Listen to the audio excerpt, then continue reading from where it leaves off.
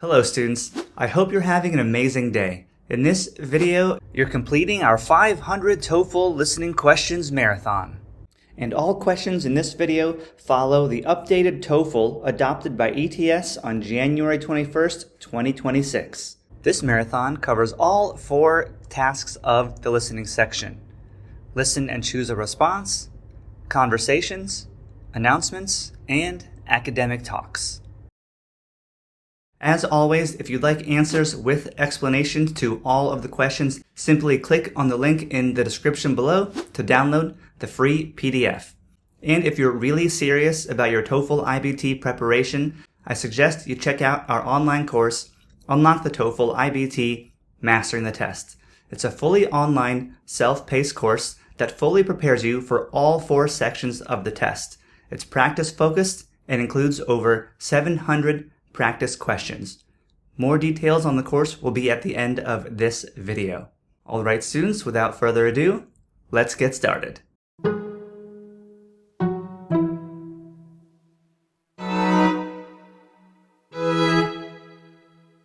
Listen and choose a response is the first task of the listening section, where you'll hear a single statement or question and you're given 4 answer choices for how to best respond.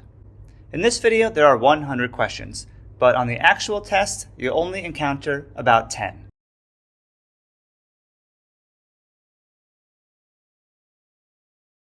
Has the biology professor posted the syllabus online yet?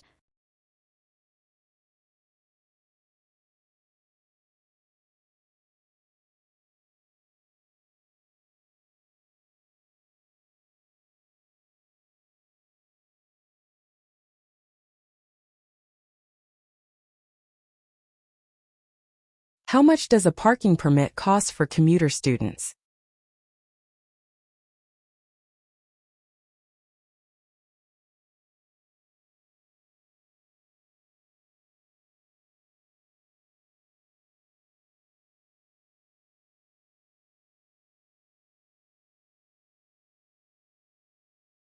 Who is leading the campus tour for the incoming freshmen?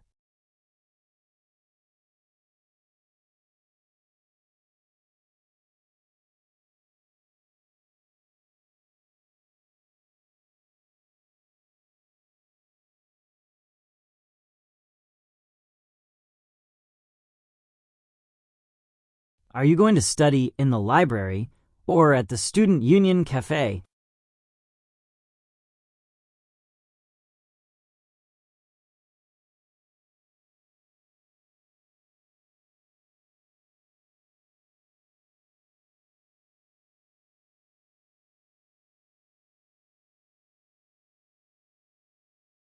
Why was the evening lecture for modern history canceled?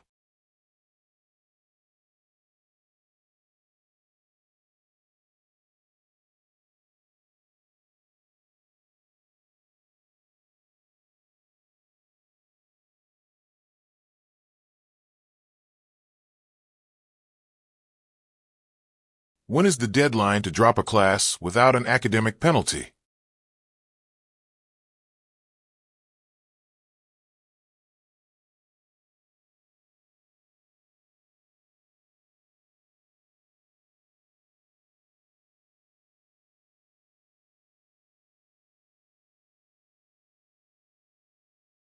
You already paid your tuition fees for the fall semester, didn't you?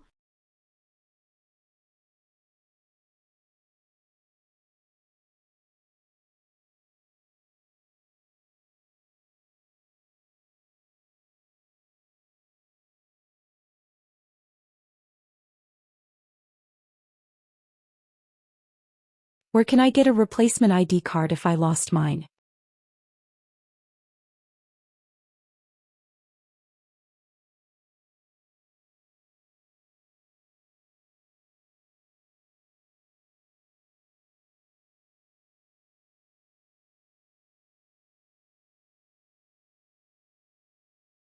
Which elective are you planning to take next spring?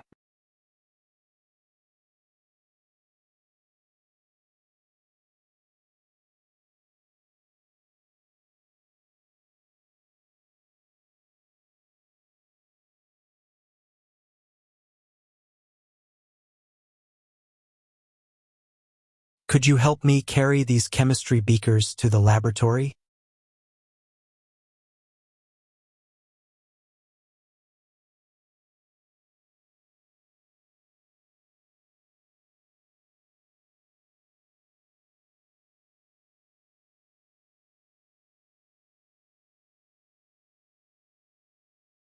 Have you found a roommate for the off-campus apartment yet?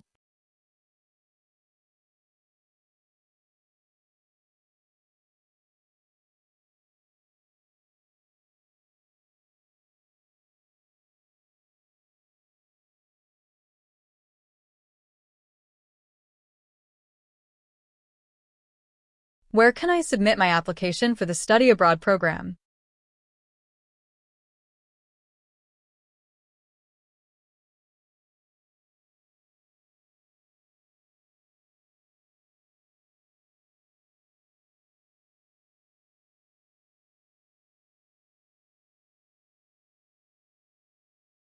Why is the chemistry lab professor being so strict about the dress code today?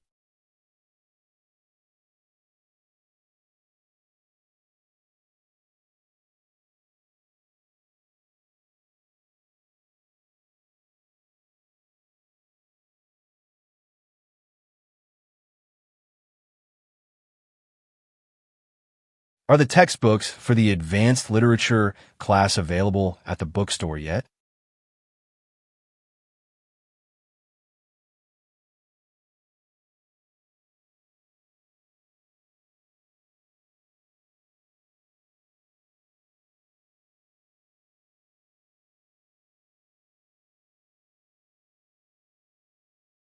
Who do I need to speak with to get permission to audit the graduate seminar?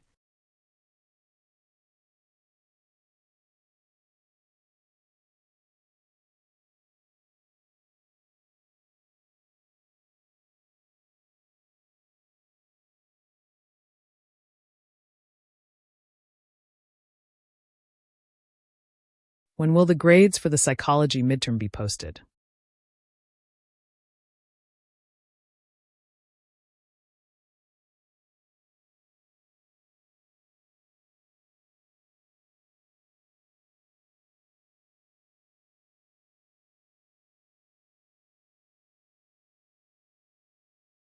Could you tell me where the nearest campus shuttle stop is?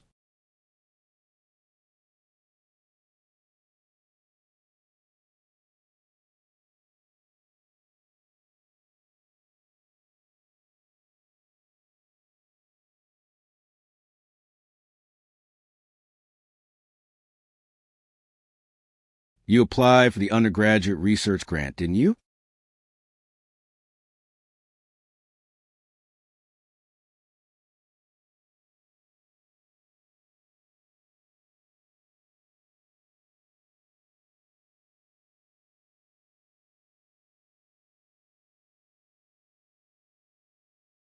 Which internship opportunity are you planning to accept for the summer?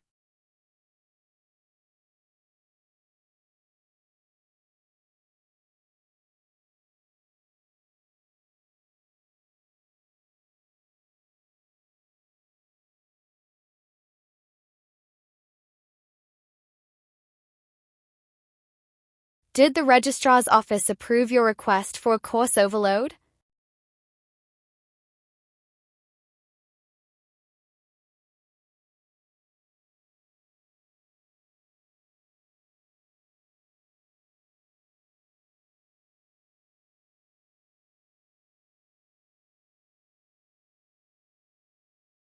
How do I apply for an extension on my term paper?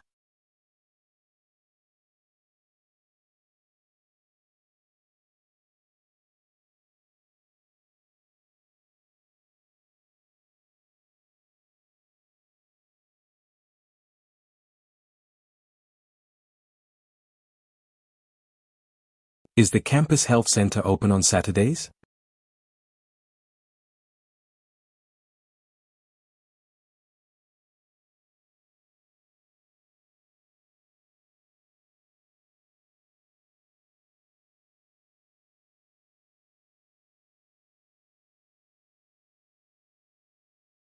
Why did the university decide to increase the student activity fee?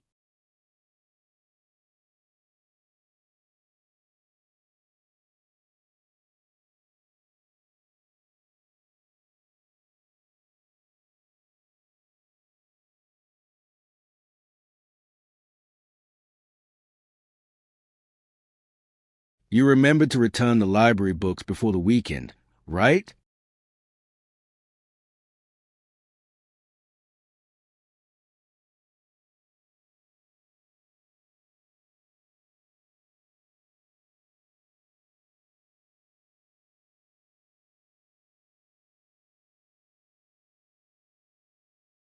Where can I buy a replacement graduation gown?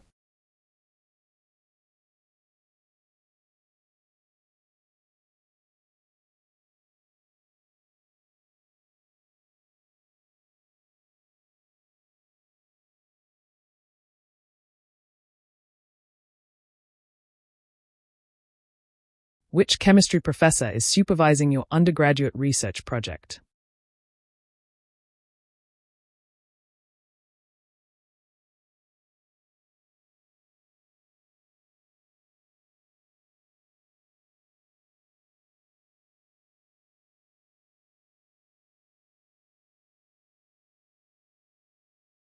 Who is running the orientation session for new international students?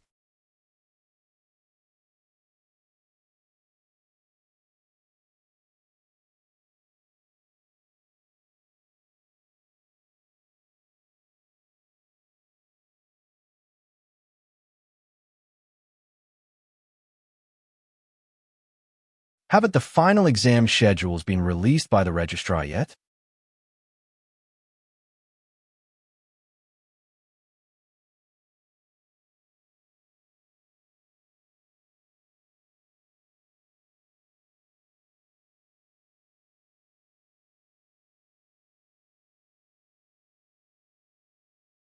What is the minimum GPA requirement to maintain an academic scholarship?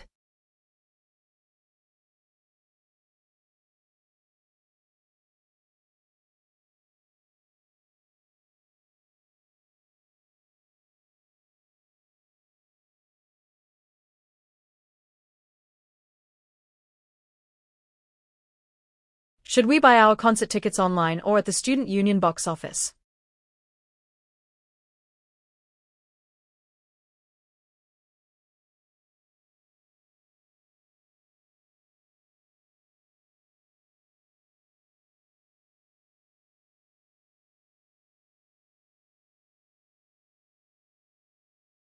Who is the faculty advisor for the debate club this year?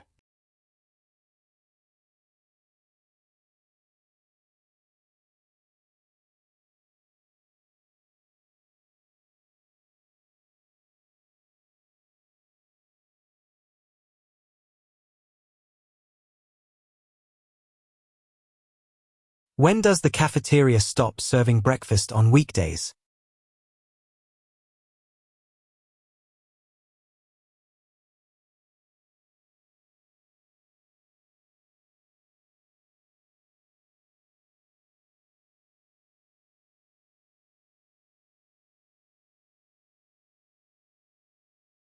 Where are we supposed to drop off our completed art portfolios?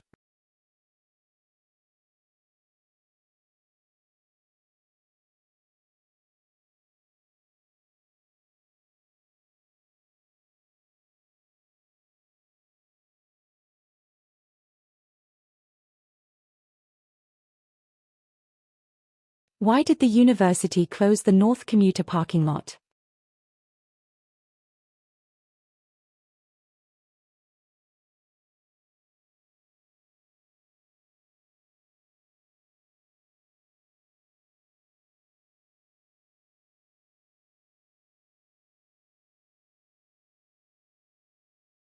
How many credits do I need to enroll in to be considered a full-time student?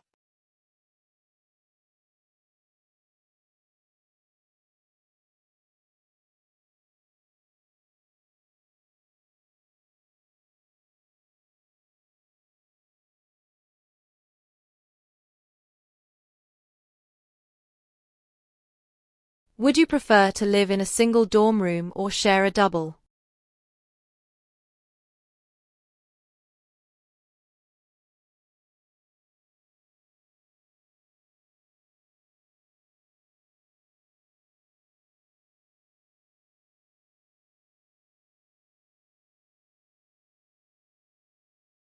You already signed up for the alumni networking event, didn't you?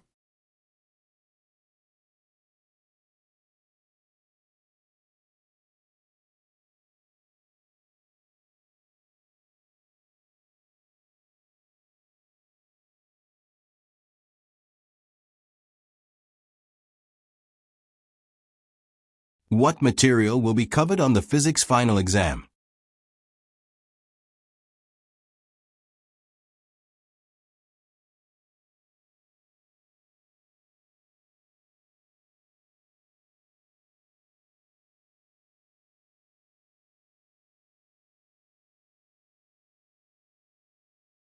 Did you get an email about the campus-wide internet outage?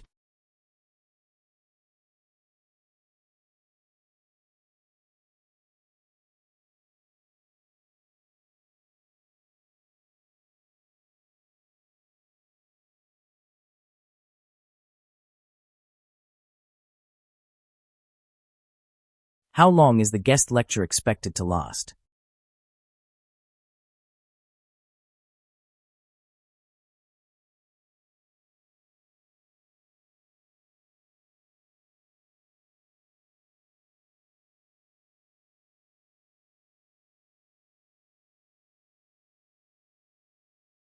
Why did you decide to change your major from biochemistry to psychology?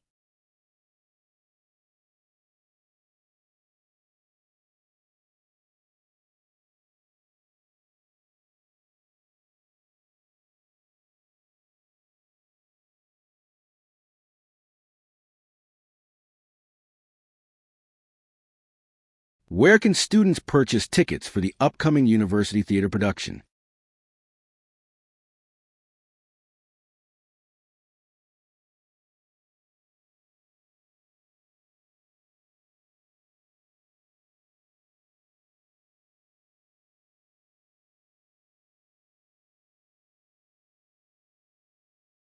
Are we required to cite our sources using APA or MLA format for the history essay?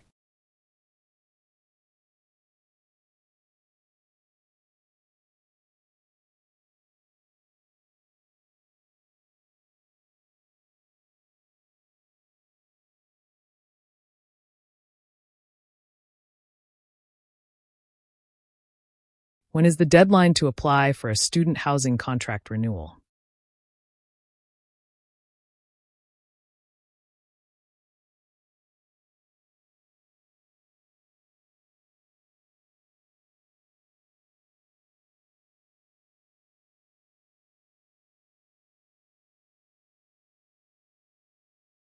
Who should I contact if I have a conflict with my final exam schedule?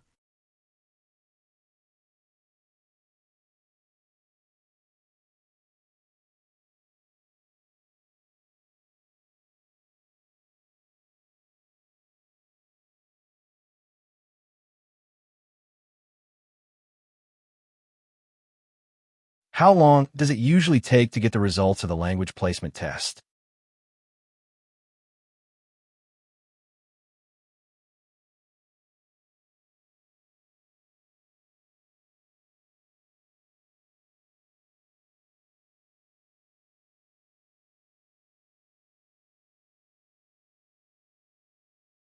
Did the Financial Aid Office approve your work-study application?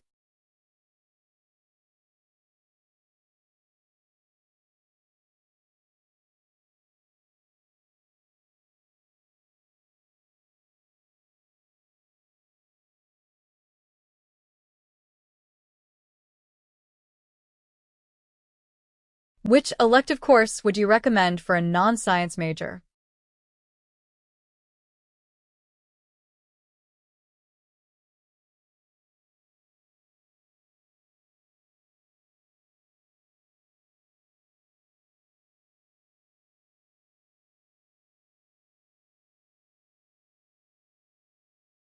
You haven't seen my graphing calculator anywhere in the study lounge, have you?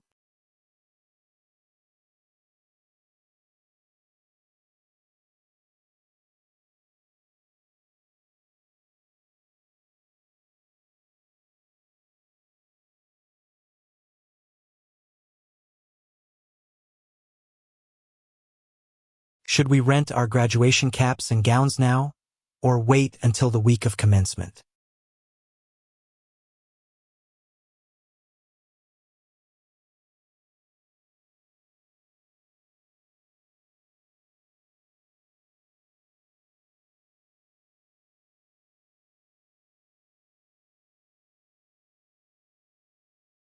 When is the final report due to the steering committee?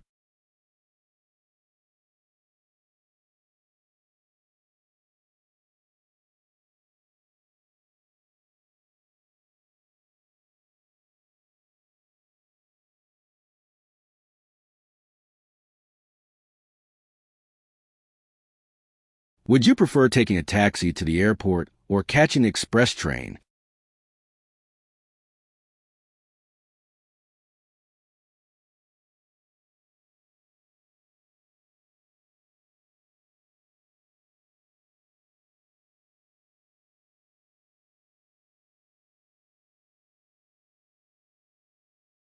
Who is scheduled to lead the orientation session for the new hires tomorrow?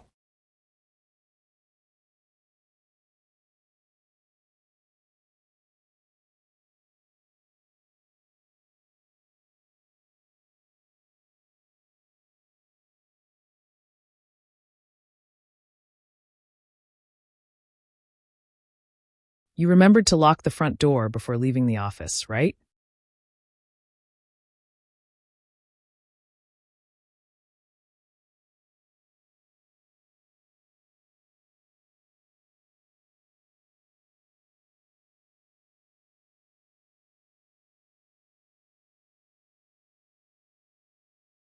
How much does it cost to upgrade to a premium software subscription?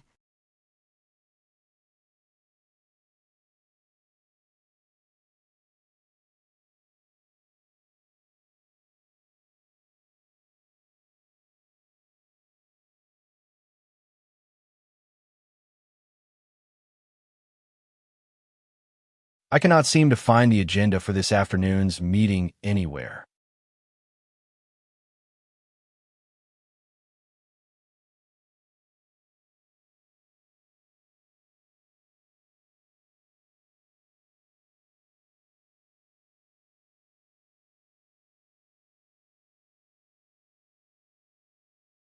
Has the maintenance team fixed the air conditioning in the lobby yet?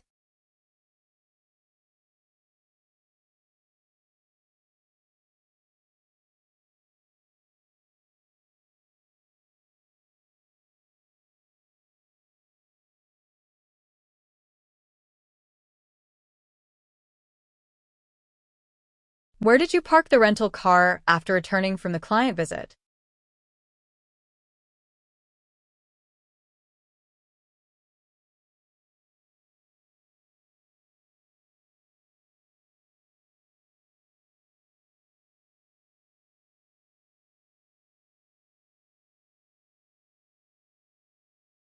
Why is the main cafeteria closed early today?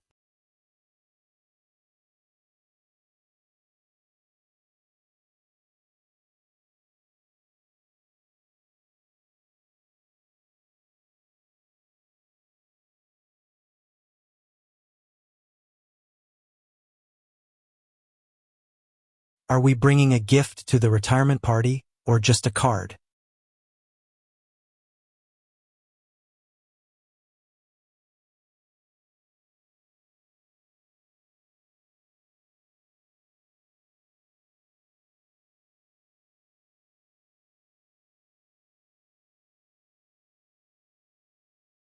When will the contractor finish installing the new flooring in the lobby?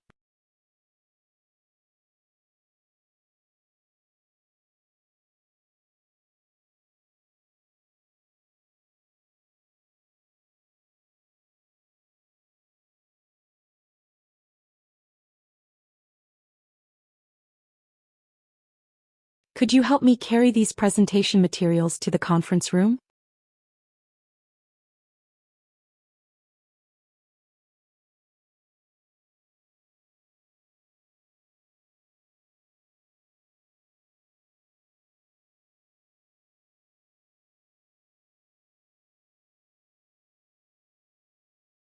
Why did management decide to change the supplier for our office stationery?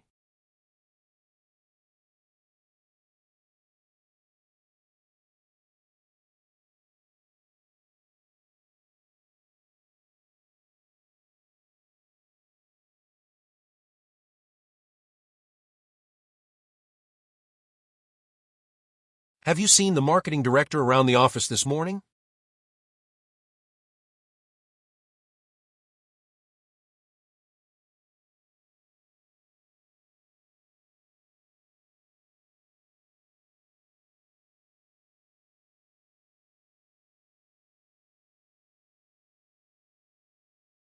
What is the main reason for the delay in shipping out the international orders?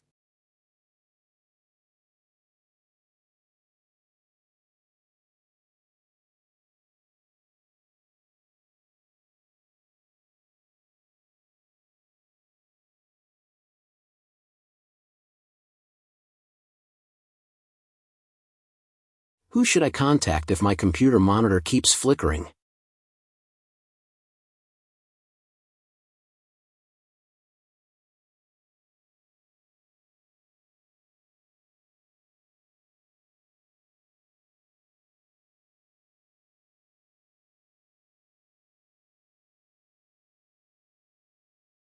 Does this train stop at Central Station, or do I need to transfer?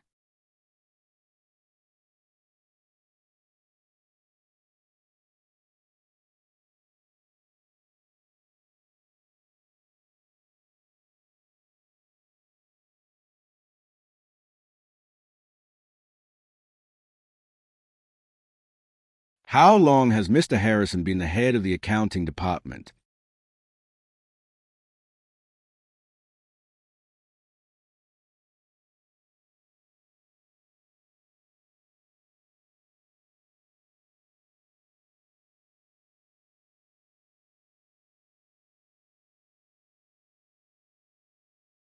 You did not happen to see a blue folder left on the break room table, did you?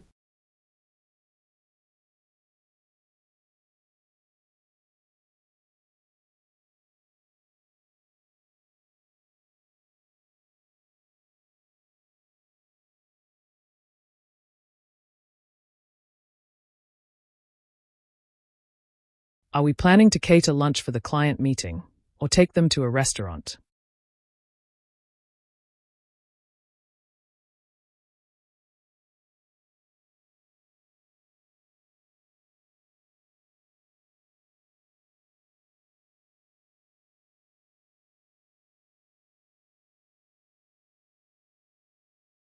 How often do the shuttle buses run from the hotel to the convention center?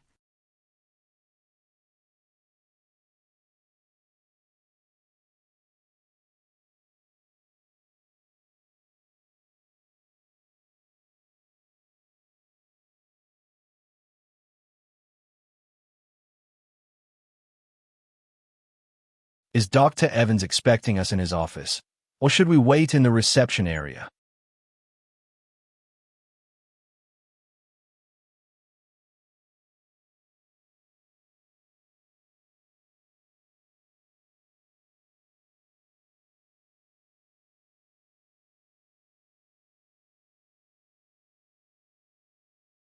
Whose signature is required on these expense reports before I submit them?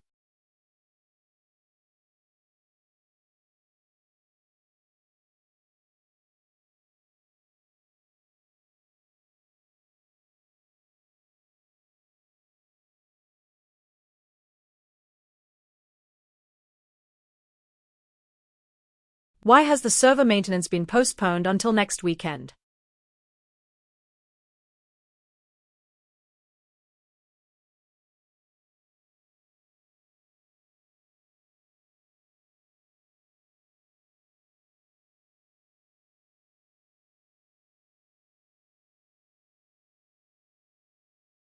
We should probably review the quarterly budget figures before the board meeting, right?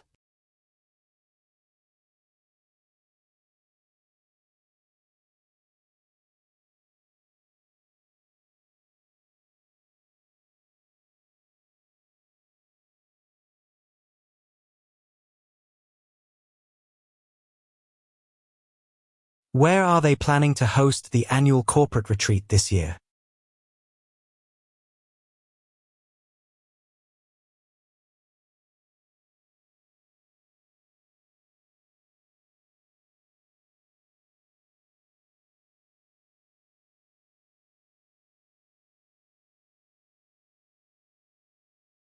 Could you remind me what time the international conference call is supposed to start?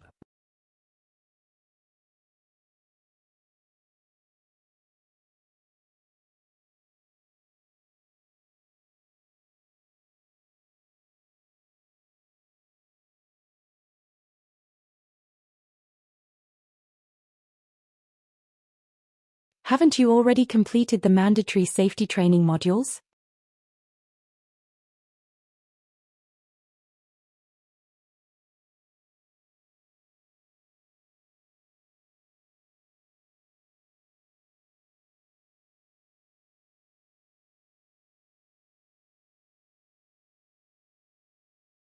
Which of these graphic designs do you think best represents our new brand identity?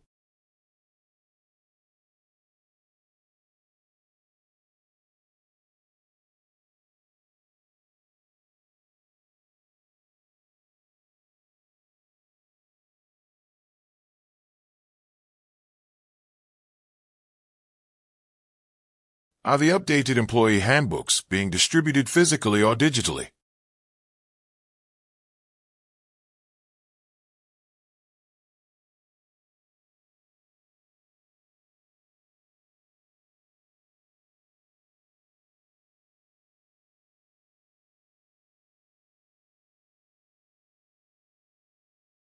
Who is the new academic advisor for the engineering department?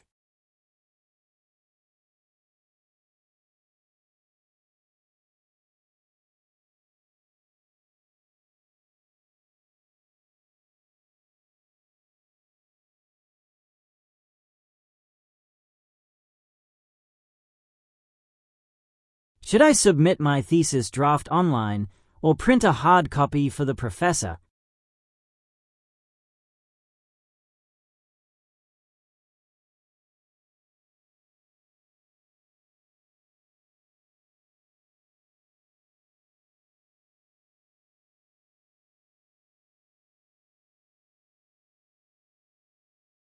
Where did you leave the spare key for the laboratory equipment cabinet?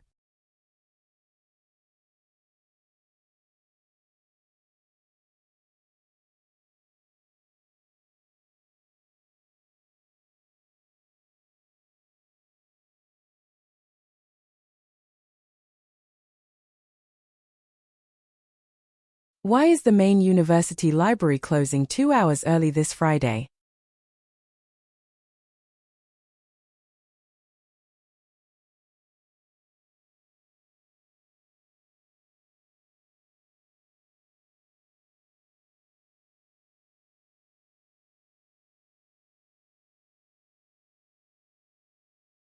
How long do we have to complete the midterm exam for Introduction to Economics?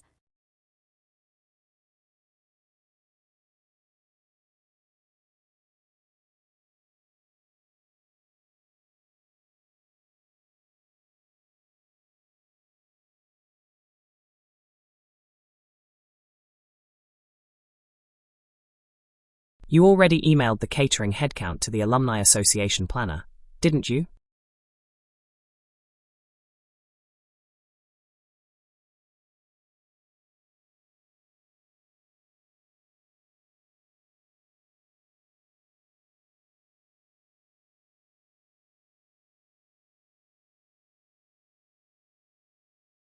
Are incoming freshmen required to live in the on-campus dormitories their first year?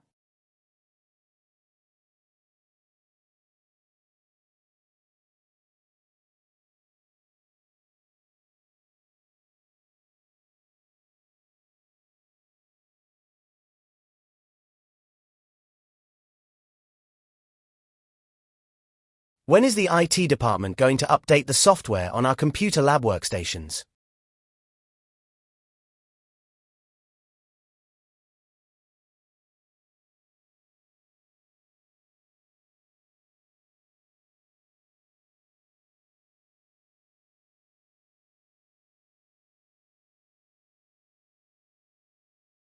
What topics will be covered in the guest lecture series next week?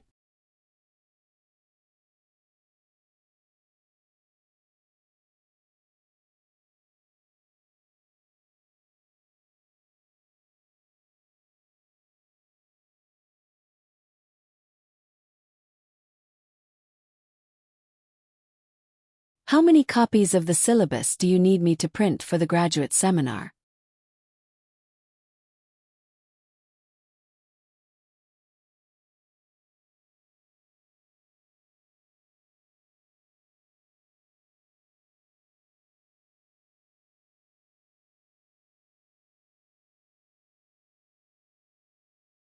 Who is responsible for organizing the charity fundraiser this year?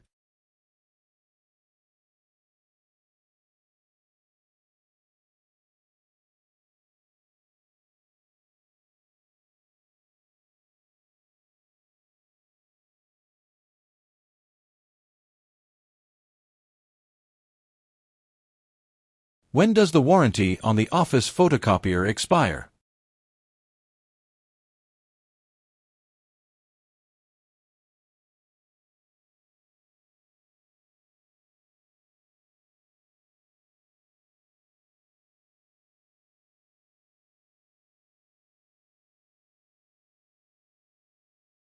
Would you rather sit by the window or in the aisle during the flight?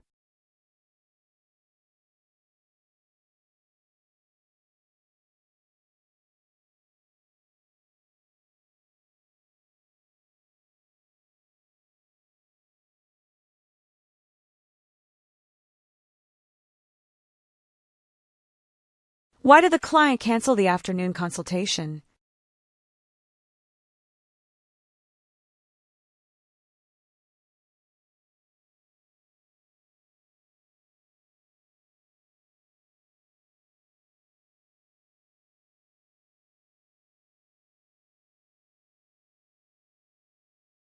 The blueprints for the new library are finalized, aren't they?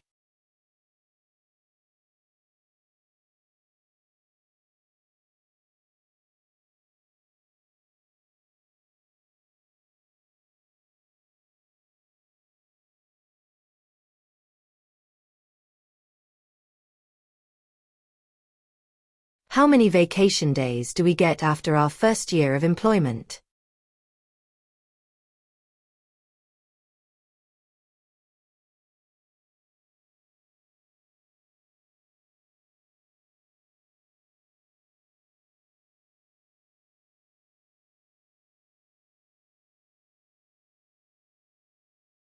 Has the latest shipment of inventory arrived at the warehouse yet?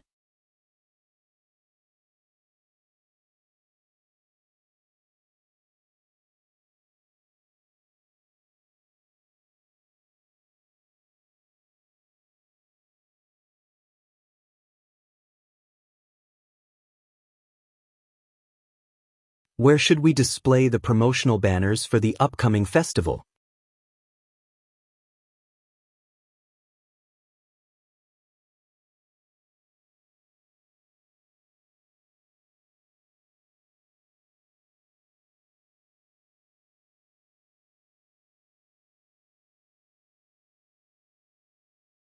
What time does the airport shuttle leave from the hotel lobby?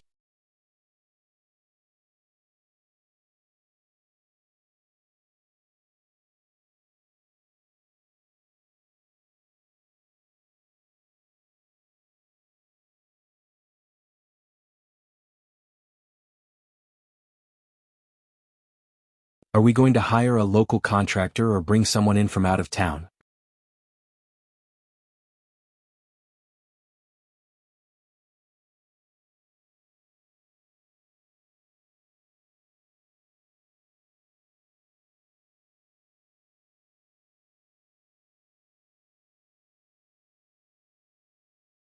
Conversations are the second task in the listening section, where you'll hear a university-based conversation between two people and then answer two multiple-choice questions. In this video, there are 50 conversations and 100 questions, but on the actual test, you'll encounter 3 to 4 conversations with 6 to 8 questions.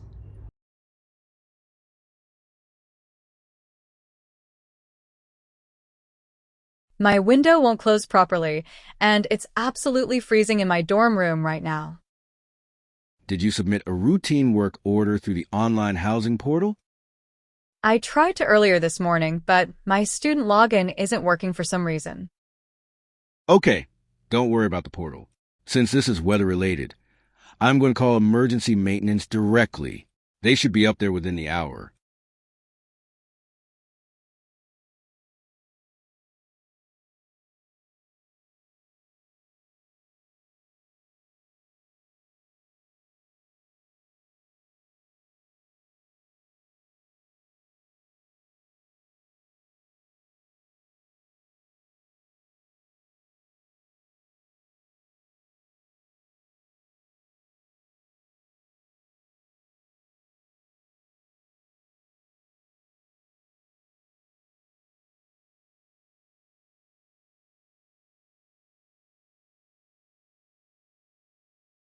I wanted to drop Introduction to Psychology, but I noticed the deadline passed yesterday.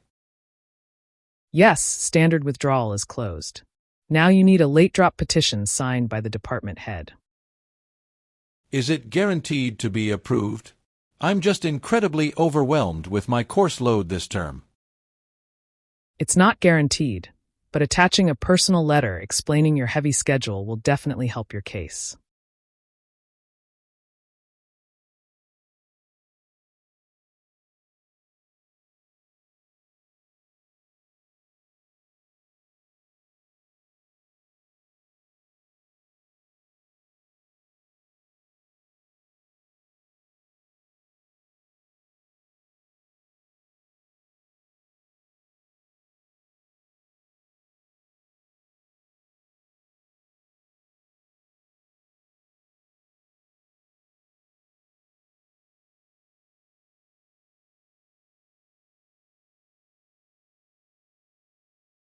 Do you have any used copies of the Physics 202 textbook left in stock?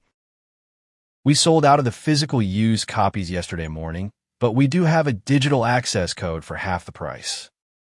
Does the digital version include the interactive lab modules we need for homework?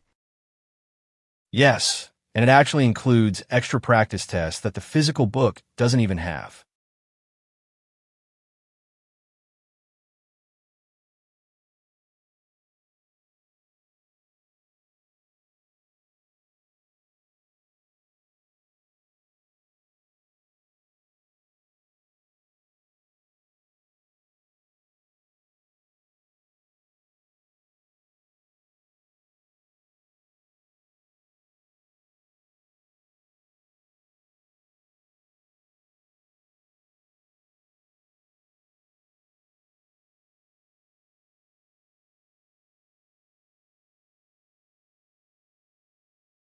I wanted to join the debate team, but I missed the audition last Friday. I was out sick with a fever. We usually only do fall editions, but since you have a medical excuse, you can submit a video recording instead. That's great news. How long should the video be? Keep it under 5 minutes, arguing either side of the current campus parking proposal.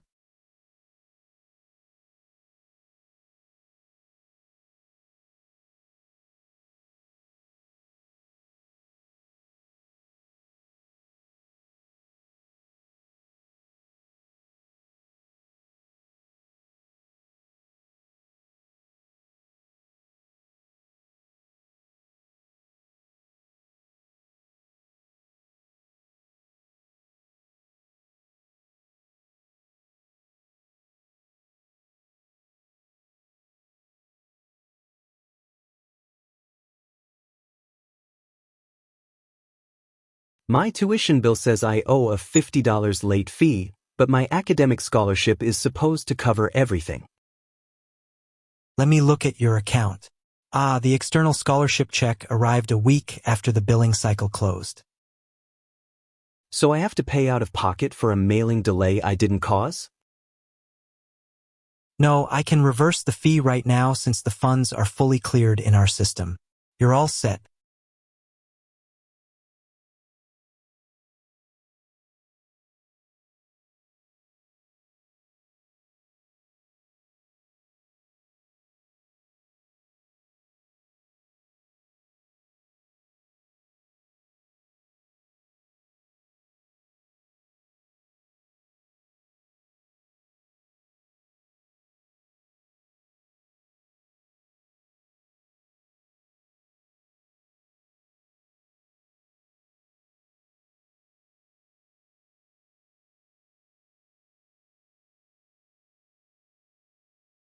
Hi, I wanted to print some copies of my resume for the career fair, but the printer in the lobby is out of ink.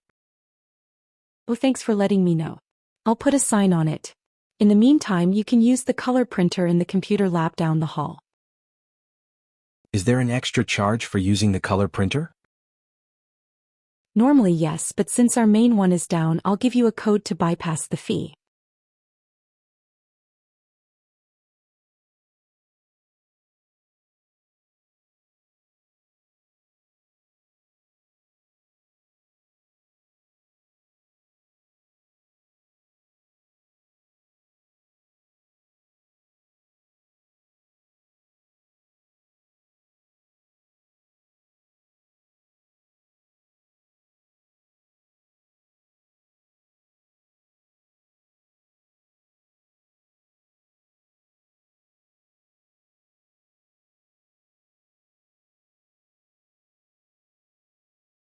Excuse me, I left a blue water bottle by the treadmills yesterday, but it's not in the lost and found bin. Did it have any stickers on it? Our cleaning crew usually takes anything valuable or identifiable directly to the security desk. Yeah, it has a big yellow sun sticker on the side. That definitely sounds like something they'd hold on to. The security desk is right by the main entrance. Try checking there.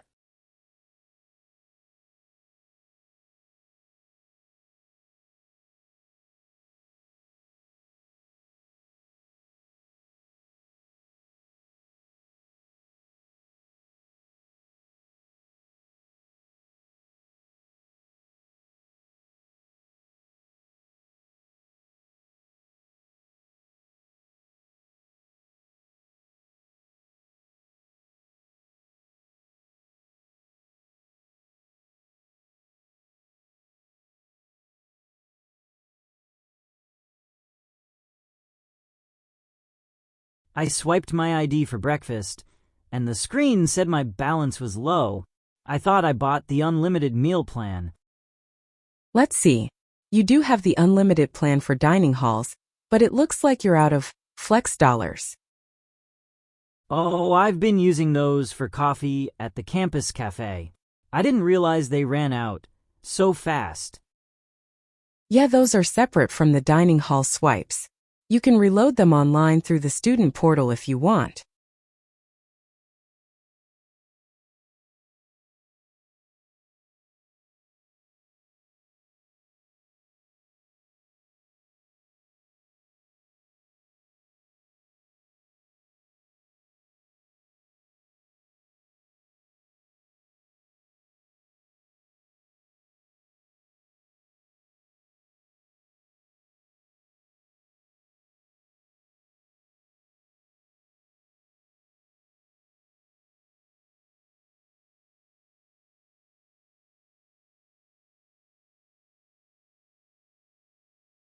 I'm interested in the summer study abroad program in Spain, but I've only taken one semester of Spanish.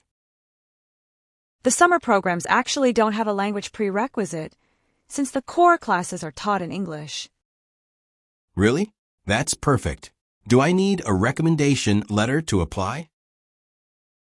Not for the summer term. Just fill out the online application and submit your current transcript by March 1st.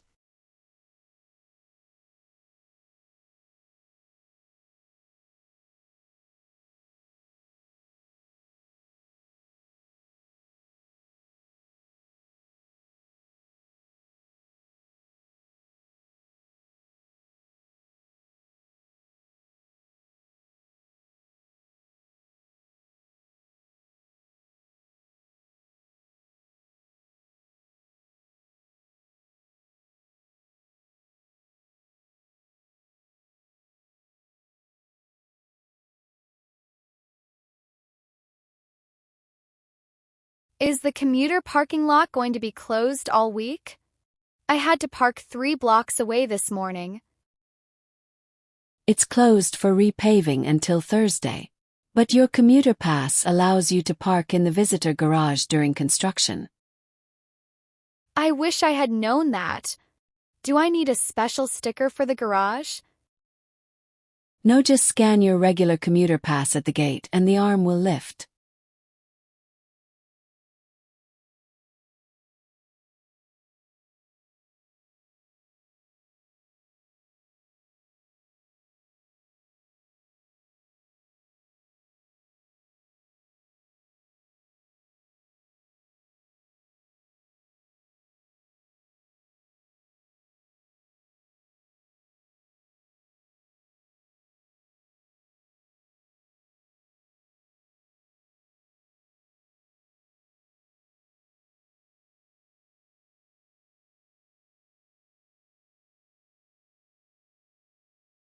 I submitted my application for the library assistant position last week. Have interview decisions been made yet? We are actually still reviewing the applications because we received a record number of them this semester. We plan to send out emails by Friday afternoon. Good to know. Should I bring a printed copy of my class schedule if I get an interview? Yes, that's required so we can figure out your potential shift availability right away.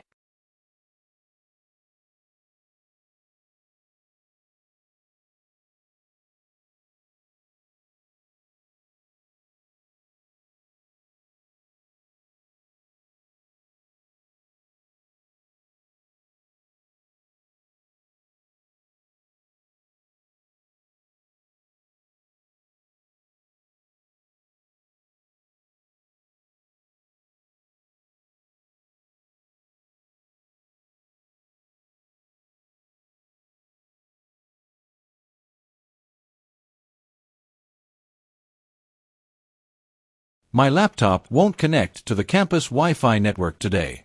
It just keeps asking for a security certificate.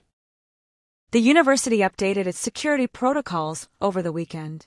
You need to download the new network patch. I can't download it if I don't have internet access to begin with, though. Good point. You can use a lobby computer to put the patch on a flash drive, or I can just install it for you right now if you have 5 minutes.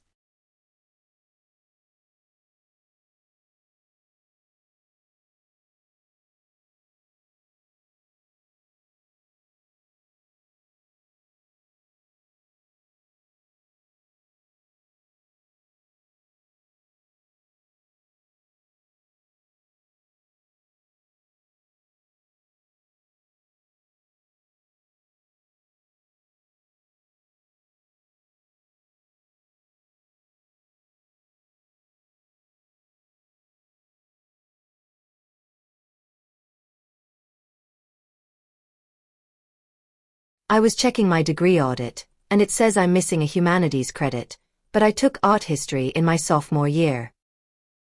Let's see.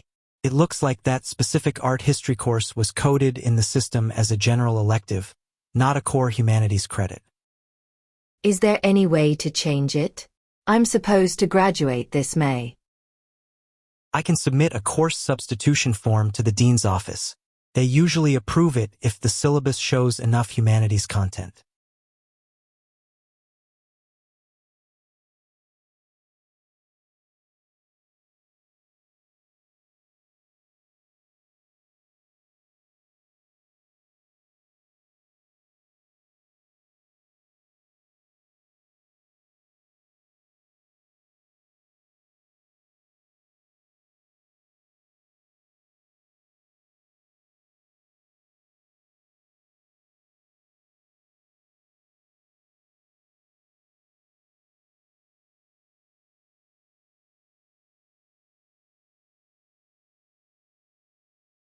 I got a text saying I have a package, but the tracking number says it was delivered to the central warehouse, not my dorm. Heavy or oversized items automatically go to the warehouse because our individual dorm mailrooms are just too small to hold them safely. It's a mini fridge, so that makes sense. Do they have a dolly or a cart I can borrow to move it? You can check one out from your resident assistant, but the warehouse itself doesn't loan out moving equipment.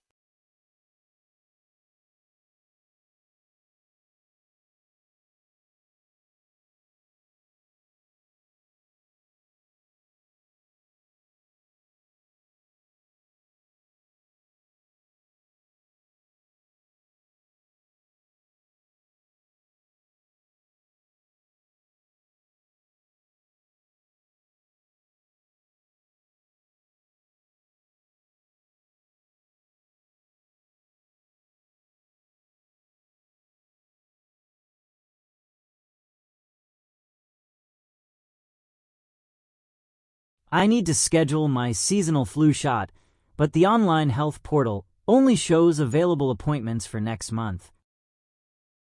We are fully booked for scheduled visits, but we are hosting a walk-in clinic at the Student Union tomorrow from 10 a.m. to 2 p.m. That works perfectly. Do I need to bring my insurance card for the walk-in clinic? As long as you are currently enrolled and have your student ID, the vaccine is provided at no extra charge.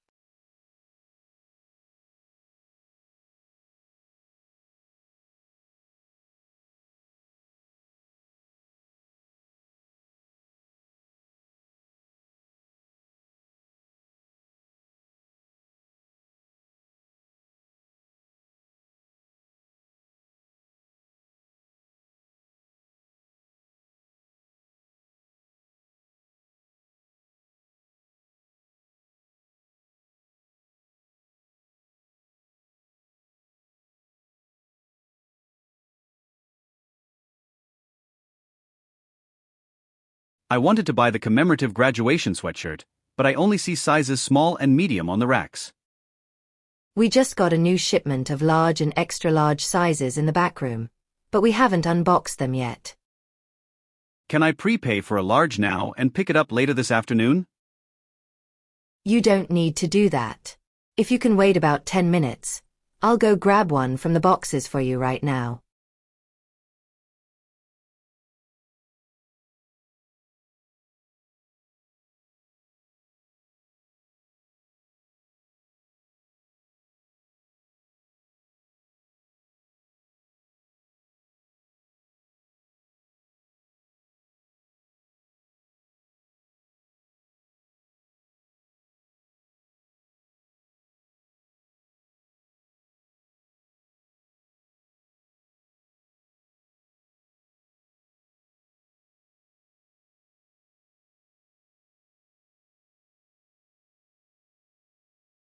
I got an email saying my work-study hours were capped at 15 per week, but my supervisor scheduled me for 20. The federal guideline recently changed. As an undergraduate, your maximum is now 15 hours to ensure employment doesn't interfere with your studies. Does my supervisor know about this change? We sent an automated notice to all department heads last week, but you should definitely remind her to adjust your schedule.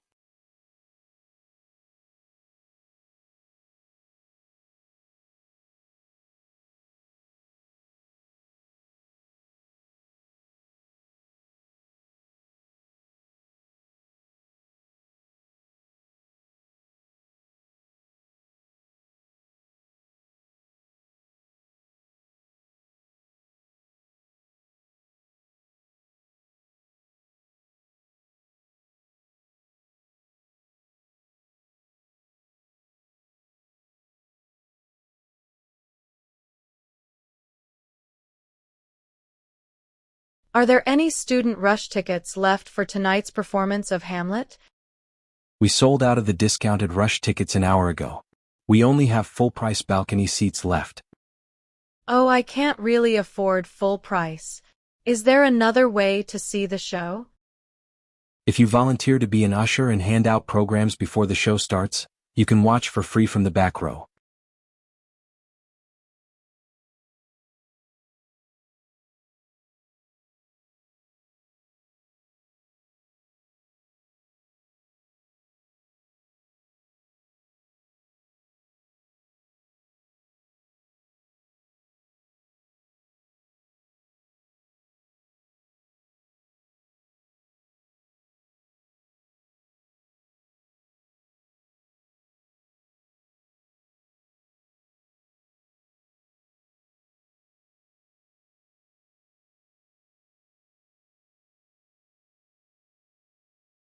I'm trying to register my intramural basketball team, but the website won't let me finalize the roster. That usually happens if one of your players hasn't signed the mandatory online liability waiver yet. Oh, that makes sense. Is there a way to see which player is missing the signature? Look under the pending tab on your dashboard. It will highlight the incomplete profiles in red.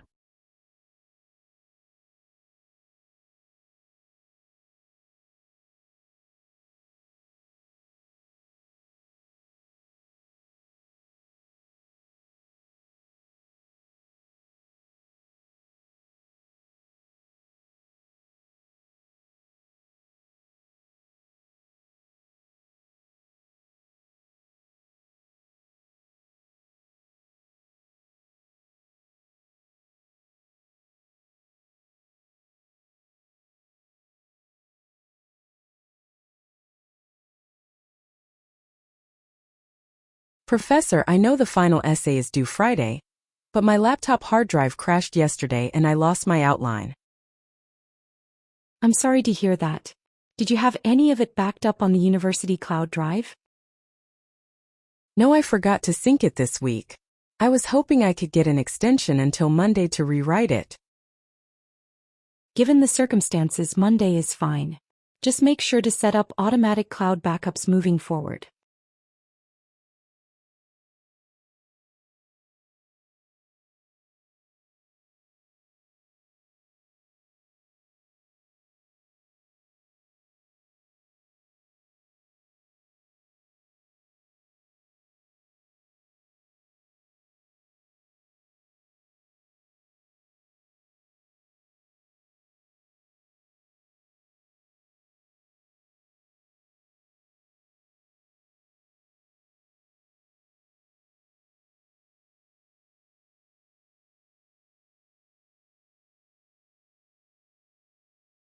I got a parking ticket by the science building, but the visitor spots were completely unmarked. We're repainting the lines this week, but there's a sign at the lot entrance stating it's permit only. Completely missed the sign. Can I appeal the fine? Yes, you can submit an appeal form online within 14 days, but attach a photo of the unmarked spot to support your claim.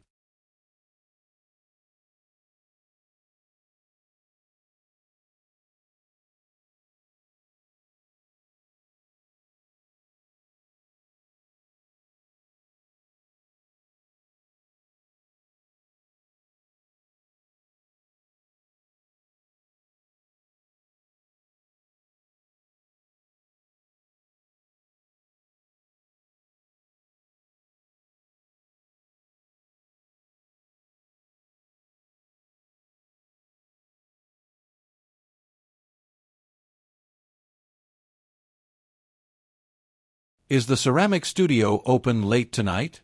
I need to glaze my final project. It closes at 8 p.m. for regular students, but senior art majors have card access until midnight. I'm just a junior taking it as an elective. Does that mean I have to wait until tomorrow? Unless a professor gives you a temporary overnight pass, yes, you'll have to come back at 9 a.m. tomorrow.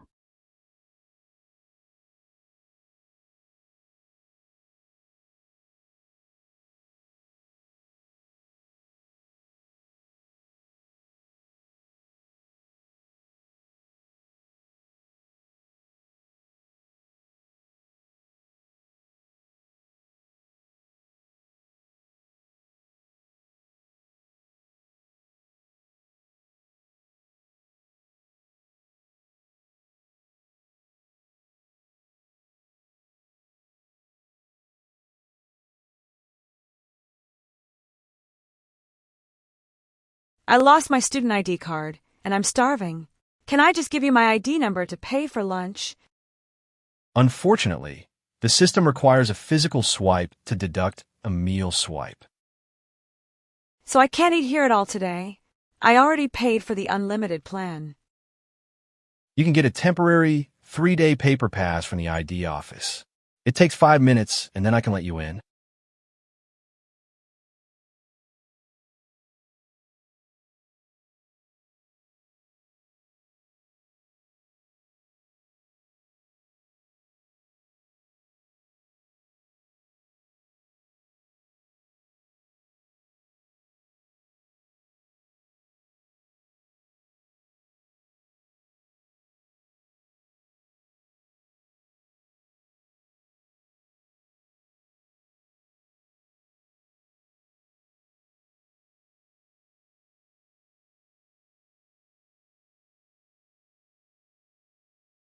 I was assigned to the Tuesday morning chemistry lab, but I just got a part-time job that starts at the exact same time.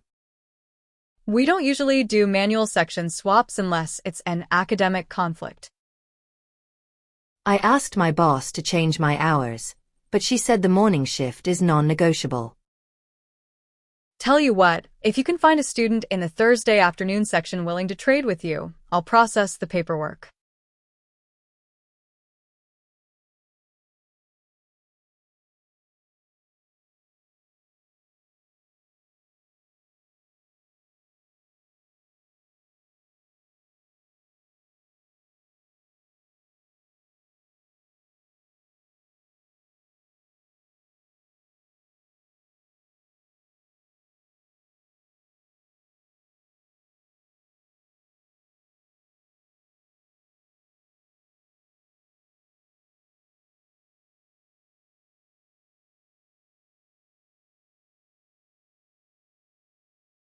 The online booking system says all the group study rooms on the second floor are full, but I see 3 empty ones right now. Students often reserve them and then don't show up. It's becoming a big issue during midterms.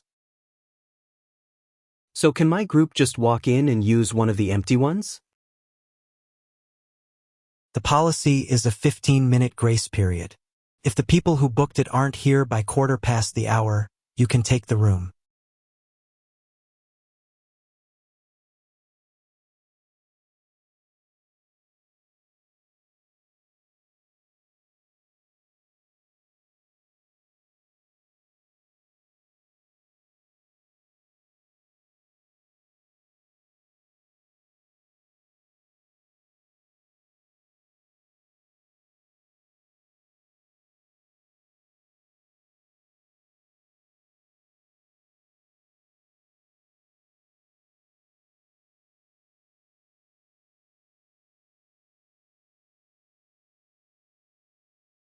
The washing machine on the 3rd floor just took my money but won't start the cycle. My clothes are soaking wet inside. Machine number 4? It's been doing that all week. Maintenance is waiting on a part to fix the drum. How am I supposed to wash my stuff and can I get my $2 back? I can refund your campus card right now. You'll have to carry your basket to the 2nd floor laundry room for today though.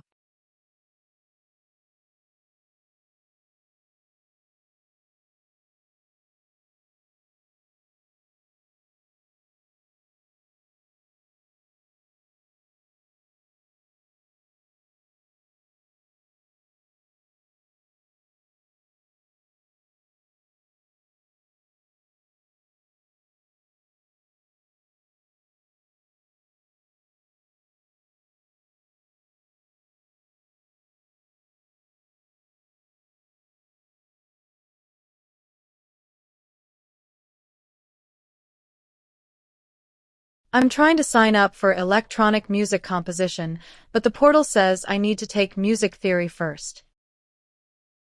That's right. Theory is a strict prerequisite for all advanced composition courses.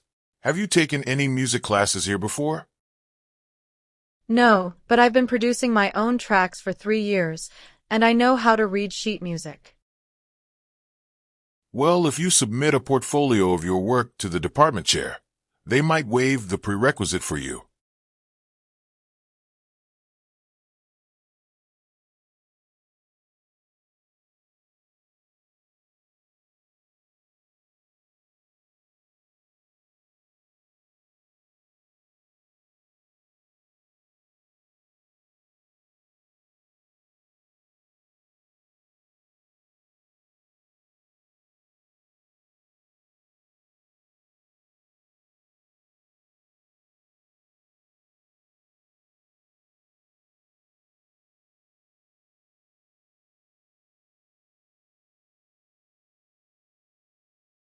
I wanted to book an indoor tennis court for Friday evening, but the app shows they are completely blacked out. The university is hosting a regional tournament this weekend, so all indoor courts are reserved for the competing teams starting Friday at noon. Oh, I had no idea. What about the outdoor courts by the stadium? Those are open for free play on a first-come, first-served basis. But there are no lights, so you'll have to play before it gets dark.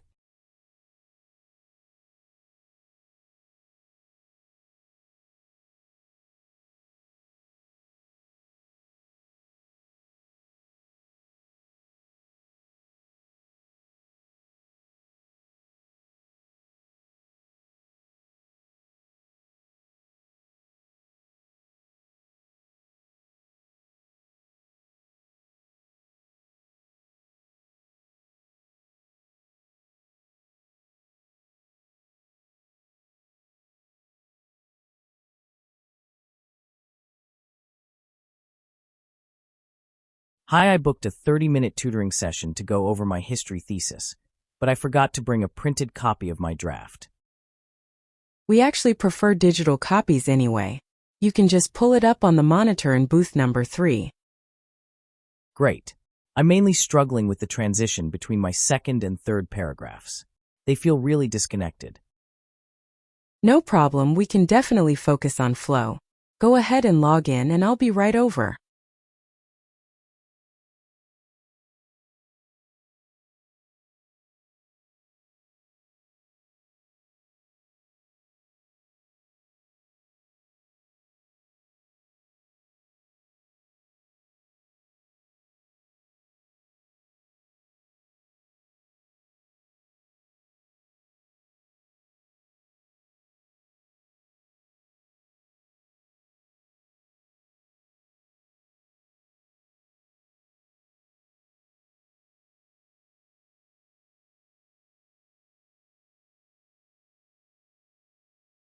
I checked out this digital voice recorder for my journalism project yesterday, but the battery won't hold a charge for more than 10 minutes. Ah, the internal battery on that older model might be degrading. Did you try plugging it into the wall adapter while recording? I'm doing street interviews, so I won't be near an outlet. Do you have any newer models available? Let me check the system. We have one of the new wireless microphone kits in stock, which runs on standard AA batteries. I'll swap it out for you.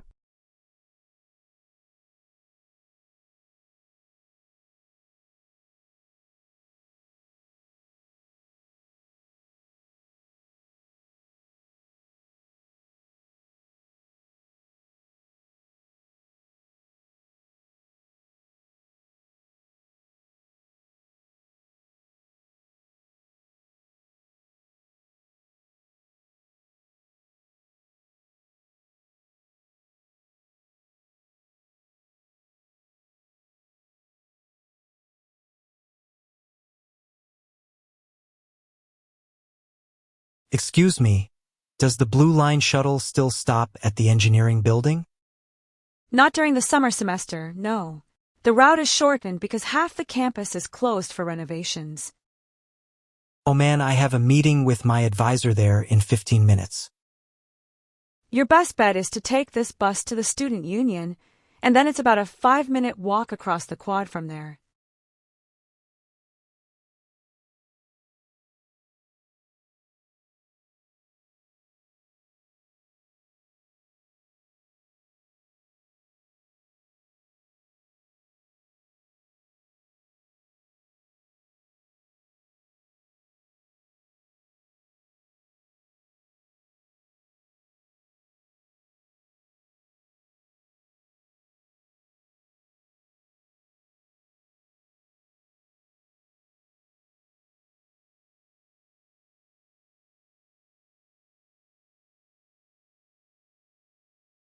Professor, I saw my grade for the midterm project was a 0. I uploaded it through the online portal on Monday. Really? Let me pull up the system. It shows that you started a draft submission, but you never hit the final submit button. Oh no, I must have just closed the browser after uploading the file. Is it too late to finalize it? Since the file timestamp shows it was uploaded before the deadline, I'll accept it. Just go in and hit submit now, but I'll have to deduct 5 points for the administrative hassle.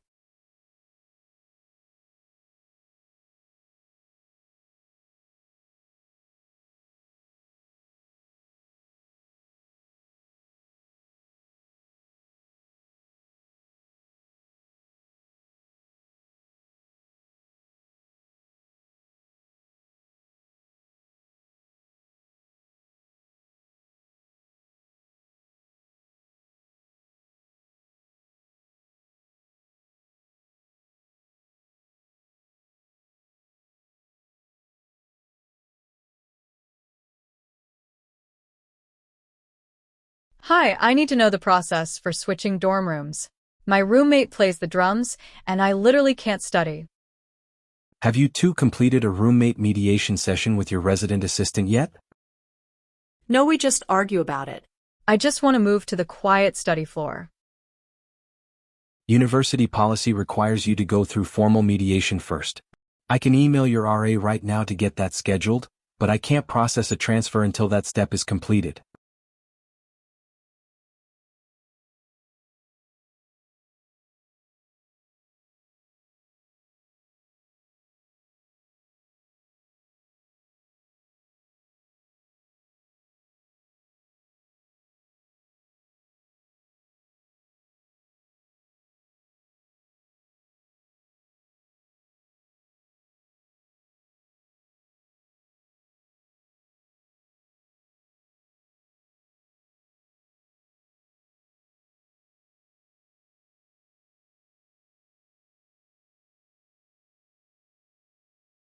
Is there still space to register a booth for the upcoming student organization fair?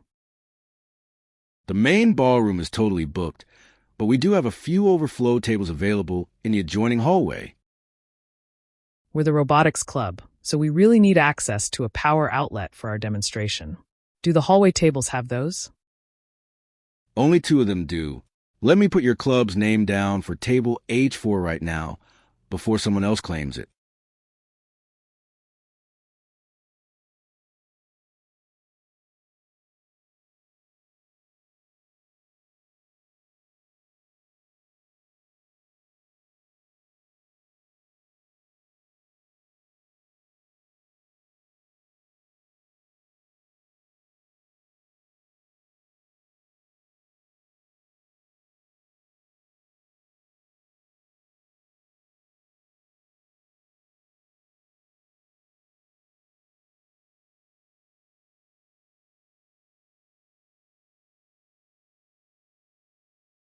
I submitted a request to print a large poster for my biology presentation, but I haven't received an email saying it's ready.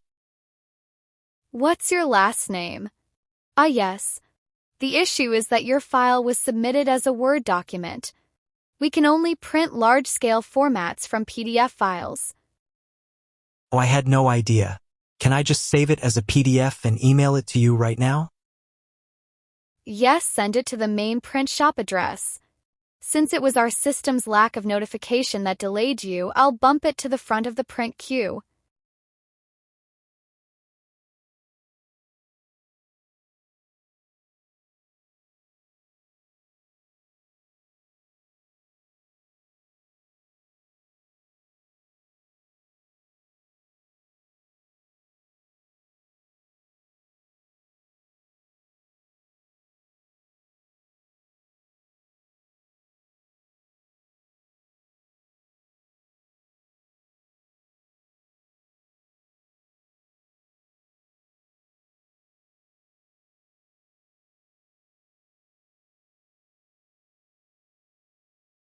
I wanted to register for the alumni networking event, but the portal says my profile is incomplete. Let me look. You haven't uploaded a resume approved by our office yet. That's a requirement for all networking events. I have a resume, but it hasn't been reviewed. Do I need to make an appointment? We have drop-in hours from 2 to 4 p.m. today. If you bring a printed copy, a counselor can review and approve it on the spot.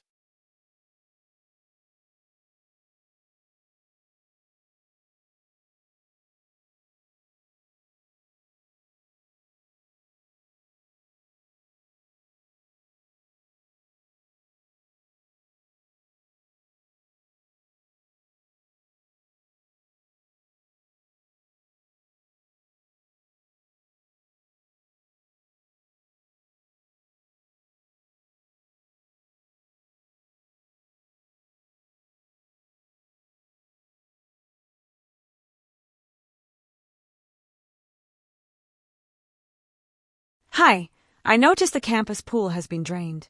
When will it be open again? The facility is closed for the rest of the semester. We had a major crack in the foundation that caused a slow leak. Really? I need swimming for my physical therapy. Are there any alternatives?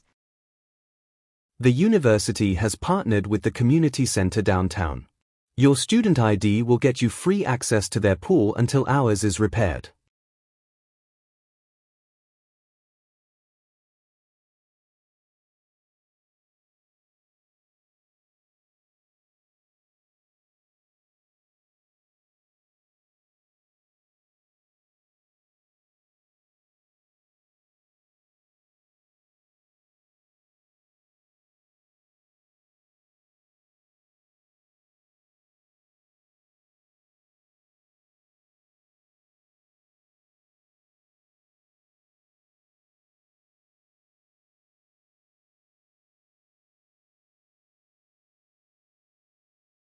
I accidentally dropped my to-go coffee right outside the cafe.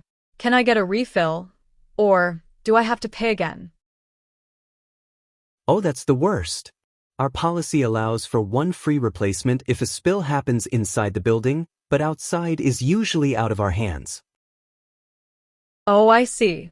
It was right on the patio steps, technically outside. You know what? It's slow right now and I saw it happen. I'll make you another one on the house just this once.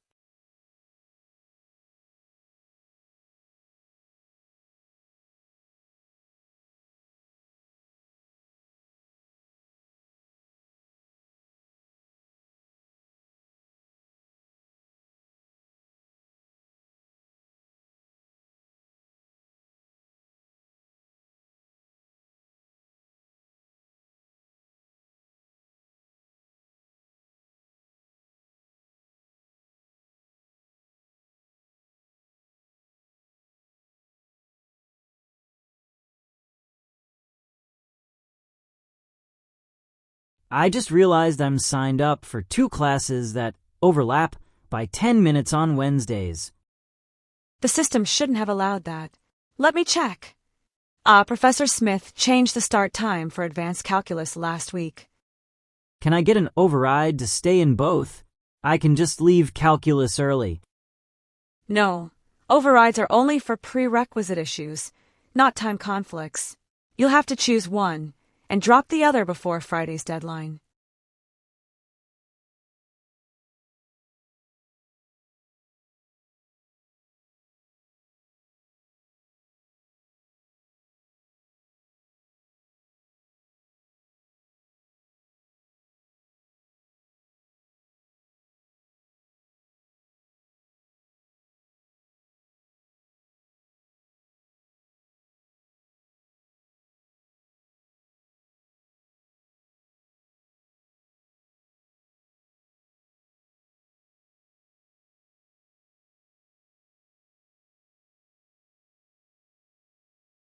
I bought this calculator for my stats class yesterday, but it's the wrong model.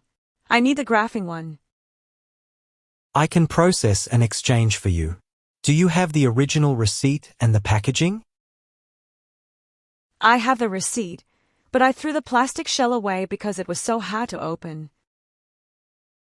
Unfortunately, without the original packaging, I can only offer you store credit instead of a full refund or direct exchange.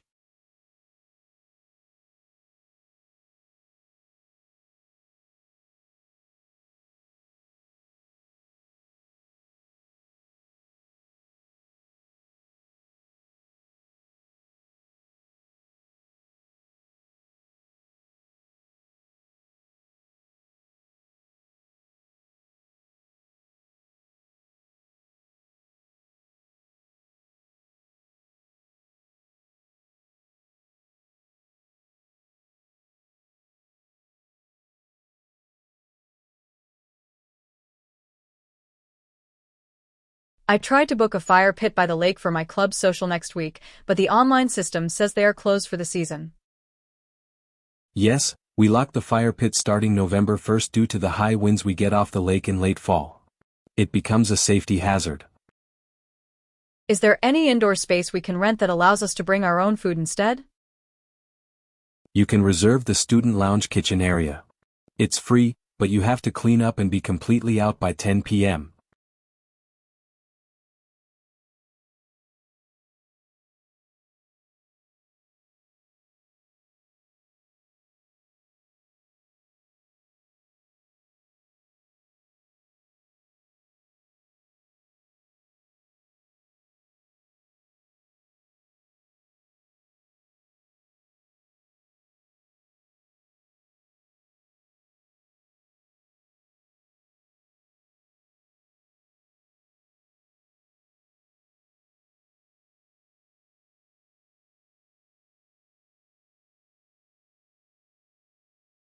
I want to do an independent study with Professor Davis, but the registration code he gave me isn't working. Let me check. You need to submit a signed project proposal to the dean before the system generates a valid access code for you. Professor Davis didn't mention that part. Does the proposal have a specific page limit? It just needs to be a one-page summary of your research goals. Once the dean signs it, I can manually register you here at the desk.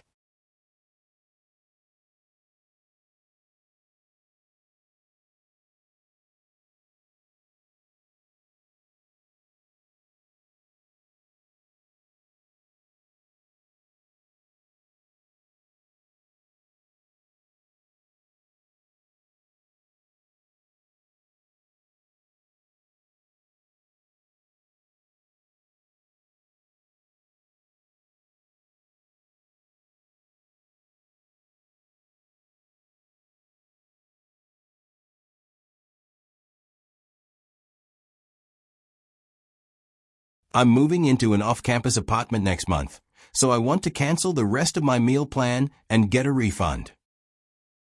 Unfortunately, meal plans are annual contracts. You can only cancel without a penalty if you are withdrawing from the university entirely. But I won't even be here on weekends to use the dining hall. That's a waste of money. The best I can do is downgrade you to the commuter plan for the spring semester, which will significantly lower your next billing statement.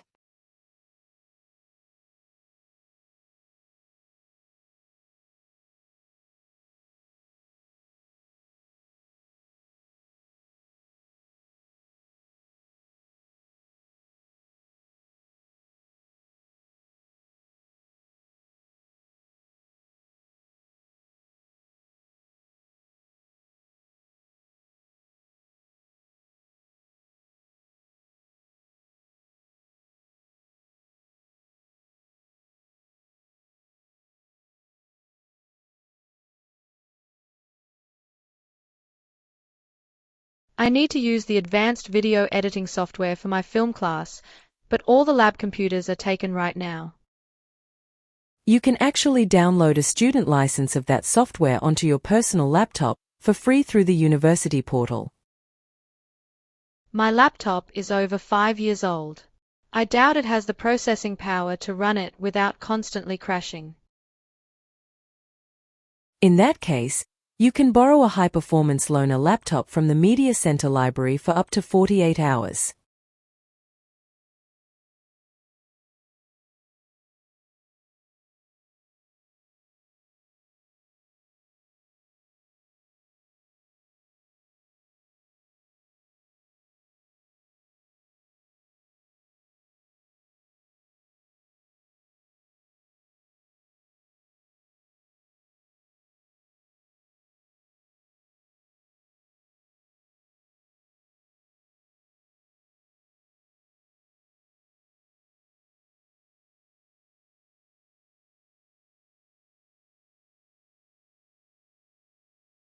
I missed the mandatory pre-departure meeting for the ski club trip.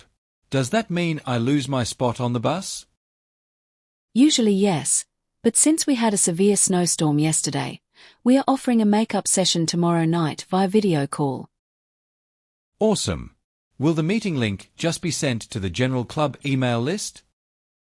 Yes, but you have to explicitly RSVP by noon tomorrow so I know to admit you from the digital waiting room.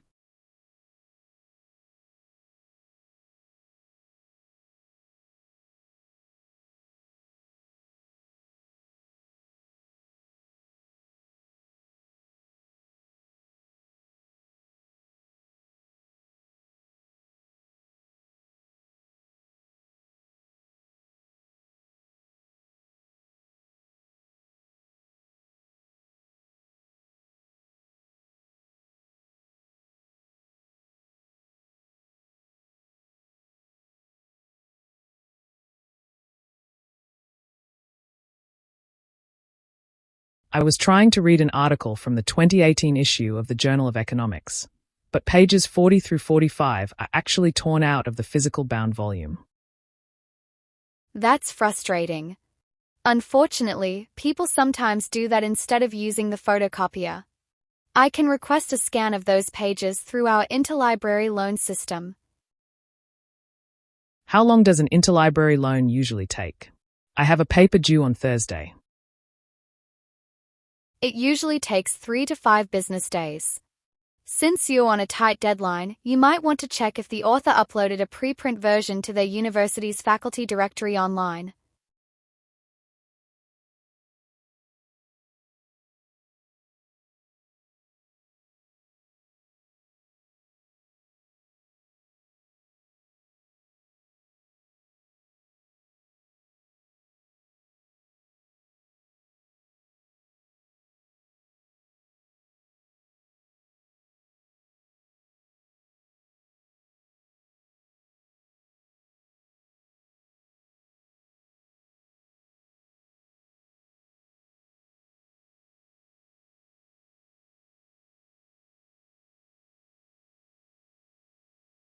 I just got back from visiting my family, and I can't find my physical dorm key anywhere.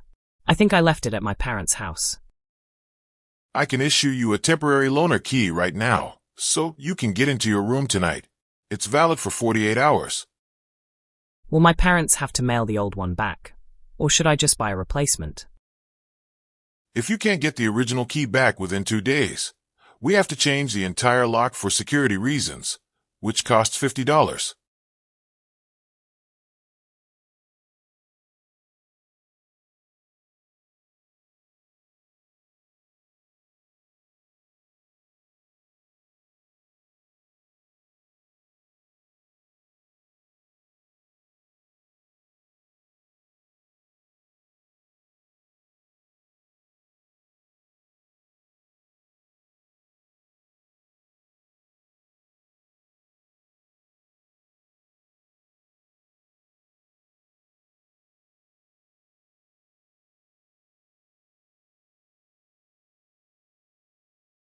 The bike share app says there are 3 bicycles available outside the chemistry building, but the rack is completely empty. We had to pull several bikes offline for brake inspections this morning, so the app's inventory might be lagging behind by a few hours. That's a bummer.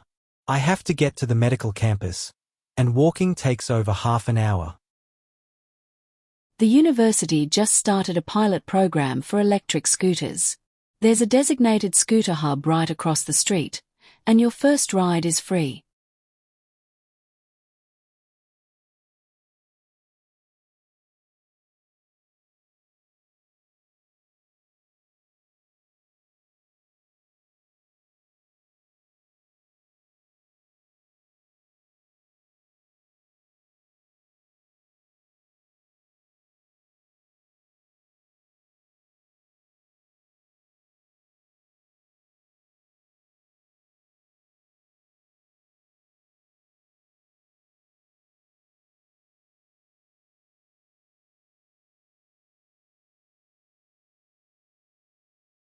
I'm really struggling in organic chemistry.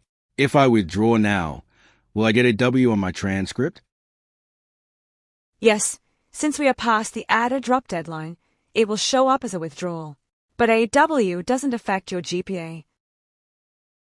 I'm mostly worried because dropping it puts me at 11 credits, which means I'm no longer a full-time student. That is a major concern. Falling below 12 credits will immediately trigger a reduction in your financial aid package. Let's look into getting you a tutor instead.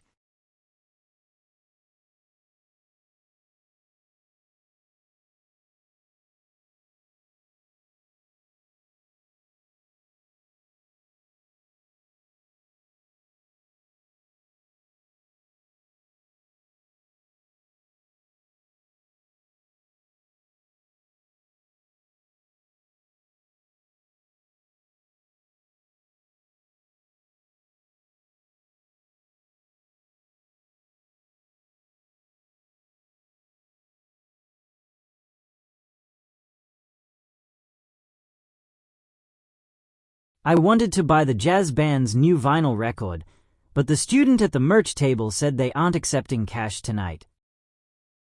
That's correct. To keep the lines moving quickly, the student union has transitioned all event sales to a cashless system. We only take card or mobile payments. I left my wallet in my dorm, and my phone battery is completely dead. You can buy a prepaid campus cash card using cash at the kiosk in the lobby. The merch table definitely accepts those.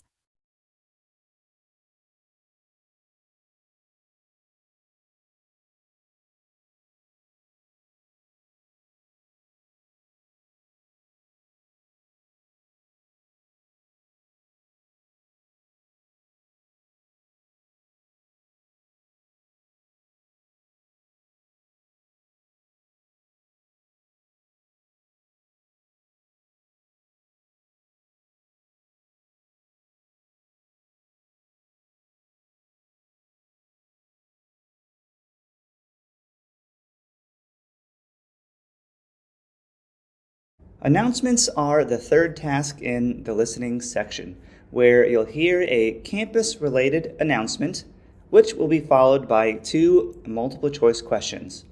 In this video, there are 50 announcements with 100 questions. On the actual test, you'll encounter 4 to 5 announcements, which means you'll have 8 to 10 questions. Attention all students. Starting next Monday, the second floor of the main library will be closed for renovations to install new carpeting and upgraded study pods. This closure is expected to last for 3 weeks. During this time, the Quiet Study Zone will be temporarily relocated to the basement level. Students needing access to reference books normally housed on the second floor should speak to a librarian at the front desk to request retrieval.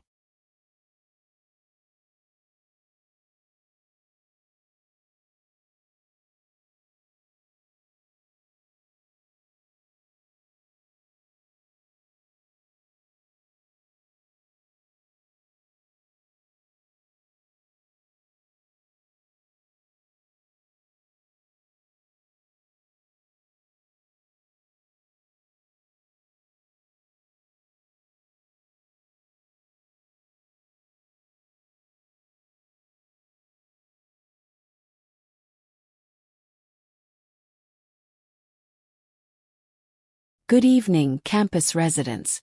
The dining services team wants to inform you about an exciting change coming to the cafeteria next month. In an effort to promote sustainability, we will be transitioning to a farm-to-table model, sourcing at least 50% of our produce from local farms within a 50-mile radius. Because of this change, you might notice slight increases in meal plan costs next semester, but we believe the improved food quality is well worth it.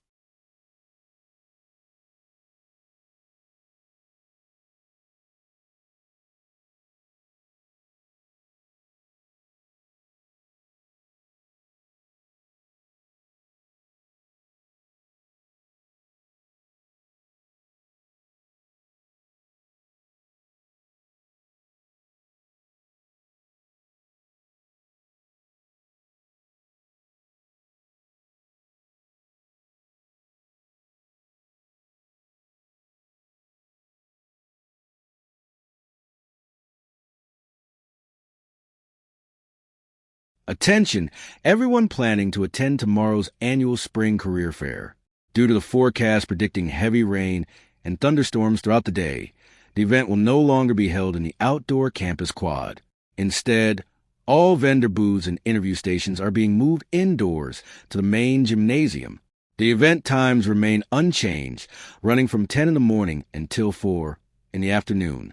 Please make sure to wipe your shoes before entering the gym floor.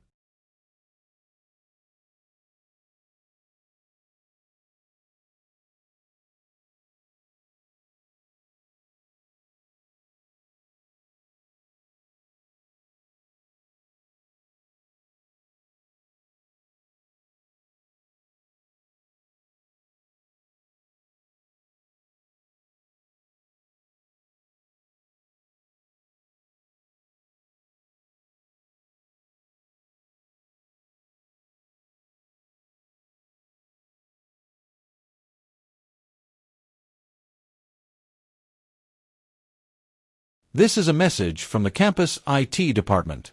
To reduce paper waste across the university, a new printing quota system will be implemented in all computer labs starting on the 1st of October. Each student will now be allocated 500 free printed pages per semester.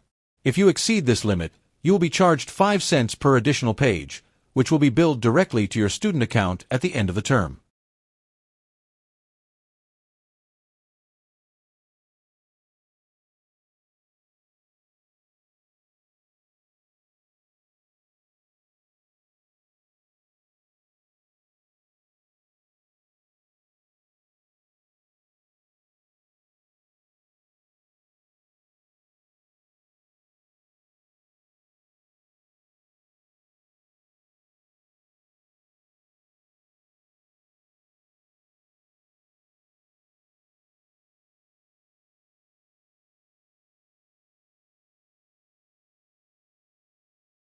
A quick reminder for all students who currently hold an on-campus parking permit. Your fall semester permits will expire at the end of this month. If you wish to park on campus for the spring semester, you must renew your permit online through the university parking portal by this Friday at midnight. Physical parking tags will no longer be issued. Instead, the system will use license plate recognition cameras at the lot entrances.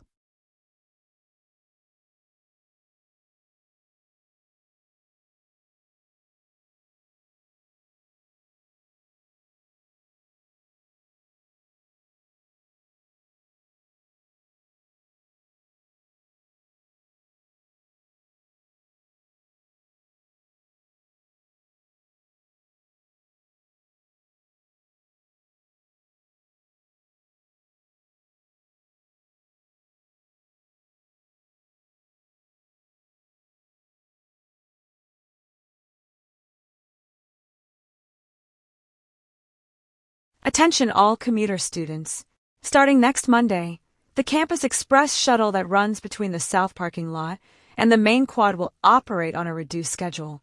Instead of running every 15 minutes, the shuttle will now run every 30 minutes. This reduction is due to a nationwide shortage of licensed bus drivers. If you have early morning classes, we strongly suggest arriving at the lot earlier than usual to ensure you get a seat.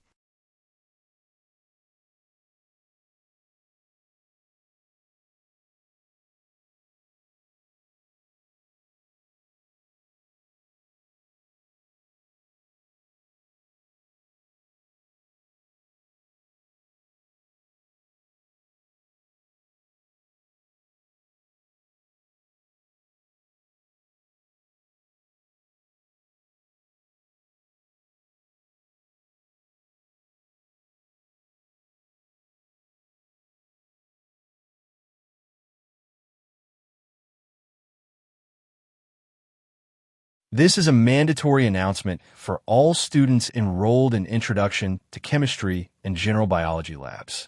The university has updated its safety gear requirements for the new semester. Standard cloth masks and open-toed shoes are strictly prohibited inside the laboratories. You must now wear closed-toe leather or synthetic shoes, and the university will provide specialized chemical-resistant aprons at the door. Anyone failing to follow these updated guidelines will be asked to leave the lab immediately and will receive a 0 for the day's experiment.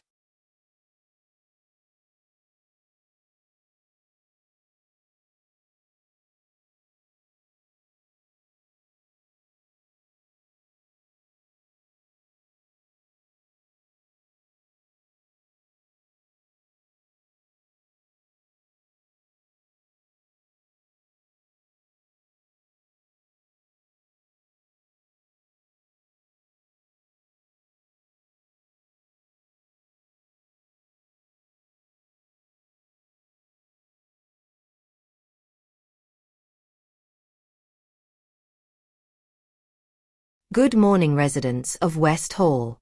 We are pleased to announce a new pilot program regarding campus housing policies. Starting next month, students in West Hall will be allowed to keep small pets, specifically fish and hamsters, in their dorm rooms. Dogs and cats are still not permitted due to allergy concerns. To participate in this program, you must fill out a registration form at the housing office and pay a one-time $20 registration fee per animal.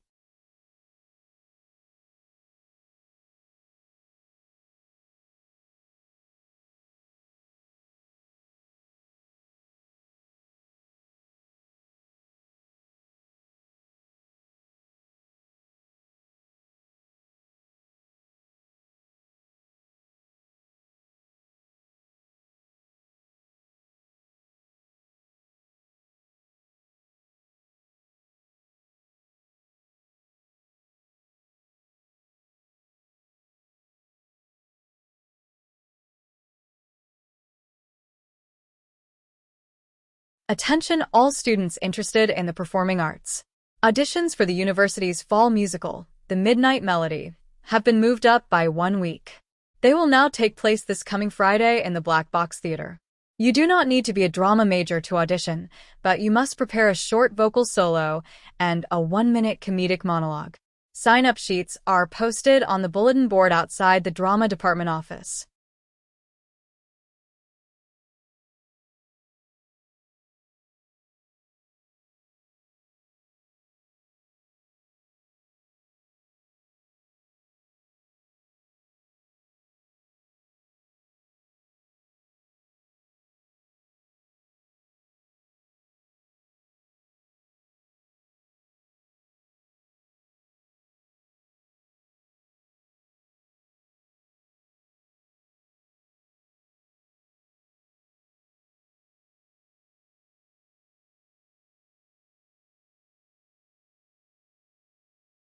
A quick notice for all international students. The Global Exchange Scholarship Committee is now accepting applications for the upcoming spring semester.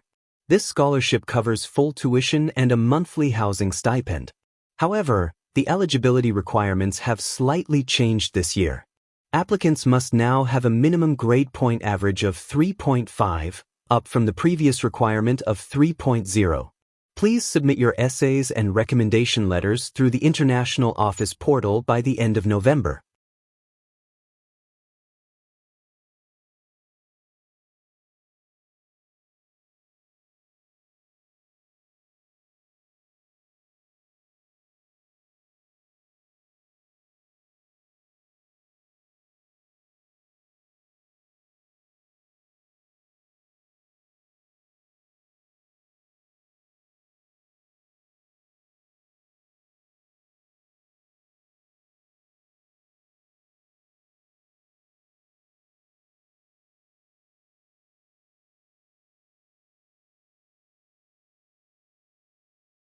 Attention all students.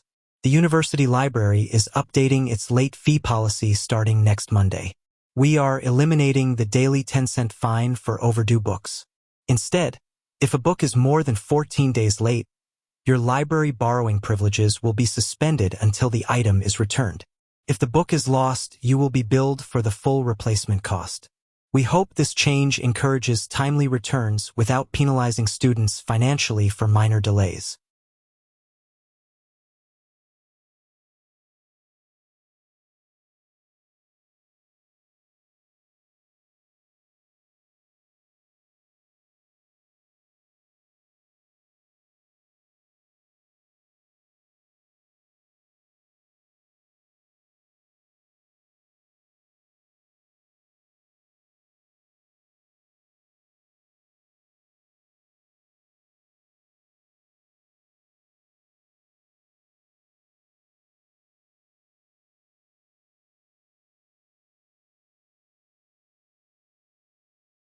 Good afternoon, fitness enthusiasts.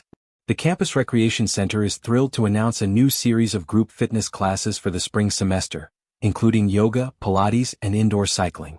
Because these classes are highly popular, we are implementing a new online reservation system. You must book your spot through the Campus Recreation app at least 24 hours in advance. Drop-ins will no longer be allowed to ensure we do not exceed the room's maximum capacity.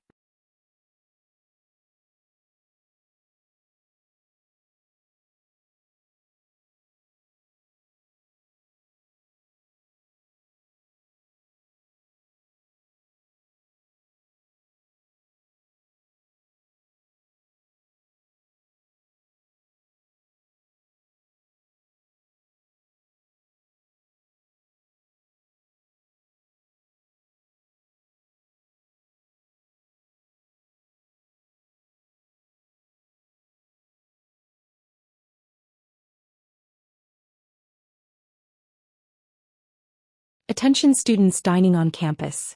The main dining hall in the Student Center will close early tomorrow at 4 p.m. to host the annual alumni fundraising dinner. Students looking for dinner options after 4 p.m. should head to the North Campus Cafe or use the food trucks parked outside the engineering building.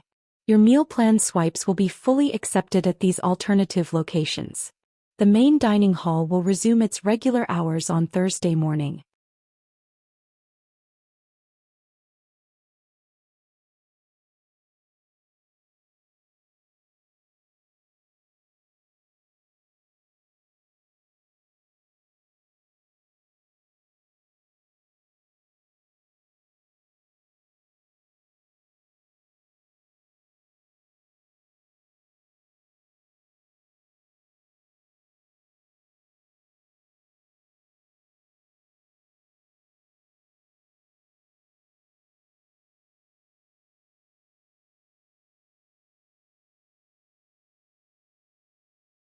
A reminder for all freshmen and sophomores.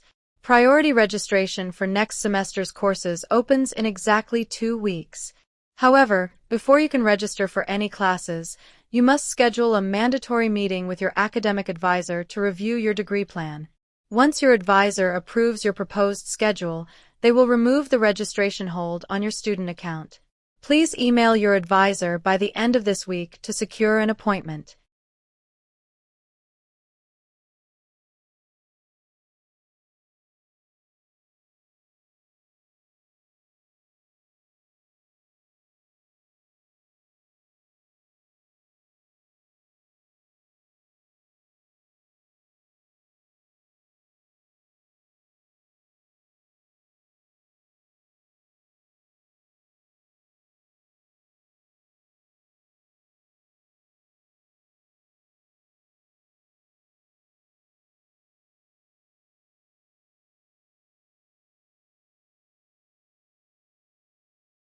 This is a message from Campus Security. To combat a recent increase in bicycle thefts, we are launching a mandatory bike registration program. If you ride a bicycle to campus, you must bring it to the security office by October 15th to receive a free, tamper-proof registration sticker. Bikes found locked to campus racks without this sticker after the deadline will be confiscated and held at the impound lot until claimed by the owner.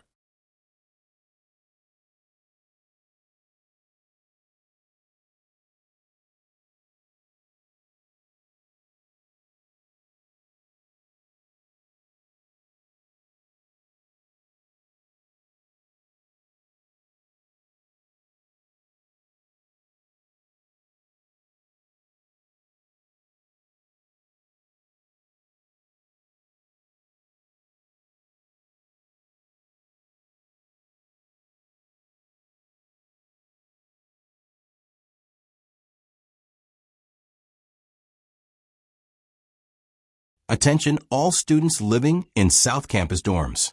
The package center hours are changing due to the high volume of deliveries this semester.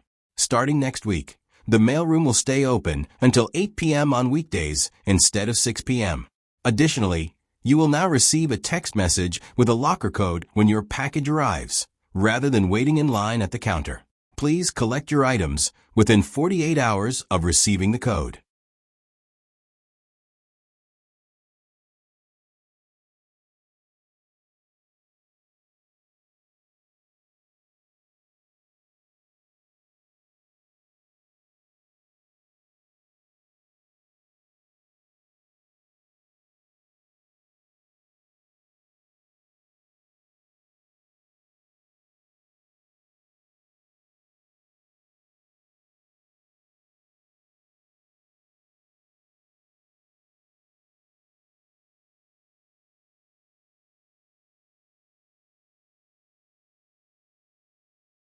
This is a notice from University IT Services. On Saturday morning between 2 a.m. and 6 a.m., the campus-wide Wi-Fi network will be offline for a mandatory security upgrade. During this 4-hour window, you will not be able to access the internet from the dorms, library, or academic buildings. If you have an online assignment due this weekend, we strongly advise you to submit it before the outage begins.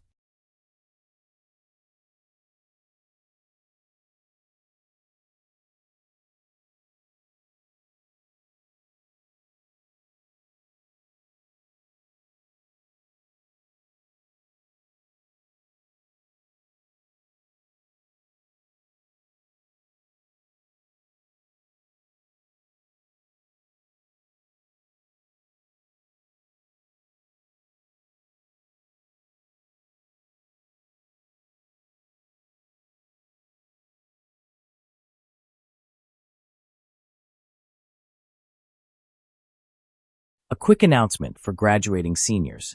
The deadline to have your senior portrait taken for the university yearbook has been extended by 1 week. The photography studio, located on the 3rd floor of the Student Union, will now accept walk-ins next Monday and Tuesday from 10 a.m. to 3 p.m. Remember, there is a $15 sitting fee, which must be paid in cash at the time of your photo session.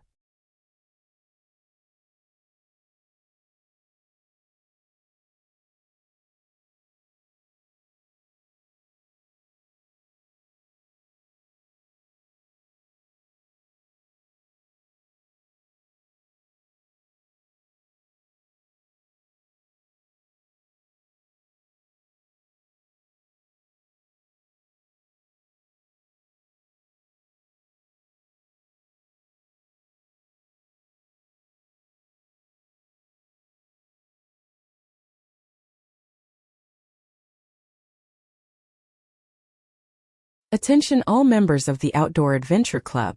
Unfortunately, this weekend's hiking trip to Mount Miller has been canceled due to unexpected trail closures caused by recent mudslides. Instead, the club will be hosting an indoor rock climbing session at the Downtown Recreation Center this Saturday at noon. If you already paid the transportation fee for the hiking trip, your money will be automatically refunded to your student account by next Wednesday.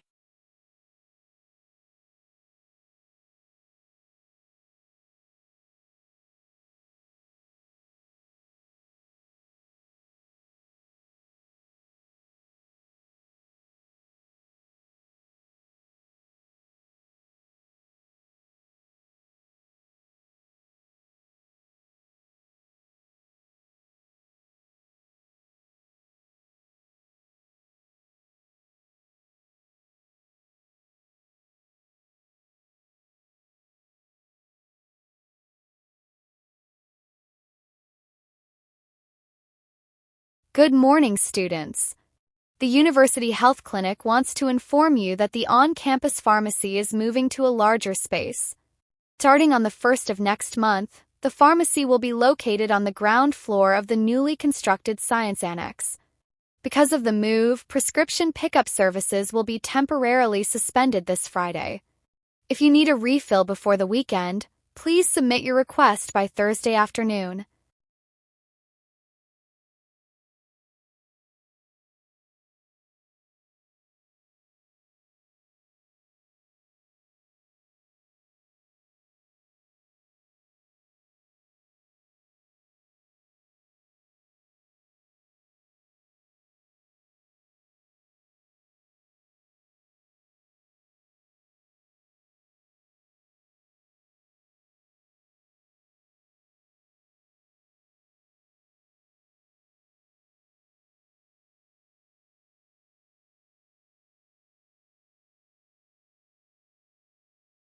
Attention students.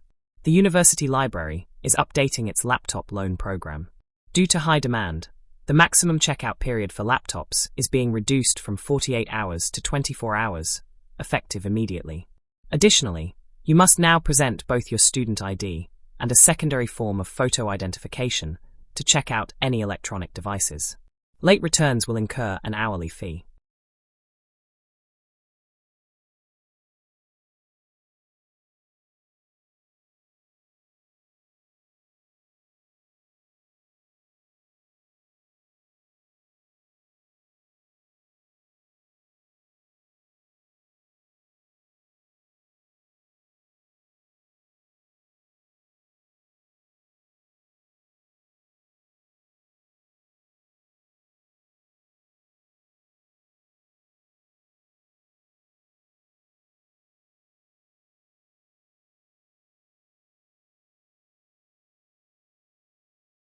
A brief announcement for all visitors to the Student Centre.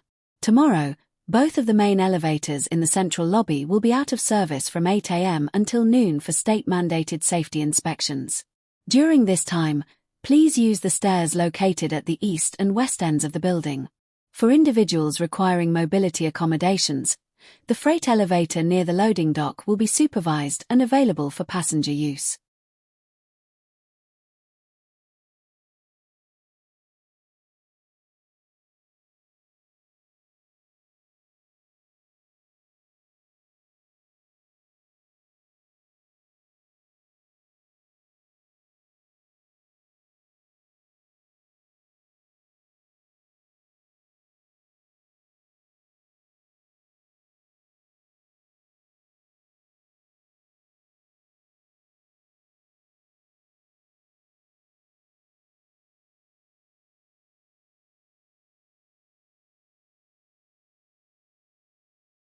Attention all undergraduate students.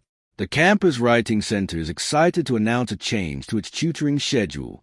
To better accommodate students preparing for midterms, we are adding evening walk-in hours.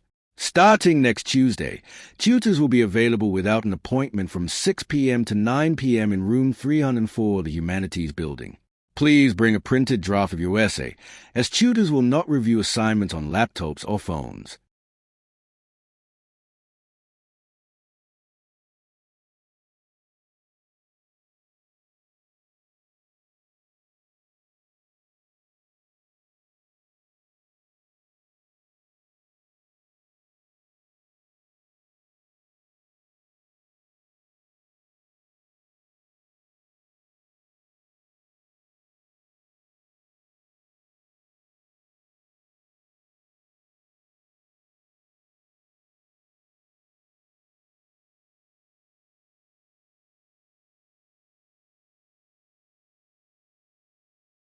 This is a notice from the Campus Parking Authority. The winter overnight parking ban goes into effect on December 1st. Between the hours of 2 a.m. and 6 a.m., no vehicles may be parked in the open surface lots to allow our snowplow crews to clear the areas effectively. If you live on campus and need overnight parking, you must move your vehicle to the multi-level parking garage on North Campus. Violators will be ticketed and towed.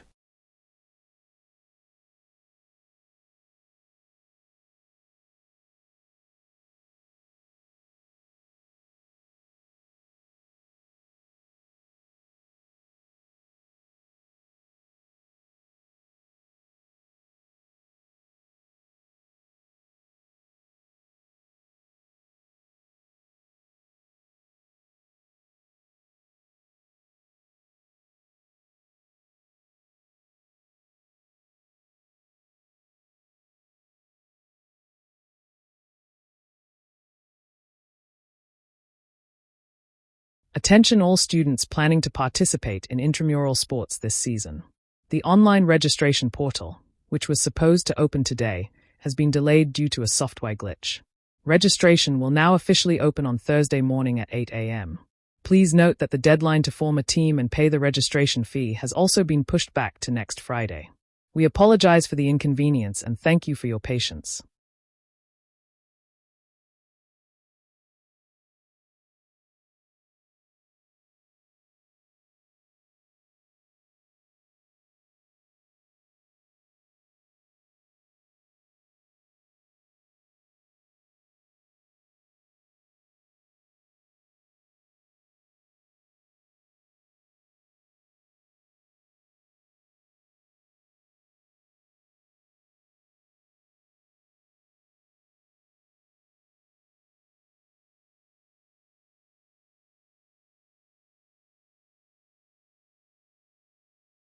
Attention students! The Student IT Help Desk is temporarily relocating. Starting Monday, we will operate out of the basement of the Student Union rather than our usual spot in the main library. This move is necessary while the library's electrical grid is being upgraded. Our hours of operation remain unchanged, from 8 a.m. to 8 p.m. Please remember to bring your student ID when requesting hardware repairs.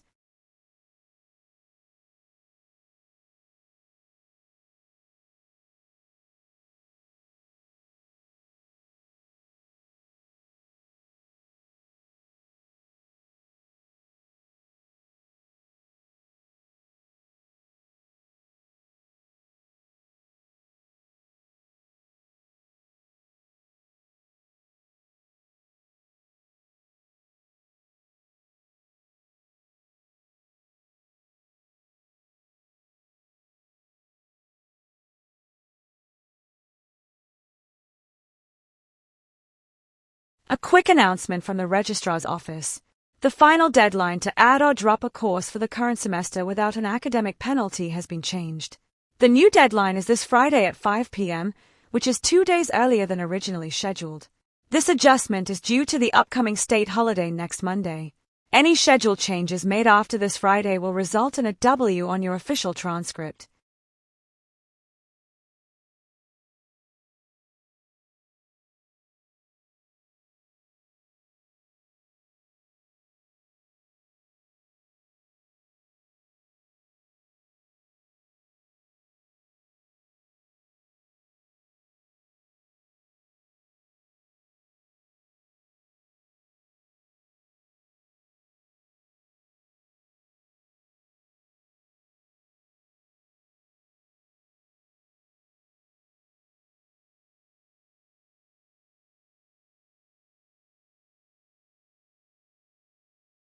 Good morning, business majors.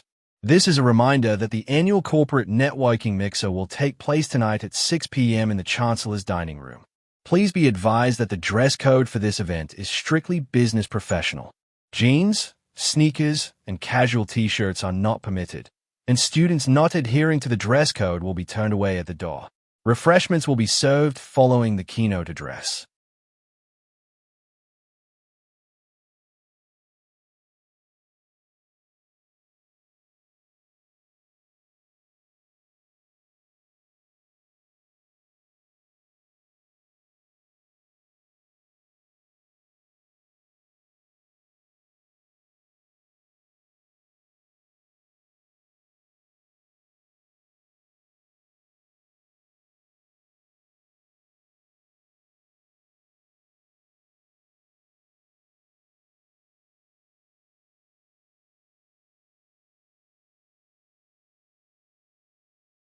Attention all students who use the campus recreation center.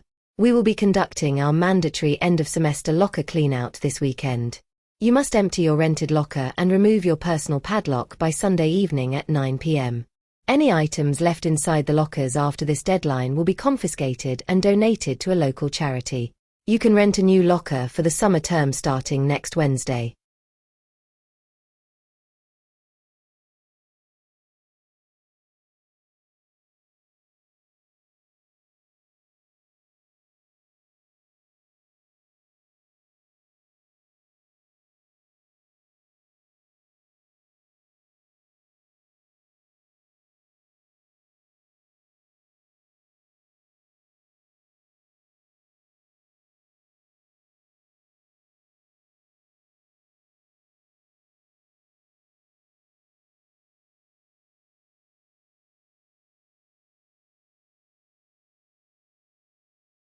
A notice for all sophomores and juniors interested in the study abroad program.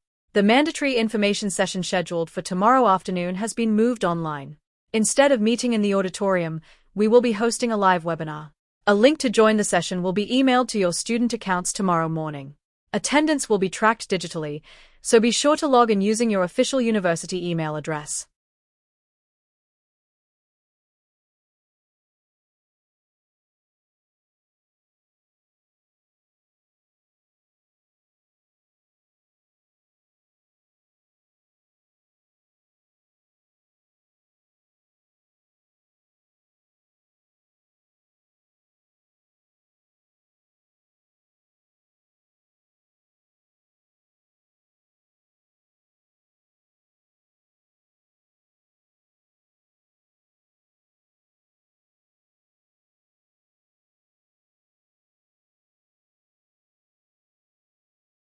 Attention all faculty and students. The campus post office will be closed this Friday for an inventory audit. During this closure, outgoing mail will not be processed, and package pickup will be unavailable. Normal operations will resume on Monday morning at 8 a.m.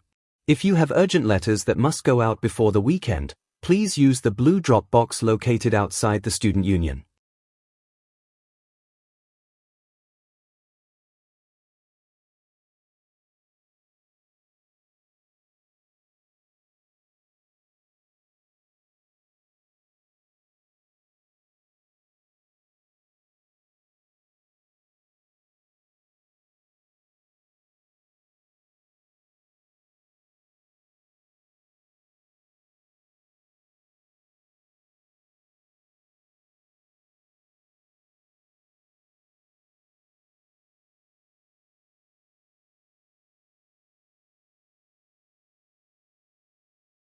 This is a reminder for all students enrolled in Ecology 201. Tomorrow's field trip to the Botanical Gardens will depart promptly at 7 a.m. The chartered bus will be waiting in the parking lot behind the Science Building. Please dress in layers and wear sturdy hiking boots, as the ground may be muddy. Lunch will not be provided, so be sure to pack your own food and water.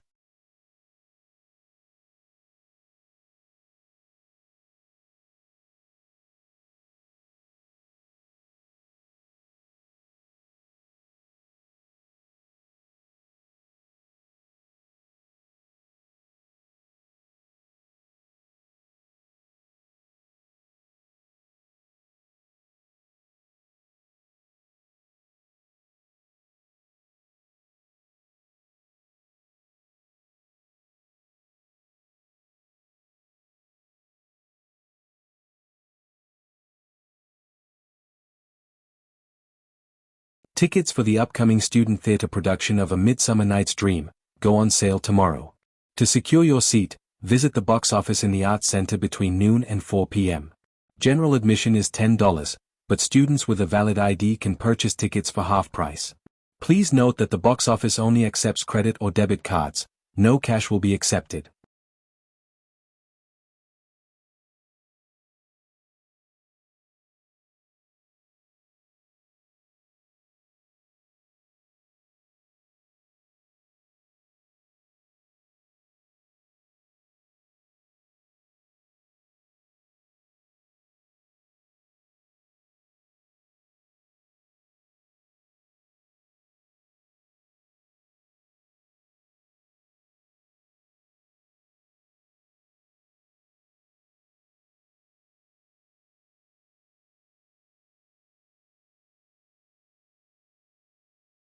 Good afternoon, students.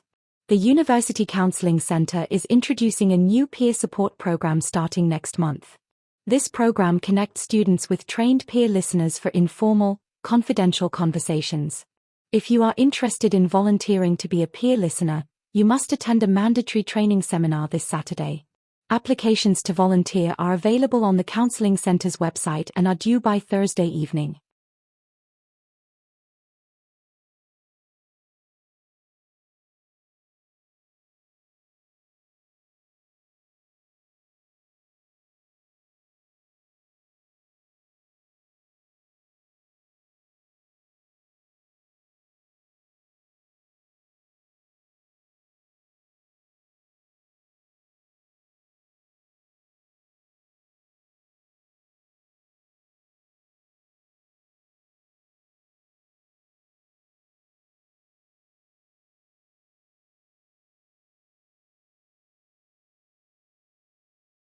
Attention campus diners. The University Food Services Department wants your feedback. We have set up kiosks near the exits of the main dining hall with a short, 2-minute survey about our current menu options. By completing the survey, you will automatically be entered into a raffle to win 50 bonus meal points added to your student account. The raffle drawing will take place next Friday at noon.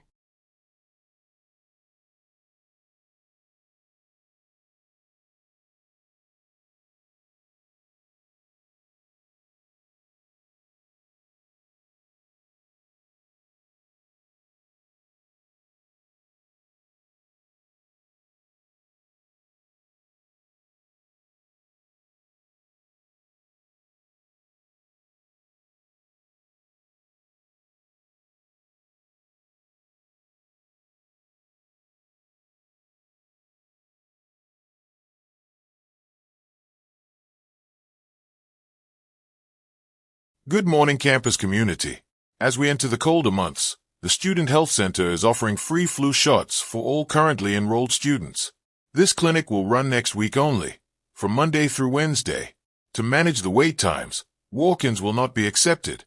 You must make an online appointment through the Student Health Portal and bring your physical student ID card to your appointment. Staying healthy helps keep our entire campus safe.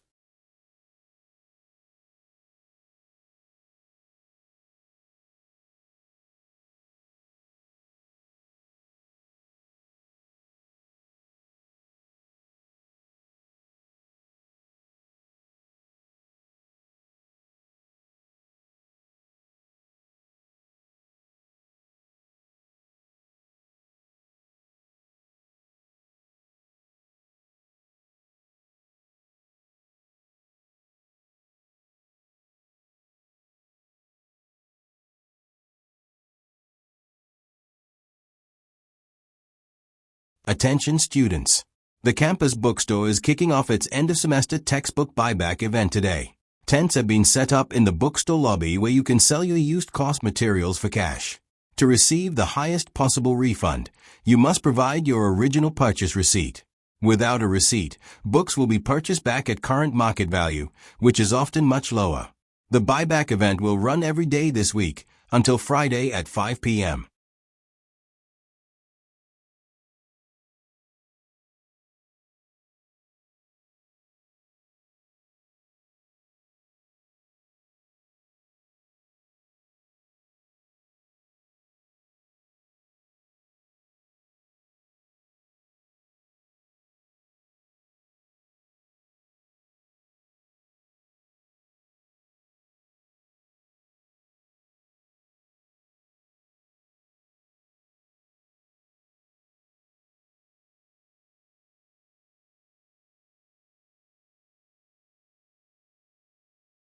Attention residents of East Hall.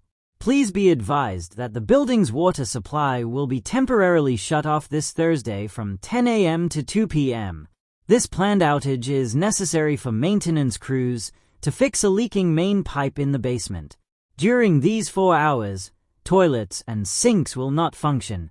If you need to shower during this time, you may use the locker room facilities at the campus gym by showing your room key at the front desk.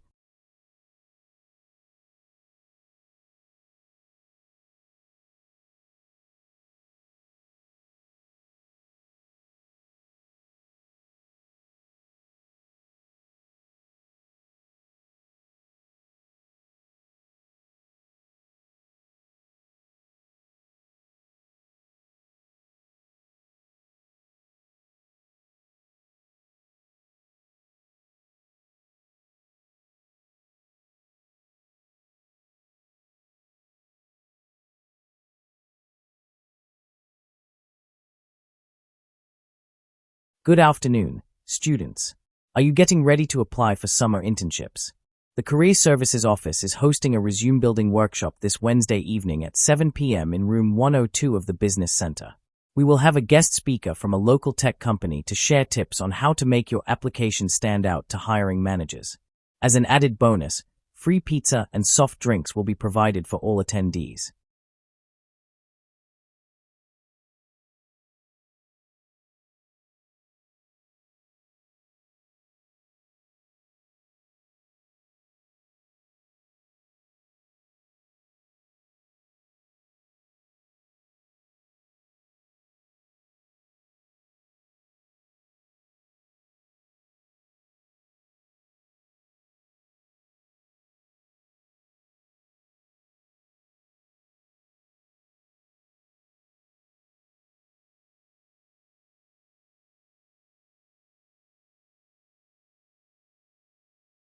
This is a public service announcement from Campus Security.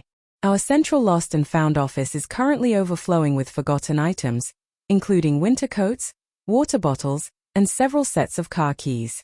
If you have misplaced something this semester, please stop by our office on the ground floor of the administration building. To claim an item, you must be able to describe it accurately to the officer on duty. Any items left unclaimed by the end of the month will be donated to charity.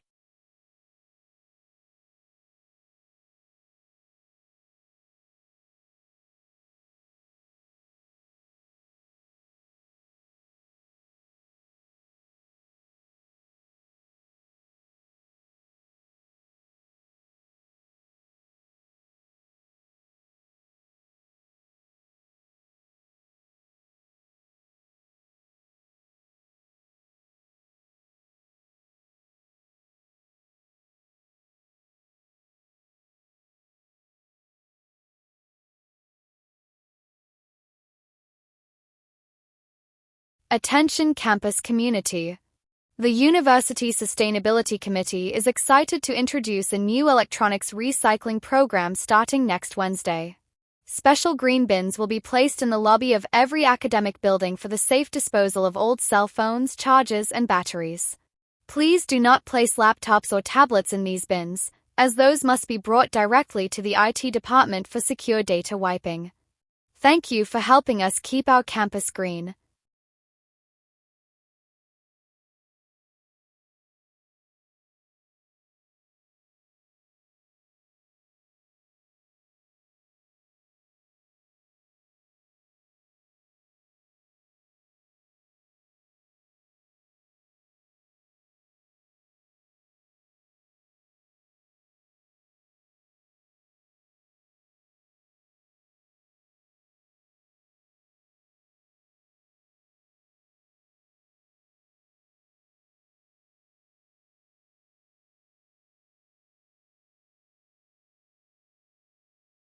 A quick notice for all users of the Campus Aquatic Centre. Due to upcoming regional swim meets, the main lap pool will be closed to recreational swimming every Tuesday and Thursday afternoon from 3 p.m. to 5 p.m. for team practice. The hot tub and sauna areas will remain open during these times for all members. We ask all non-team members to clear the pool area promptly when the lifeguard's whistle blows at 2:55 p.m.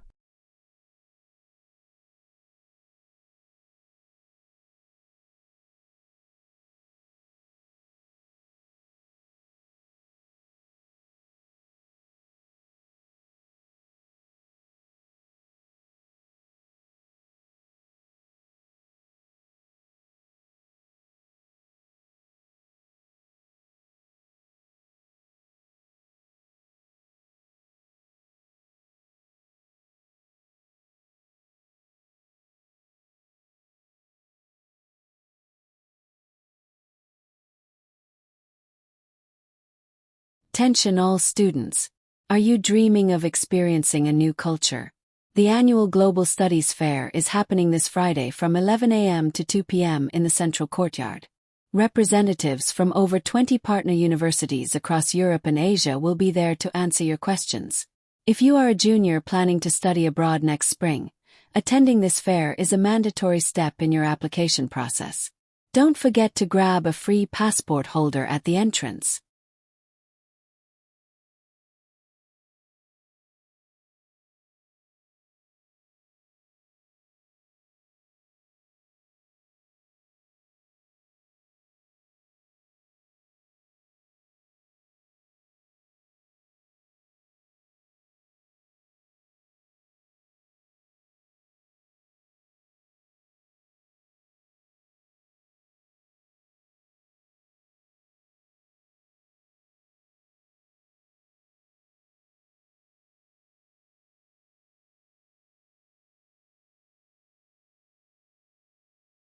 Good morning, commuters. The Campus Transit Authority is thrilled to announce the launch of a new mobile app called Campus Ride. This free application allows you to track the exact location of all campus shuttle buses in real time. It also features a notification system that alerts you if a bus is delayed due to traffic or weather. To encourage adoption, the first 500 students to download the app and create an account will receive a $10 credit for the campus coffee shop.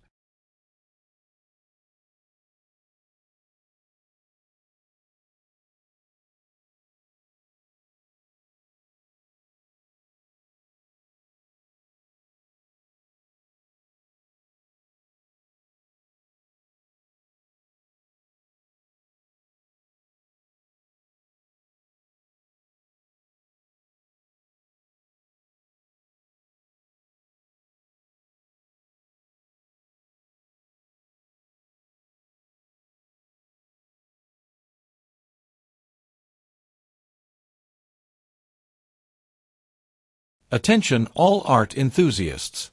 The Fine Arts Department cordially invites you to the opening reception of the Senior Thesis Exhibition, titled Perspectives. The gallery doors will open this Saturday evening at 6 p.m. in the Miller Arts Building. This event showcases a diverse range of mediums, including oil paintings, digital media, and metal sculptures. Admission is free and open to the public, and complimentary hors d'oeuvres will be served in the adjoining lobby.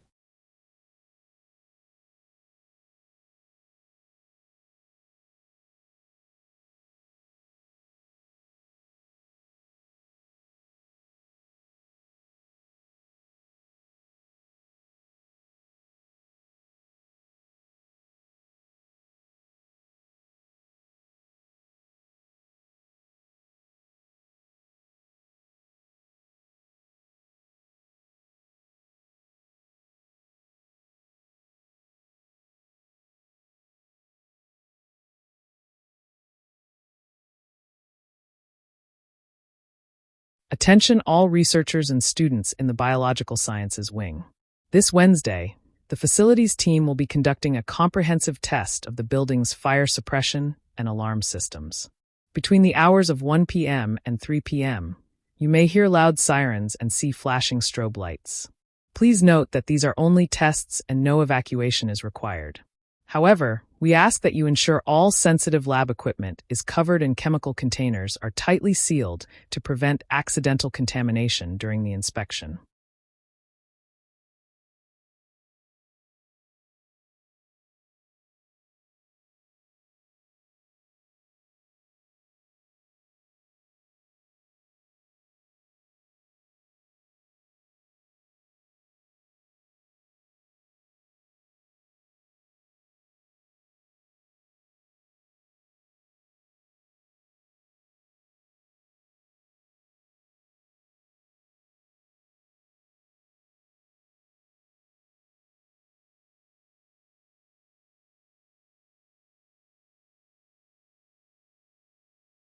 Good afternoon, student leaders. The Office of Student Engagement is updating the requirements for maintaining an active club status. Starting next semester, every registered student organization must send at least 2 representatives to a leadership and budgeting workshop held during the first week of classes. Failure to attend this session will result in a temporary freeze of your club's university funding. Additionally, all event requests must now be submitted through the online portal at least 30 days before the scheduled date.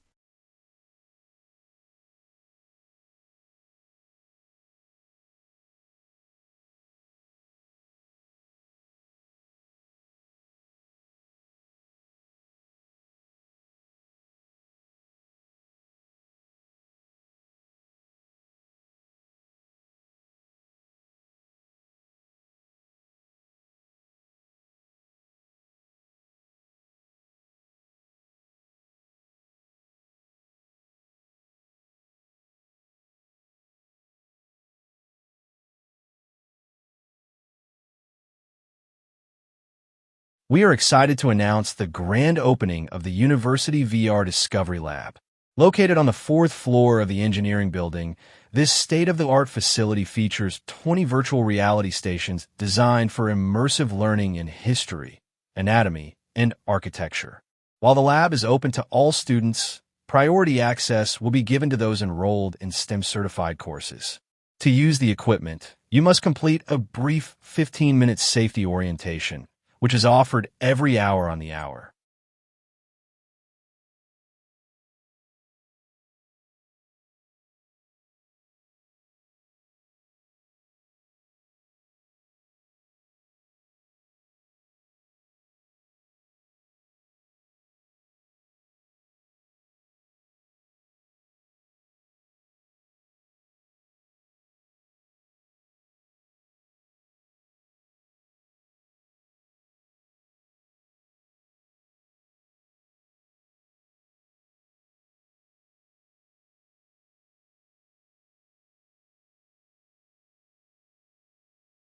The Department of Environmental Science is honored to host Dr. Elena Vance this Friday evening for a guest lecture entitled The Future of Urban Forestry. The lecture will begin at 6:30 p.m. in the Auditorium Center. Dr. Vance is a world-renowned ecologist who recently spearheaded a major reforestation project in Brazil. Following the presentation, there will be a Q&A session, and the first 50 attendees will receive a signed copy of her latest book. This event is free, but you must reserve a ticket online due to limited seating.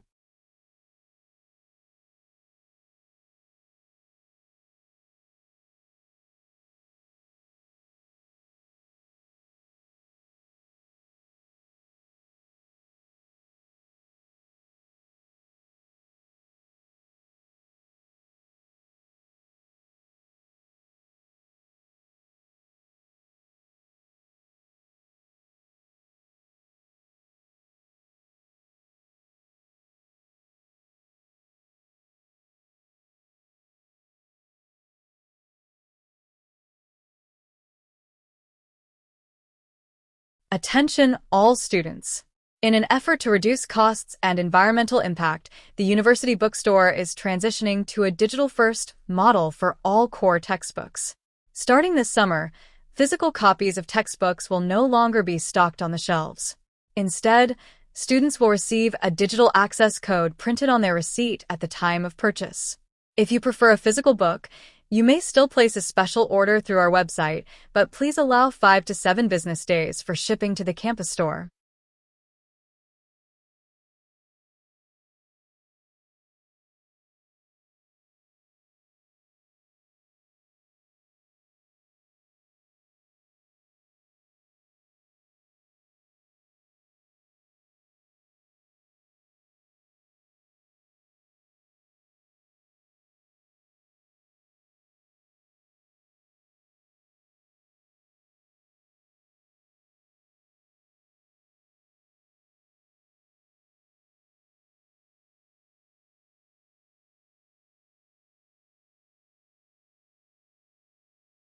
Academic talks are the fourth task in the listening section, where you'll hear an excerpt from a university lecture, and this will be followed by 4 multiple-choice questions. In this video, there are 50 academic talks with 200 questions, and on the actual test, there are 4 academic talks with 16 questions.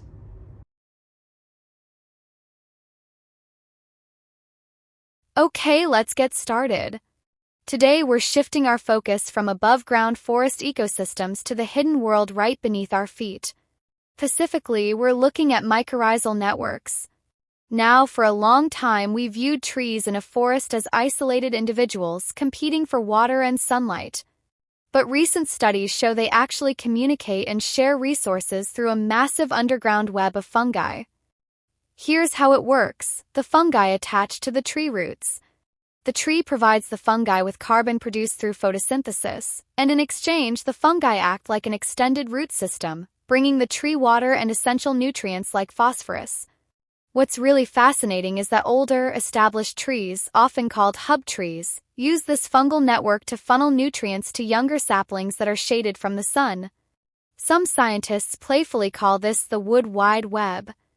Completely changes our understanding of forest dynamics, shifting the paradigm from pure competition to complex cooperation.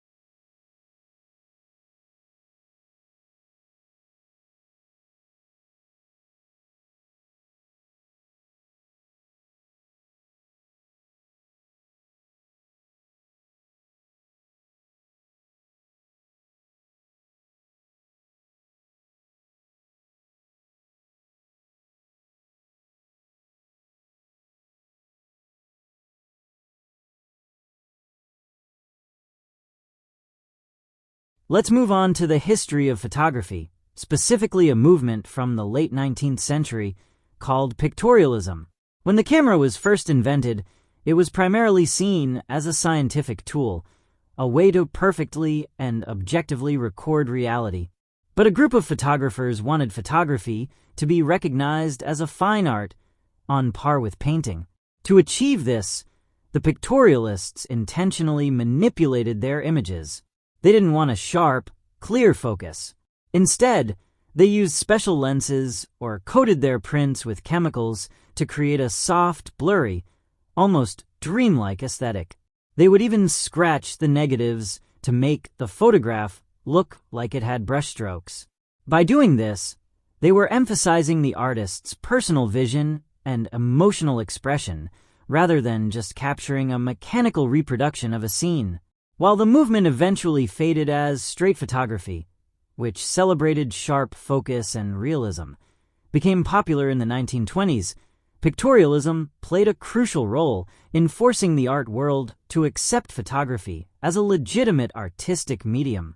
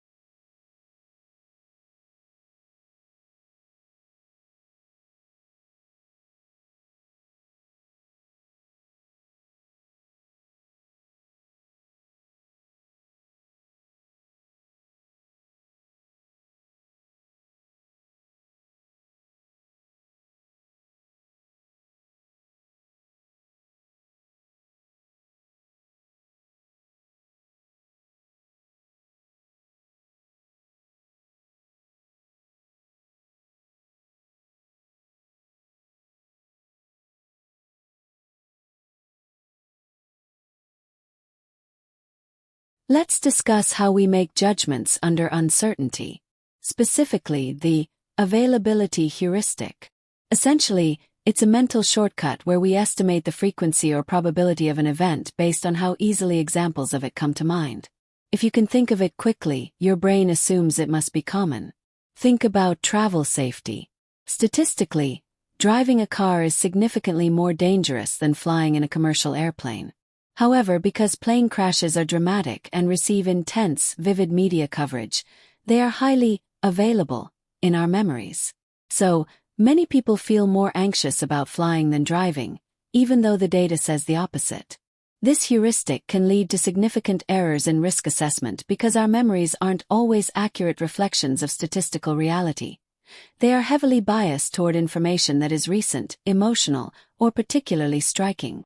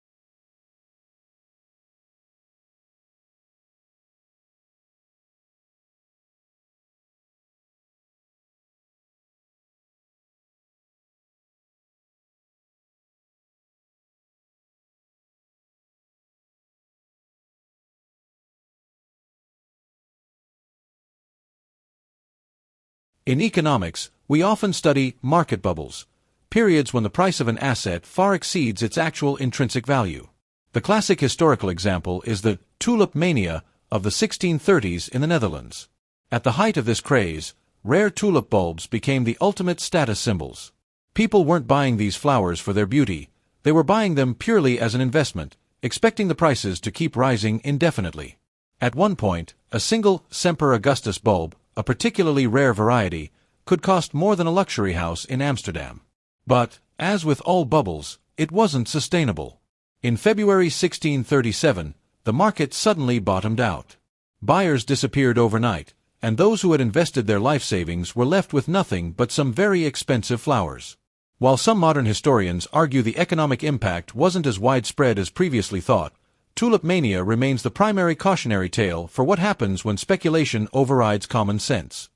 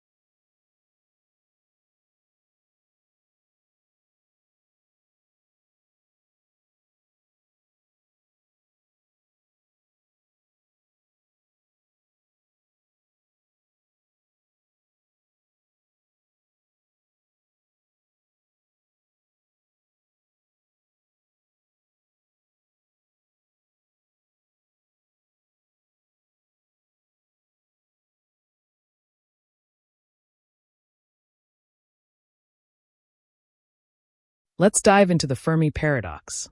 The universe is billions of years old and contains trillions of stars. Mathematically, it should be teeming with intelligent life. So, where's everybody? One of the most sobering explanations for this silence is the Great Filter theory. This theory proposes that in the development of life, from basic molecules to interstellar civilizations, there is one specific step, a filter, that is almost impossible to get past. Now, here is the kicker. We don't know if this filter is behind us or ahead of us. If it's behind us, say, the jump from single-celled to multi-celled organisms, then humans are incredibly rare and lucky. But if we find evidence of complex life on Mars or Europa, it's actually quite terrifying. Why? Because it suggests that life starts easily, which means the great filter isn't a fluke of the past, but a catastrophe that awaits almost every civilization in the future, perhaps in the form of self-destructive technology or resource depletion.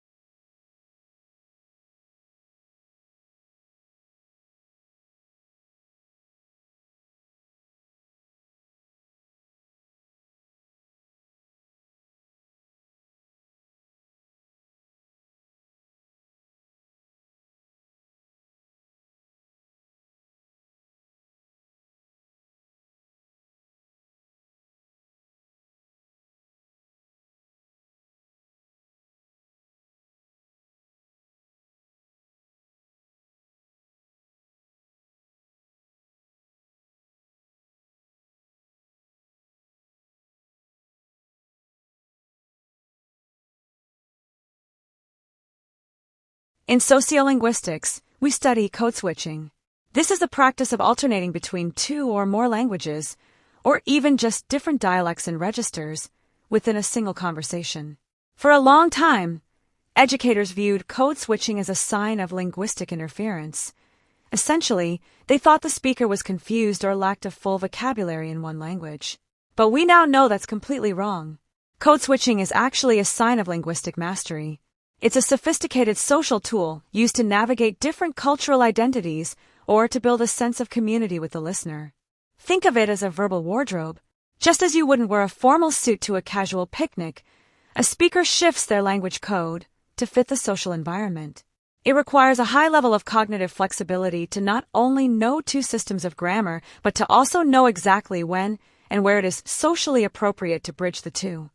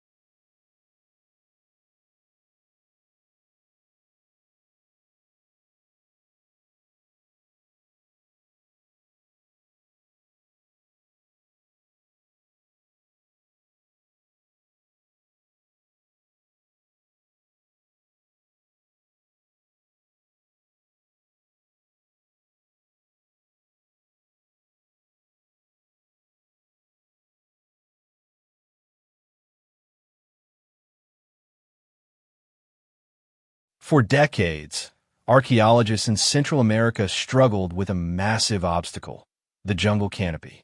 Tropical forests are so dense that they can hide entire cities just a few yards away from researchers. But recently, a technology called LiDAR, which stands for light detection and ranging, has completely revolutionized the field.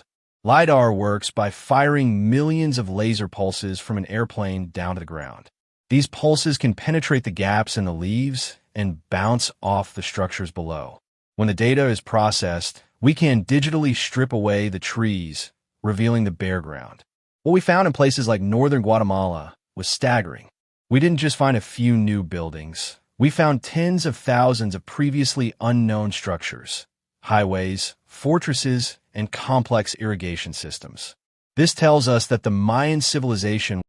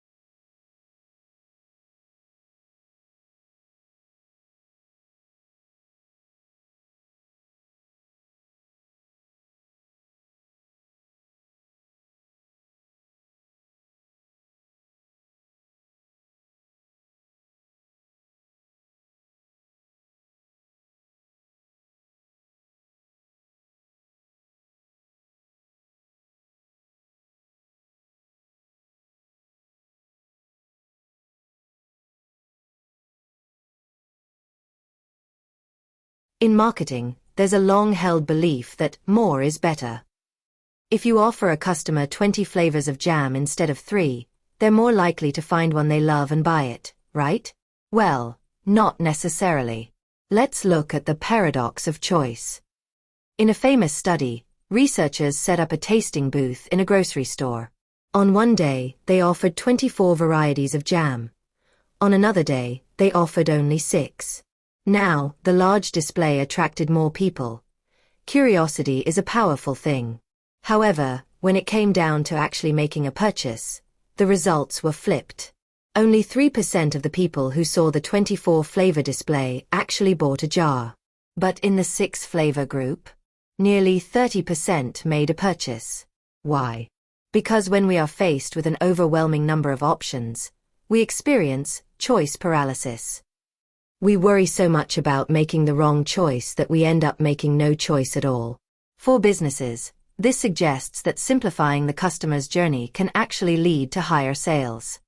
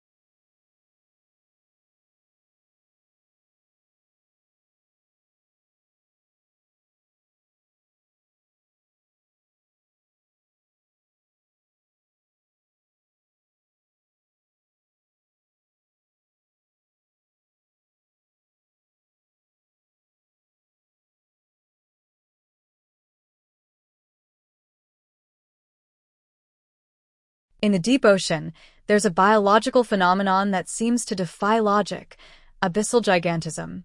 This is the tendency for deep-sea species, like the giant squid or the Japanese spider crab, to grow significantly larger than their shallow water relatives.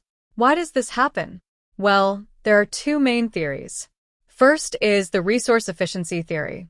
In the cold, dark depths where food is scarce, having a larger body allows an animal to travel longer distances to find food and store more energy when they actually find it. The second theory involves temperature. Metabolism is much slower in near-freezing water. This slow-motion pace of life leads to delayed maturity, which gives the organism more time to grow throughout its lifespan. While being a giant in a world with no light might seem like a disadvantage, in the abyss, size isn't about being a better predator. It's about surviving the long stretches of time between meals.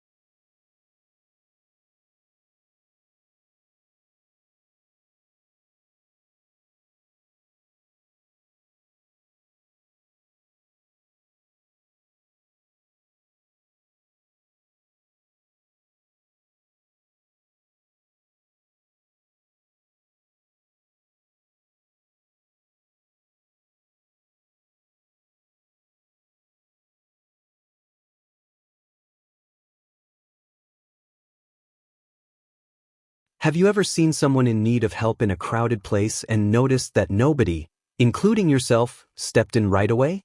This is the bystander effect. The core idea is that the more people who witness an emergency, the less likely any single individual is to help. There are two psychological drivers here. First is pluralistic ignorance. We look at others to see how to react. If no one else is moving, we assume the situation isn't actually an emergency. The second and more powerful is the diffusion of responsibility. We feel that since there are 20 other people watching, someone else will surely take the lead or call for help. Our individual sense of duty is diluted by the size of the crowd. Paradoxically, if you're in trouble, you're actually statistically safer if only one person is watching you than if 100 are.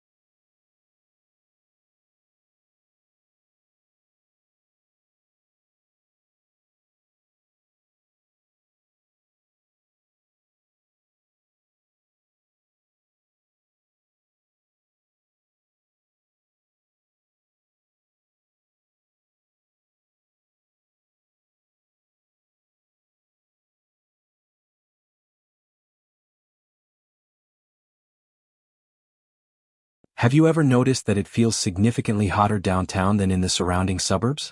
This isn't just your imagination, it's a documented phenomenon called the urban heat island effect. There are three primary causes. First, the materials we use, concrete, asphalt, and bricks, are excellent at absorbing and retaining solar radiation. Unlike soil, they don't breathe. Second, the lack of vegetation. Trees provide shade, yes, but they also perform evapotranspiration, which is essentially a natural cooling system for the air. In a city of glass and steel, you lose that. Finally, there's waste heat from cars, air conditioners, and factories. This creates a dome of warmth that lingers long after the sun goes down. To combat this, architects are now experimenting with cool roofs, using reflective white paint to bounce sunlight back into space, and vertical forests to reintroduce biology into the urban skyline.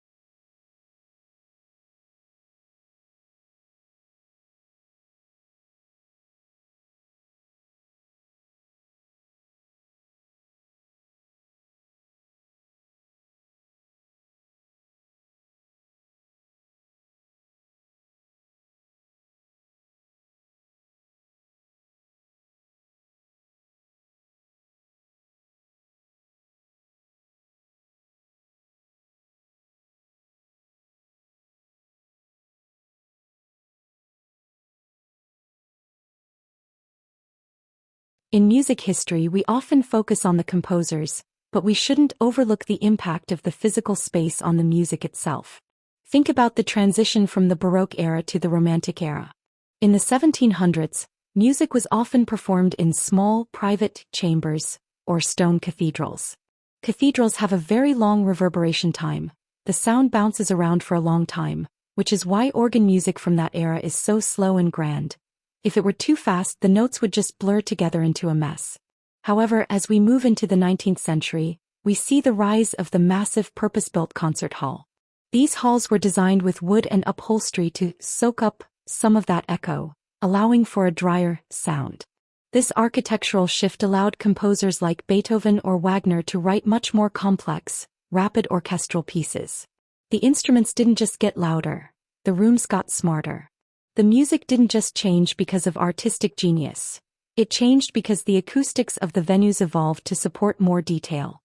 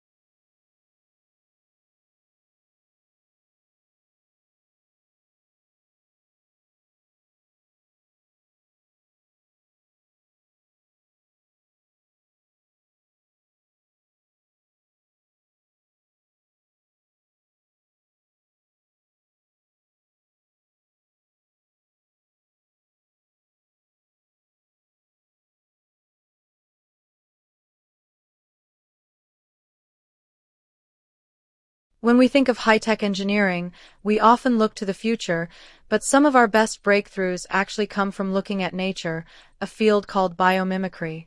A perfect example is the skin of the shark. If you were to touch a shark, it wouldn't feel smooth like a fish, it would feel like sandpaper. This is because it's covered in microscopic, tooth-like scales called dermal denticles. Engineers discovered that the shape and alignment of these denticles do two incredible things. They reduce drag by creating tiny whirlpools that push the shark forward, and they prevent bacteria or barnacles from sticking to the surface. Today, we're applying this shark skin texture to the hulls of large ships to save fuel, and even to plastic surfaces in hospitals. Since bacteria can't get a grip on the texture, we can keep surfaces sterile without using harsh chemical disinfectants. It's a physical solution to a biological problem, copied straight from an apex predator.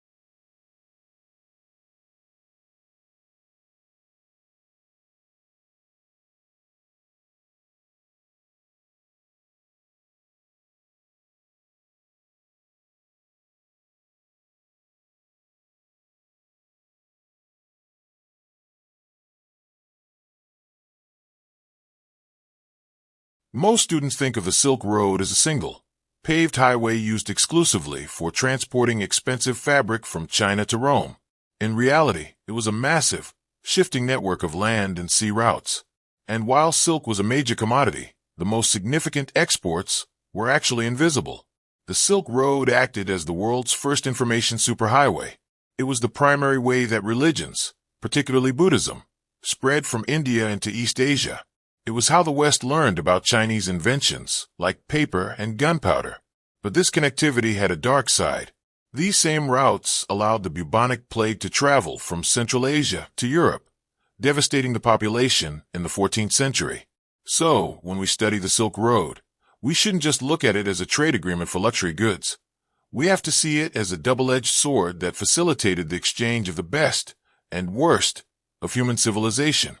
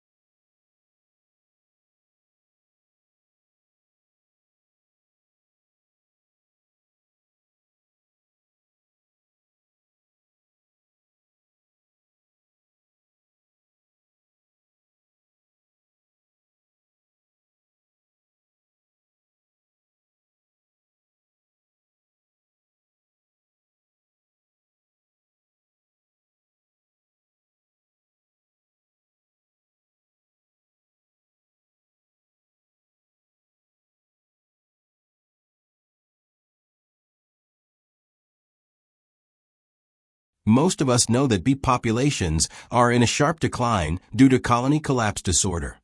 Since bees pollinate about 1/3 of the food we eat, this is a massive threat to global food security. In response, some researchers are developing robo-bees, tiny autonomous flying robots designed to mimic the pollination behavior of real bees. These microbots use smart sensors to navigate between flowers and mechanical hairs that use static electricity to pick up and drop off pollen. However, we're not ready to replace nature just yet. There's a major hurdle: power density. Real bees are incredibly efficient, fueled by nectar, whereas robo-bees currently require a tiny wire tether for power or carry batteries that only last for a few minutes of flight. Plus, the cost of manufacturing millions of these robots is astronomical compared to simply protecting natural habitats. So, while the tech is impressive, most ecologists argue that robo-bees should be a last resort plan B, not a substitute for conservation efforts.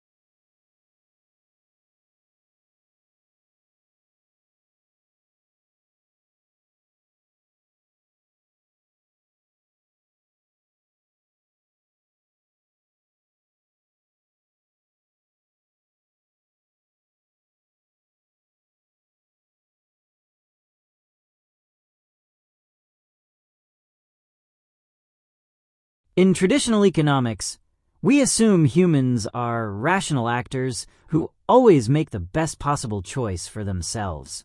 But in the real world, not so much. This led to the development of nudge theory. A nudge is a subtle change in the way choices are presented that influences people's behavior without actually forbidding any options or significantly changing their economic incentives. Take a school cafeteria, for example. If you want students to eat more fruit, You don't ban junk food, that's a mandate. Instead, you move the fruit to eye level or place it right next to the cash register. You haven't taken away the cookies, but you've nudged the students toward the healthier choice. This concept is often called libertarian paternalism. It's paternalistic because it tries to influence people for their own good, but it's libertarian because it preserves their freedom of choice. It's a powerful tool for governments to improve public health or retirement savings without passing heavy-handed laws.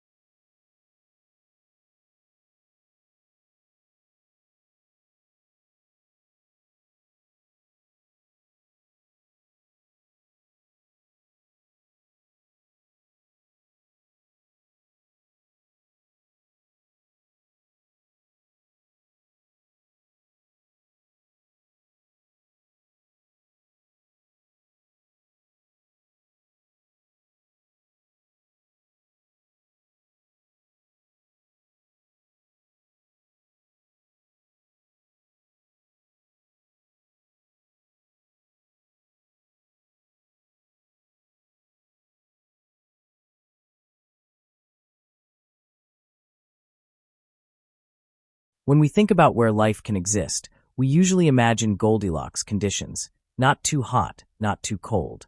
But in microbiology, we study extremophiles, organisms that thrive in conditions that would be instantly fatal to humans. Take, for example, the tardigrade or water bear. These microscopic animals can survive the vacuum of outer space, extreme radiation, and temperatures near absolute zero. How do they do it? They enter a state called cryptobiosis. Essentially, they retract their legs, expel almost all the water from their bodies, and curl into a dried-out ball called a ton. In this state, their metabolism slows down to 0.01% of normal levels. They aren't dead, but they aren't exactly active either. They are in biological suspended animation. Studying tardigrades doesn't just help us understand the limits of life on Earth. It provides a roadmap for astrobiologists looking for life on moons like Europa or Enceladus, where conditions are equally punishing.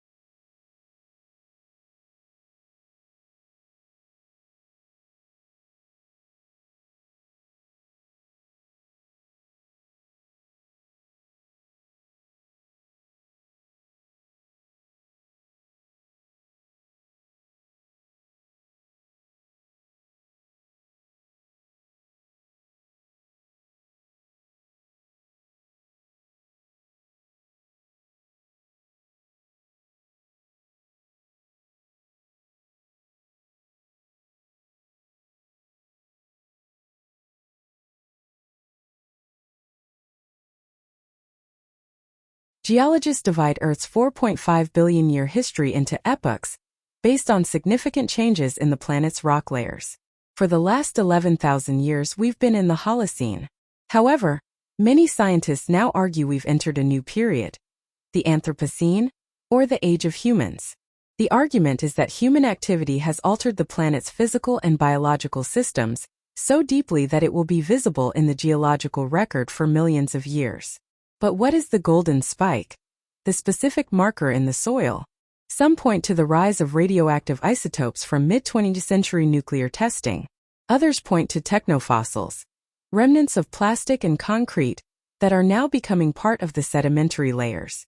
There is even a suggestion that the massive global distribution of domestic chicken bones will be the most distinct fossil marker of our era. The debate isn't about whether we are changing the planet, but rather when exactly these changes became permanent enough to define a new geological chapter.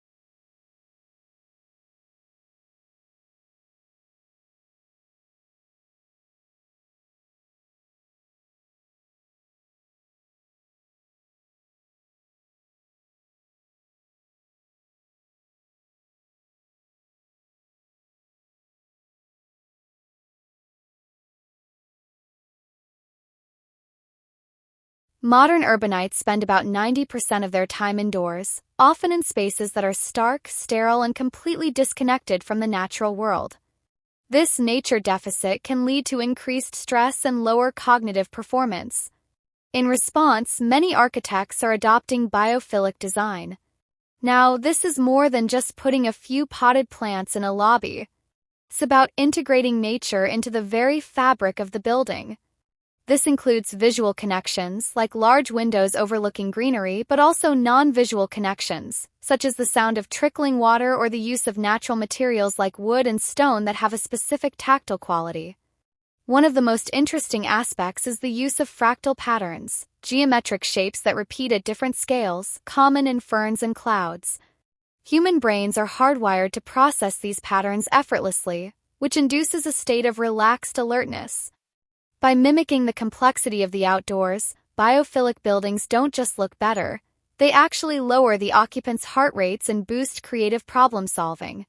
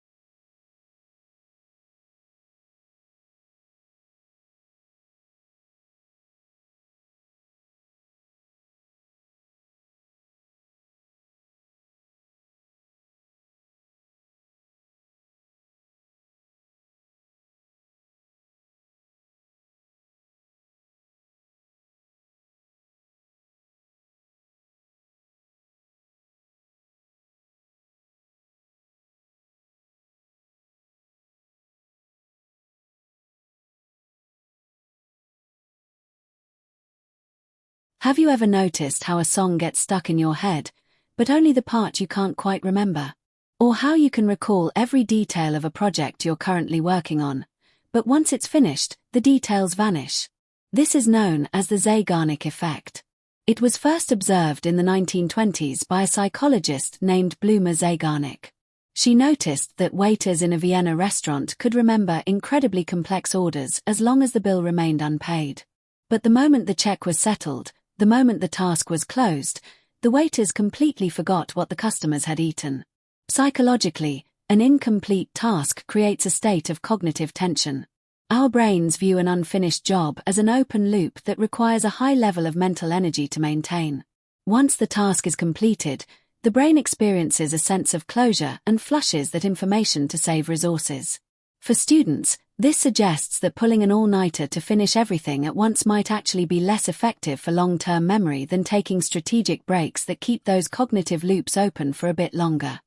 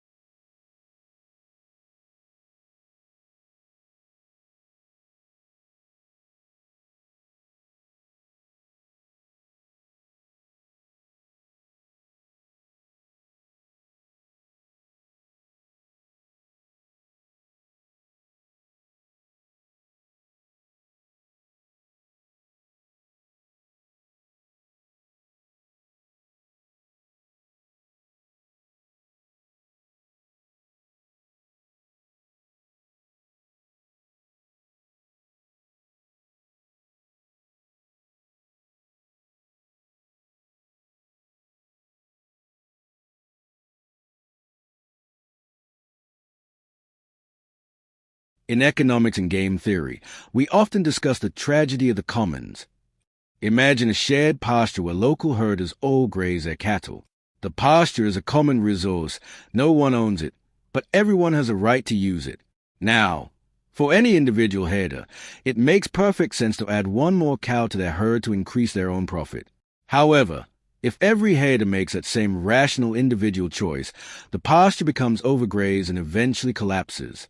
When the grass is gone, everyone loses, including the person who added the extra cow. The tragedy is that even though the participants know this outcome is possible, they are trapped in a logic where they cannot afford to stop. If I don't add a cow, my neighbor will, and I'll lose out anyway. This concept is vital for understanding modern global challenges like overfishing in international waters or the depletion of the Earth's atmosphere.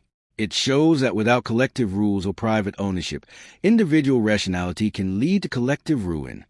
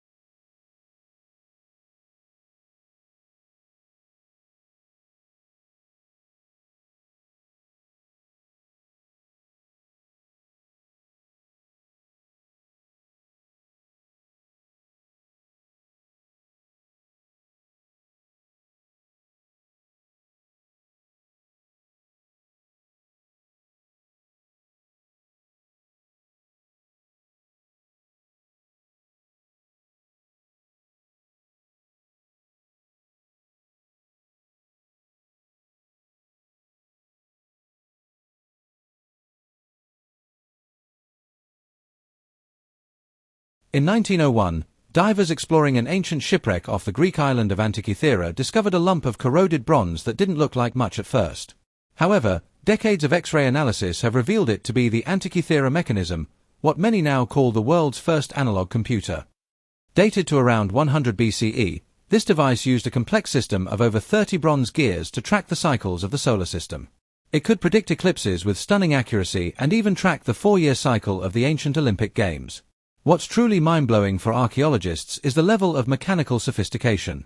Nothing this advanced appears again in the historical record for another 1,000 years, until the development of complex clocks in medieval Europe. This out-of-place artifact forces us to reconsider the technological limits of the ancient Greeks.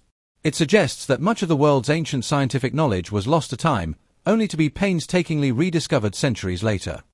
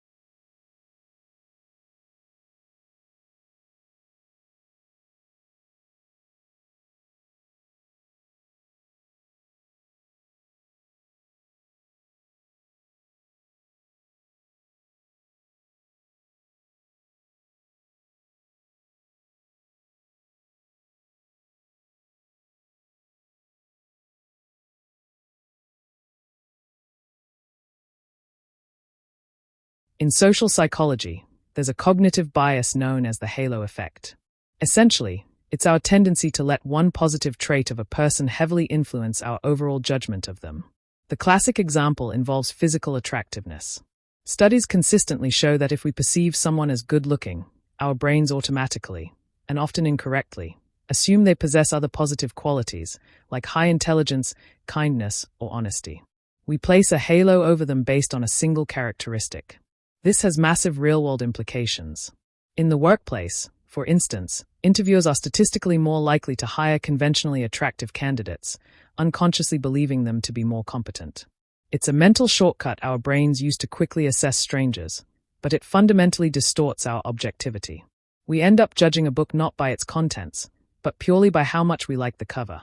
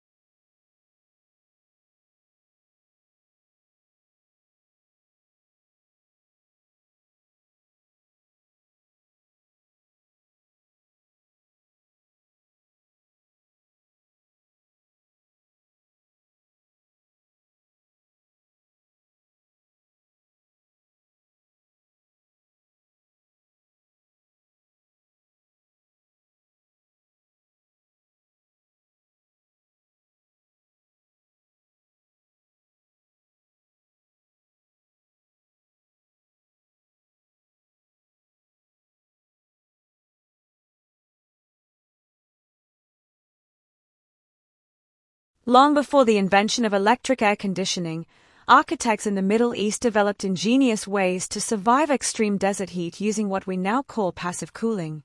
One of the most remarkable examples is the wind catcher, or badger. These are tall, chimney-like towers built on the roofs of houses. The concept relies on basic thermodynamics. The tower has openings facing the prevailing winds. It catches the cooler breezes higher up in the air and funnels them down into the living spaces below. At the same time, the warm air inside the house naturally rises and is pushed out through the opposite side of the tower. Some wind catchers were even built over underground water canals, cooling the incoming air even further through evaporation. Today, as we face rising global temperatures and high energy costs, many modern architects are studying these ancient, zero-energy structures to design more sustainable buildings for the future.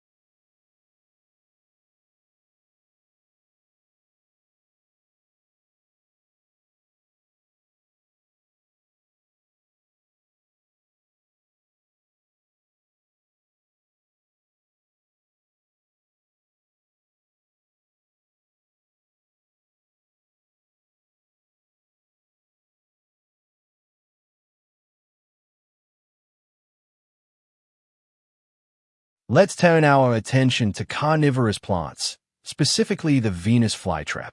Because these plants live in nutrient-poor bogs, they evolve a way to extract essential nitrogen from insects rather than the soil. But how does a plant, which has no brain or nervous system, know exactly when to snap shut? It relies on a highly specialized system of trigger hairs on the inside of its leaves. If an insect lands and touches just one hair, nothing happens. The plant is essentially waiting to ensure it's not experiencing a false alarm, like a falling twig or raindrop. However, if the insect touches a second hair within about 20 seconds, it generates a rapid electrical impulse called an action potential. This impulse signals the cells on the outside of the trap to swell with water, snapping the leaves shut in a fraction of a second. It's an incredibly precise, mathematically timed mechanism that ensures the plant only expends its valuable energy when a meal is absolutely guaranteed.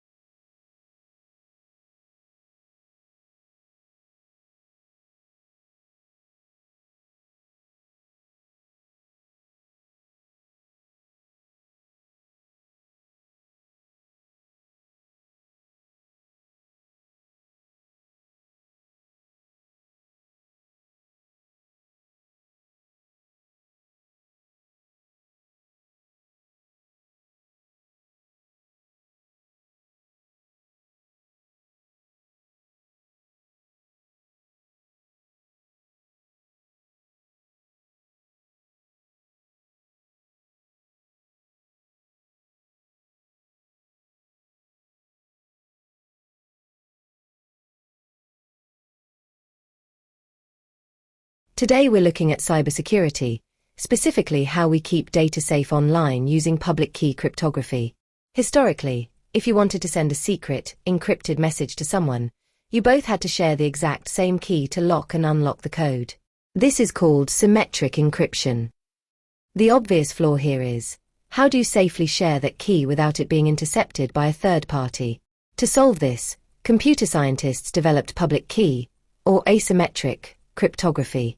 In this system, you actually generate a pair of mathematically linked keys, a public key that everyone in the world can see, and a private key known only to you. If someone wants to send you a secure message, they use your public key to lock it. However, and this is the genius part, once it is locked with the public key, it cannot be unlocked with that same key. It can only be opened by your corresponding private key.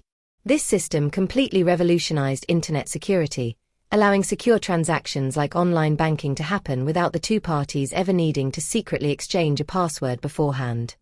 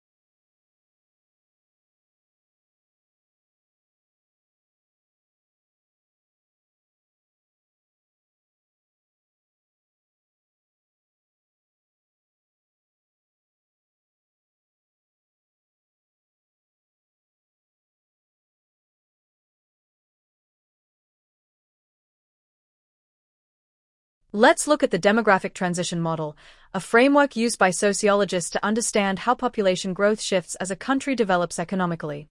Before industrialization, both birth rates and death rates are extremely high, so the overall population stays relatively small and stable. But as a society industrializes, something interesting happens.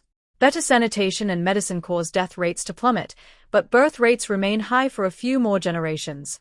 This gap creates a massive population explosion. Eventually, as urban living becomes the norm and education improves, birth rates also drop, stabilizing the population once again. Currently, Many developing nations are stuck in that middle explosive phase. Demographers worry that if these countries don't transition quickly to the final stabilized phase, they will exhaust their local resources.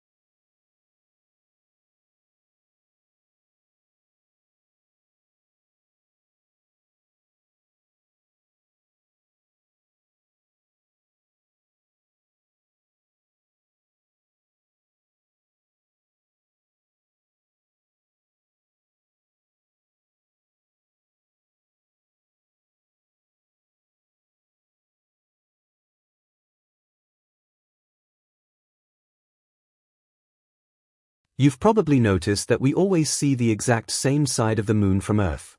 This isn't a coincidence, it's the result of a gravitational phenomenon called tidal locking. When a smaller body orbits a larger one closely, the gravity of the larger body pulls on the smaller one, creating physical bulges. Over millions of years, the friction from these tidal bulges slows down the smaller body's rotation. Eventually, its rotational period matches its orbital period. It takes the moon about 27 days to orbit the Earth, and exactly 27 days to spin once on its axis. Astronomers are deeply interested in tidal locking because many exoplanets discovered in the habitable zones of red dwarf stars are likely tidally locked. This means one side is in permanent, scorching daylight, and the other is frozen in eternal night, which complicates the search for extraterrestrial life.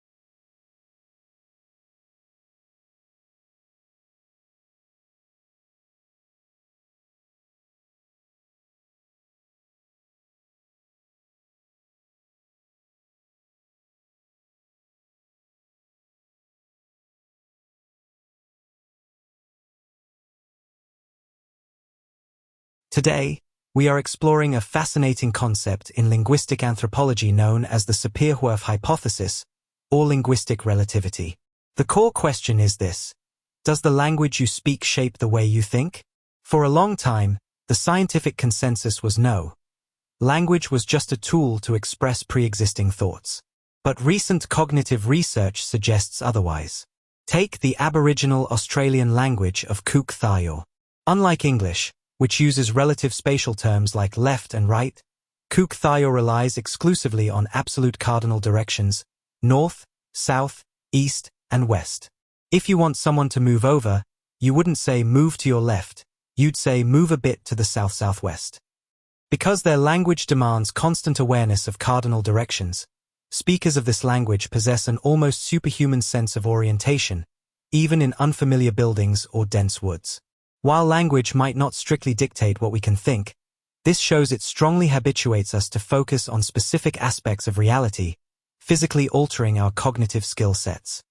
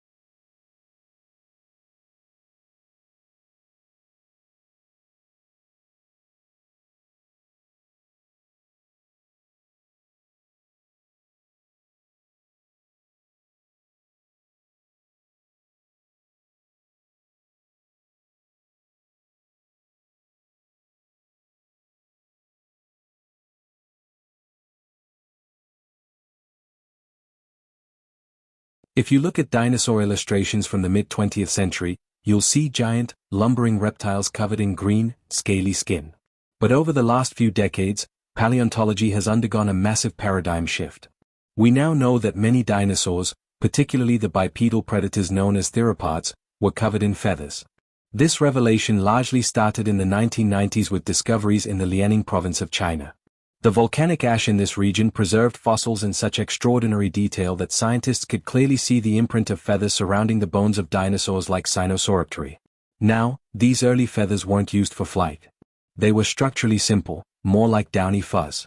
Evolutionary biologists believe they originally developed for insulation, to help these active, likely warm-blooded animals regulate their body temperature, or perhaps for colorful mating displays. Flight was just a fortunate, accidental byproduct that happened millions of years later. This dramatically changes our evolutionary tree, proving that birds aren't just relatives of dinosaurs, they are, in fact, living, breathing theropod dinosaurs.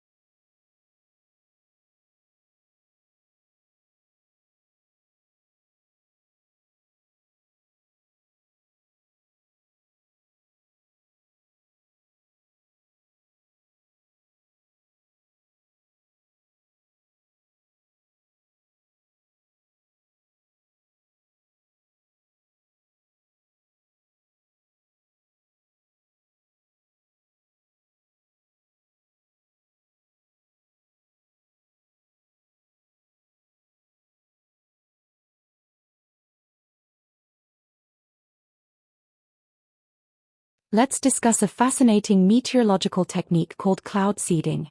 For decades, scientists have tried to artificially induce rain to combat severe droughts.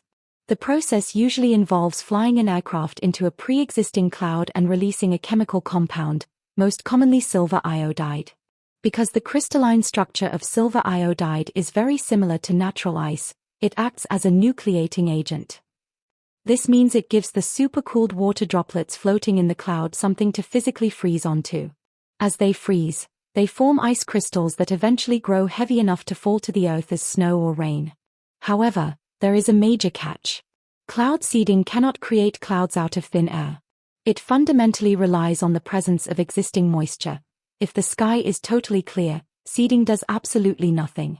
Therefore, while it can squeeze a little extra precipitation out of a passing storm system, perhaps increasing rainfall by 10 to 15%, it is far from a magic bullet for solving severe, long-term global water shortages.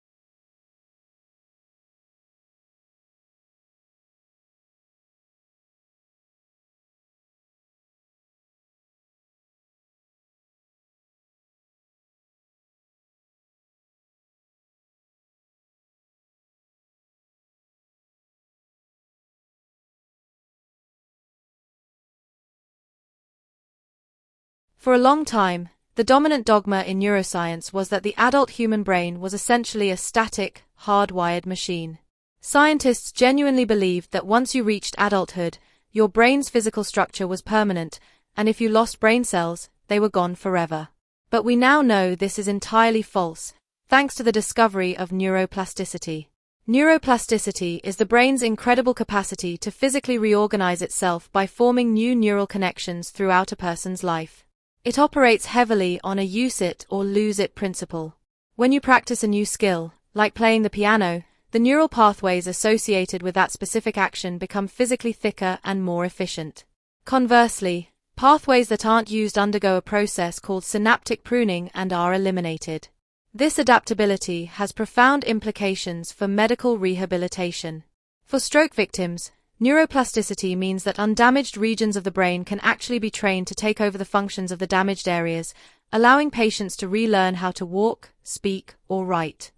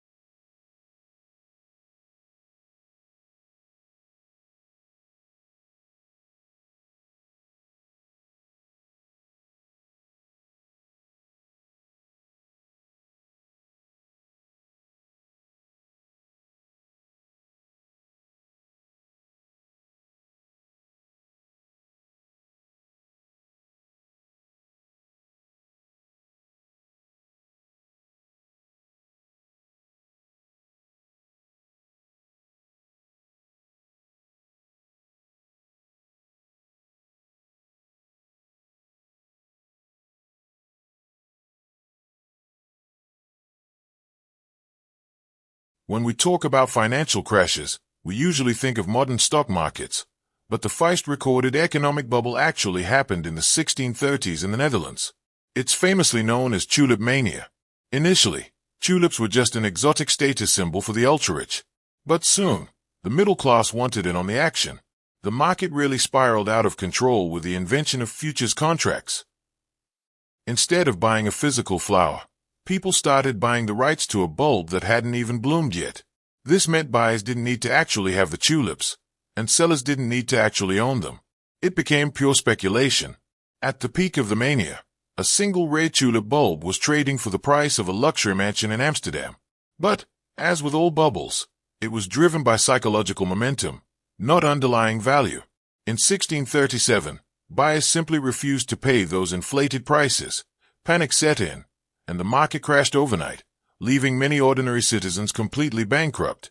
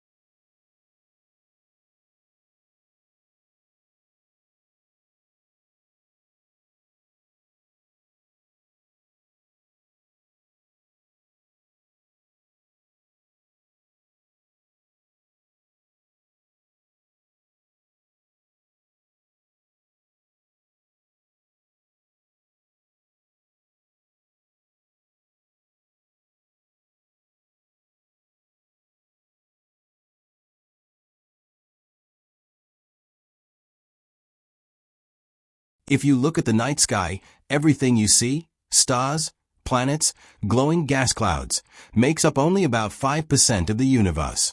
The rest is largely a complete mystery. Let's talk about the missing mass, specifically dark matter. In the 1970s, an astronomer named Vera Rubin was studying how galaxies rotate. According to the laws of physics, the stars at the very edge of a spiral galaxy should orbit much slower than the stars near the dense center. But Rubin observed something baffling. The outer stars were moving incredibly fast. So fast, in fact, that the galaxy should have literally flown apart, spilling stars into the void. Since it wasn't flying apart, there had to be some invisible source of massive gravity holding it together. We call this dark matter. It doesn't emit light, it doesn't reflect light, and it doesn't interact with electromagnetic forces. We literally cannot see it. We only know it exists because of its gravitational pull on the things we can see. It essentially acts as the invisible scaffold of the cosmos.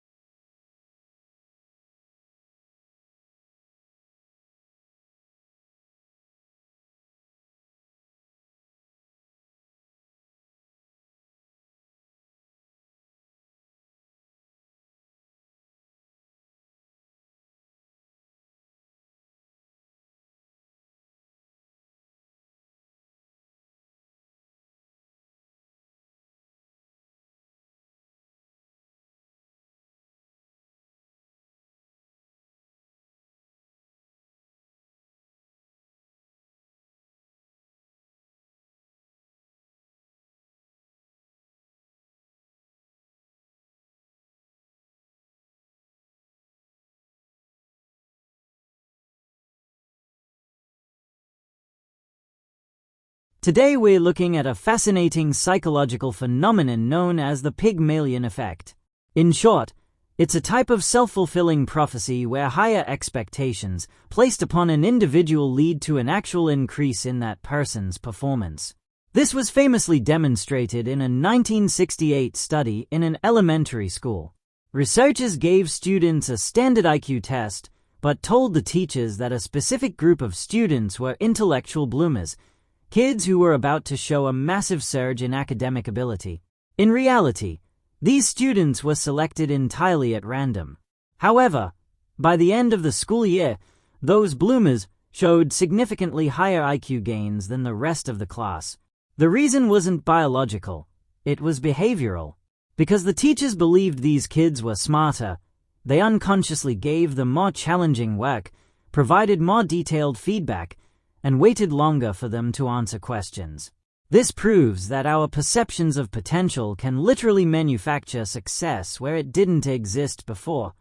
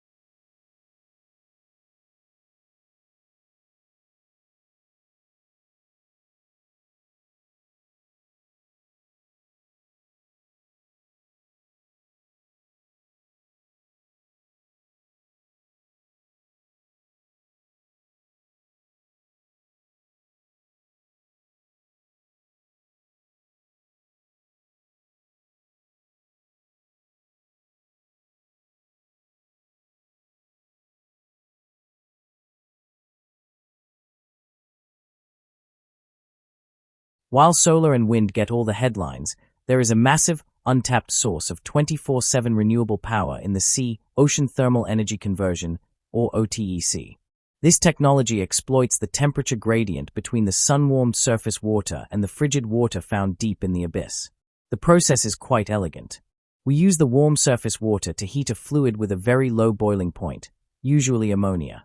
This causes the fluid to vaporize into a gas, which turns a turbine to generate electricity. To complete the cycle, we pump cold water from about 1,000 meters down to cool that gas back into a liquid state.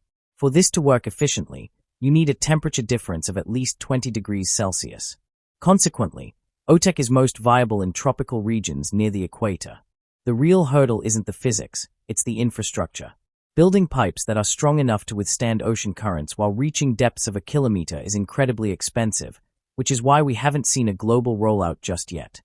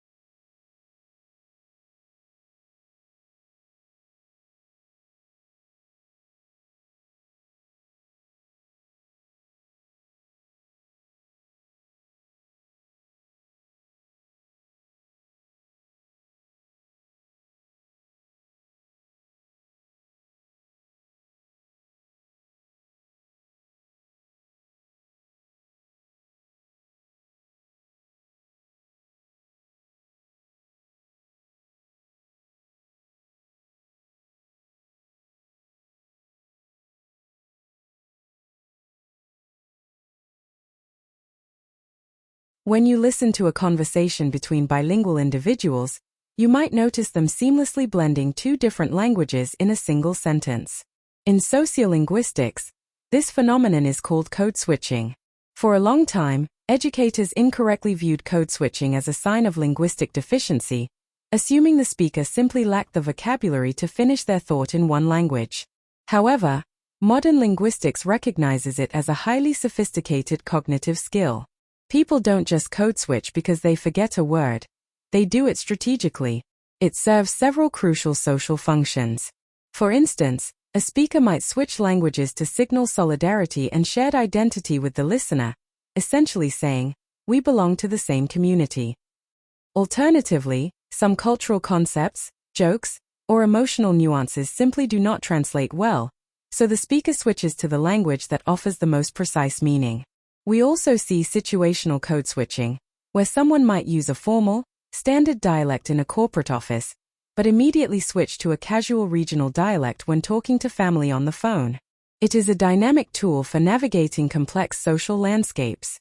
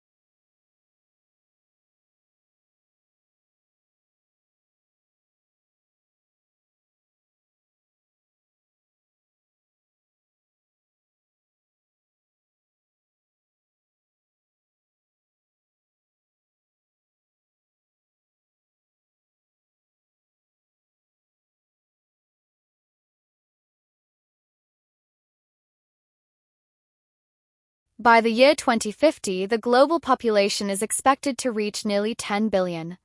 Traditional agriculture simply requires too much land and water to feed everyone sustainably.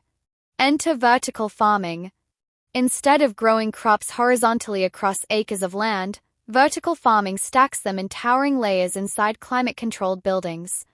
These facilities typically use hydroponics or aeroponics, meaning the plants grow in nutrient-rich water or mist rather than traditional soil. The environmental benefits are staggering. Because it's a closed-loop system, a vertical farm uses up to 95% less water than a traditional outdoor farm. Furthermore, because the environment is sealed indoors, there are no pests, which completely eliminates the need for toxic chemical pesticides. You also get year-round crop production, regardless of the outside weather. However, there is a major Achilles heel to this technology: energy consumption. Replacing the natural sun with thousands of LED grow lights, alongside massive HVAC systems for temperature control, requires an immense amount of electricity. Until our energy grid is fully renewable, the carbon footprint of vertical farming remains a significant challenge.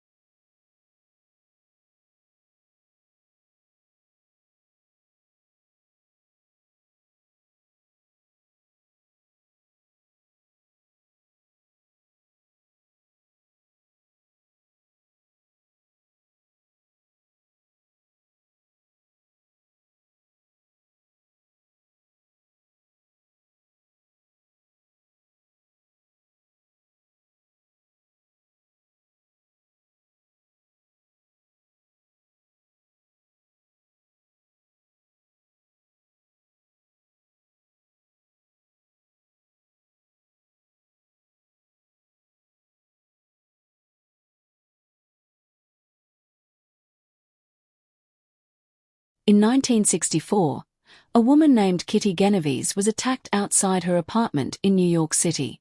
Initial reports claimed that dozens of neighbors heard her cries for help but did absolutely nothing. While those reports were later found to be somewhat exaggerated, they sparked a wave of research into what we now call the bystander effect. Psychologists Bibb Latane and John Daly discovered a counterintuitive truth: the more people who witness an emergency, the less likely any one of them is to help. Why?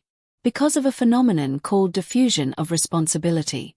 In a large crowd, every individual assumes that someone else, perhaps someone more qualified, has already called for help or will step in. There's also pluralistic ignorance, where people look at the calm reactions of others to decide if a situation is actually an emergency. If no one else is panicking, you assume everything is fine. To combat this, safety experts suggest that if you are ever in trouble in a crowd, you should point to one specific person and give them a direct command, like you in the red shirt, call 911. This re-individualizes the responsibility and breaks the psychological paralysis of the group.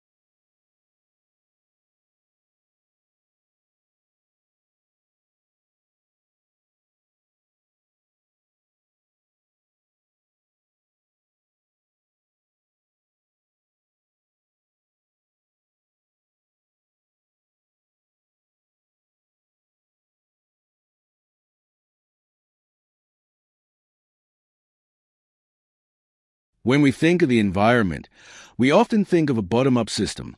Plants grow, herbivores eat the plants, and predators eat the herbivores. But sometimes, A top-down event occurs that changes the entire landscape. This is called a trophic cascade. The most famous modern example is the reintroduction of gray wolves to Yellowstone National Park in 1995. Before the wolves returned, the elk population had exploded, overgrazing the young willow and aspen trees along the riverbanks. This led to massive soil erosion and the disappearance of songbirds. However, once the wolves were reintroduced, they didn't just reduce the elk numbers. They changed the elk's behavior. The elk stopped hanging out in the open valleys where they were easy targets. Consequently, the vegetation began to recover. The trees grew taller, the birds returned, and even the beavers came back because they had wood to build dams. Those dams created habitats for fish and amphibians. By managing a single top-level predator, we essentially heal the entire physical geography of the park. It shows that in an ecosystem, everything, from a wolf to a riverbank, is deeply interconnected.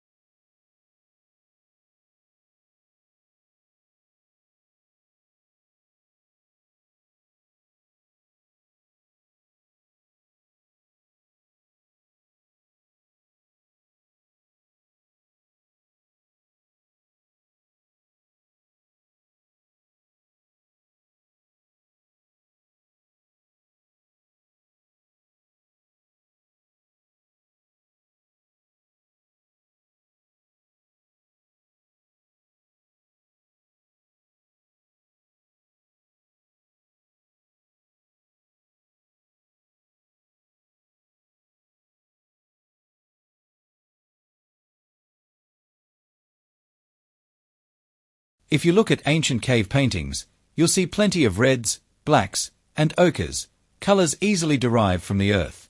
But you almost never see blue. For most of human history, blue was incredibly difficult to produce.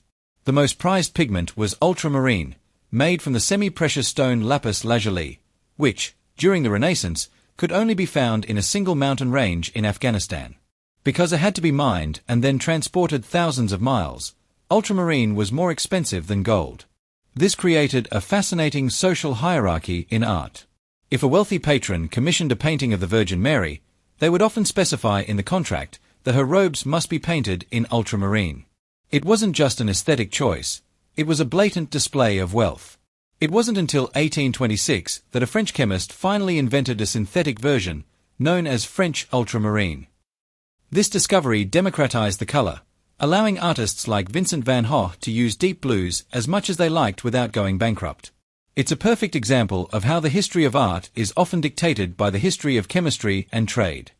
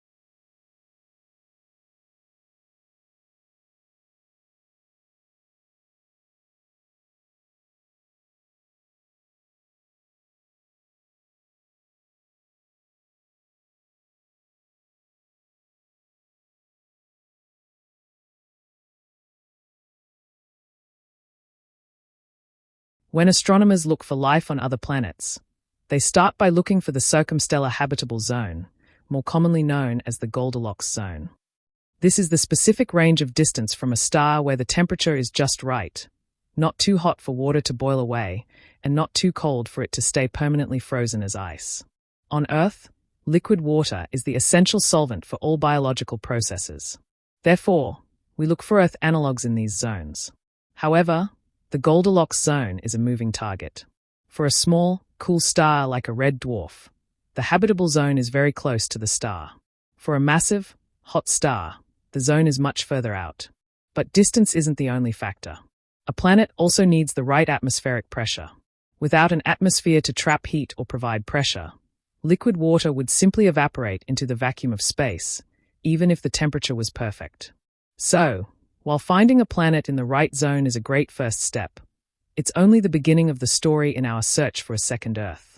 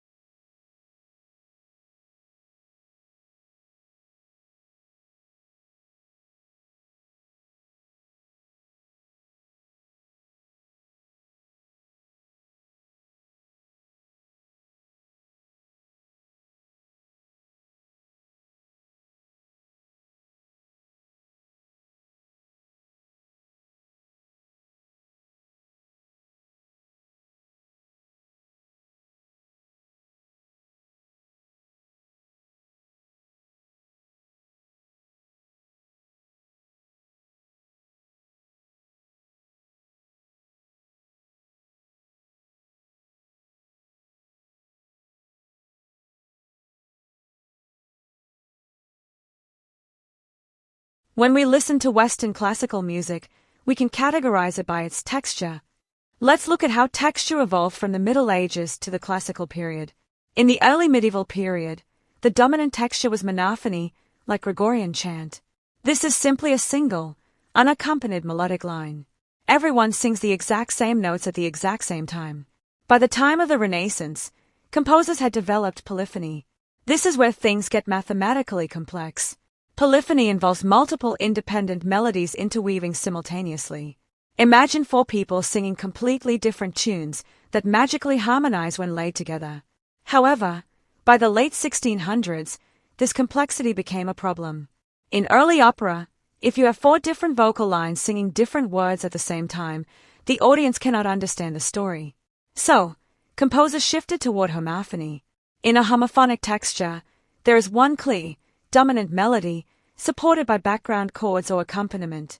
This is the texture of most modern pop songs, and it allowed the lyrics and emotional narrative of the music to take center stage.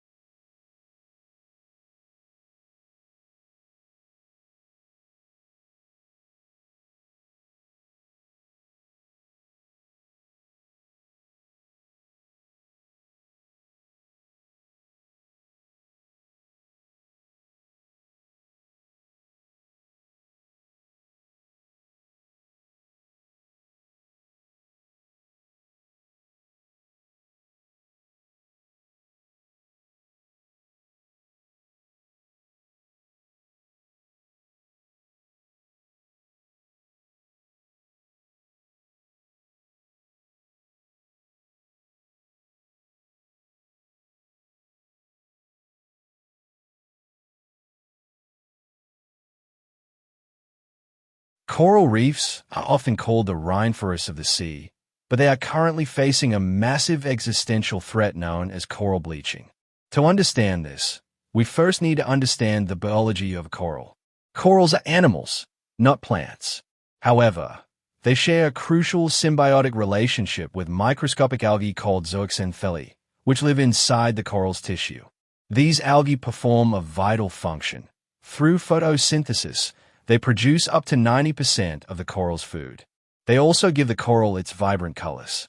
But this relationship is highly sensitive to temperature. When ocean waters become even a few degrees too warm, the coral becomes physically stressed and forcefully expels the algae. Without the algae, the coral loses its color, revealing its stark white, calcium carbonate skeleton, hence the term bleached. Now, a bleached coral is not dead yet, but it is effectively starving. If the water temperature drops quickly enough, the algae can return and the coral can recover. But if the heat wave persists, the coral will eventually die from malnutrition, leading to the collapse of the entire local marine ecosystem.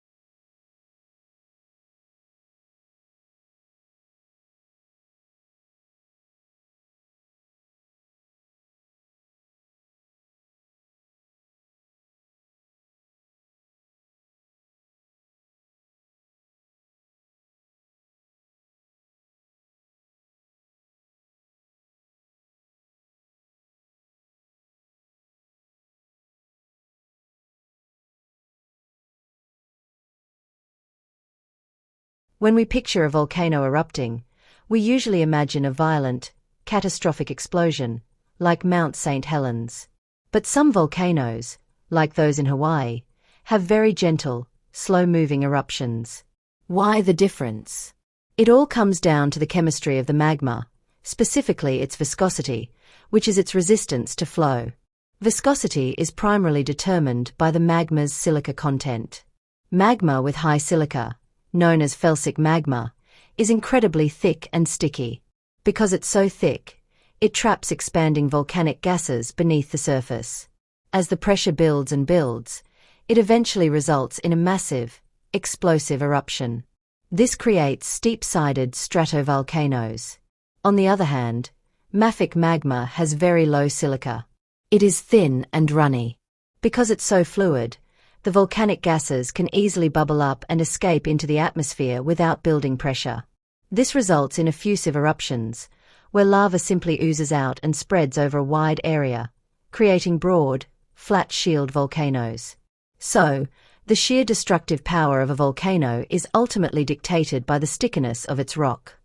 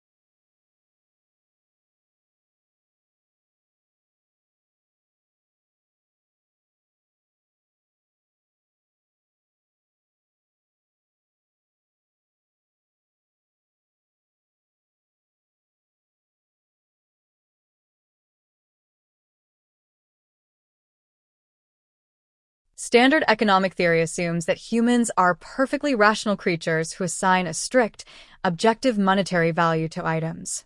But behavioral economics proves this is frequently false. A prime example is the endowment effect. This is our psychological tendency to value an item more highly simply because we own it. The classic experiment to demonstrate this involves a standard coffee mug. Researchers gave half the students in a room a university coffee mug and asked them how much money they would demand to sell it. The other half of the room, the buyers, were asked how much they would be willing to pay for that same mug. Rationally, both groups should value the mug at its retail price, around $5. But consistently, the sellers demanded roughly twice as much money as the buyers were willing to pay. Once the mug became theirs, giving it up felt like a loss. This is driven by a concept called loss aversion. Psychologically, the pain of losing something feels significantly worse than the pleasure of gaining that exact same thing. It's a fascinating quirk that severely impacts real-world markets, from buying used cars to negotiating real estate.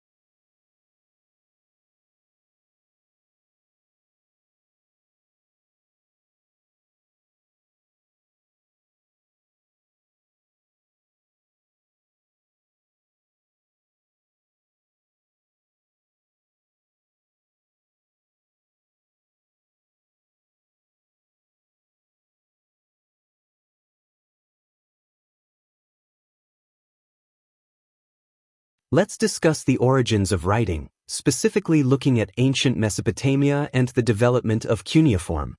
When we think of early writing, we often imagine poetry or grand religious texts. But writing wasn't invented to tell stories, it was invented for accounting. Around 3200 BCE, as cities grew, temple administrators needed a way to keep track of agricultural and financial records, things like grain harvests and sheep distributions. They started by drawing simple pictographs on wet clay tokens. However, drawing curved lines in clay is difficult and slow. So, over centuries, the scribes changed their tools. They began using a firm reed called a stylus, which they pressed into the wet clay to create quick, wedge-shaped marks. In fact, the word cuneiform literally translates to wedge-shaped. More importantly, the system evolved conceptually. It shifted from literal pictures representing whole words to abstract phonetic symbols representing distinct syllables. This allowed scribes to write down spoken language exactly as it sounded, eventually paving the way for the first recorded literature in human history.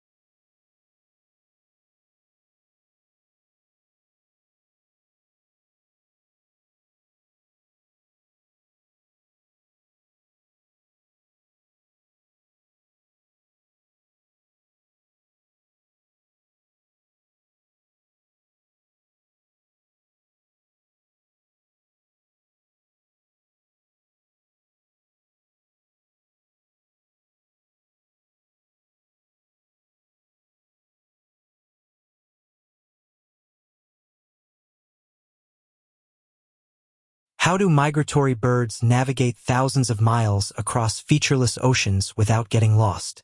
While they do use the sun and stars, their secret weapon is magnetoreception, an internal compass that detects the Earth's magnetic field. For a long time, the biological mechanism behind this was a mystery. Today, scientists believe the answer lies in a special light-sensitive protein called cryptochrome, which is found in the retinas of birds' eyes. Here is where biology meets quantum physics.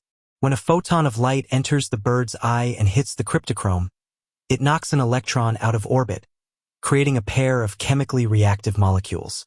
Because of a strange physics phenomenon called quantum entanglement, these molecules become highly sensitive to the Earth's magnetic field. This reaction creates a chemical signal that the optic nerve sends to the brain, essentially allowing the bird to see the magnetic field as a visual pattern. This is why light is so incredibly crucial to the process. In experiments where migratory birds are placed in total darkness, they become completely disoriented. They literally cannot sense the magnetic field without the presence of light to activate that protein.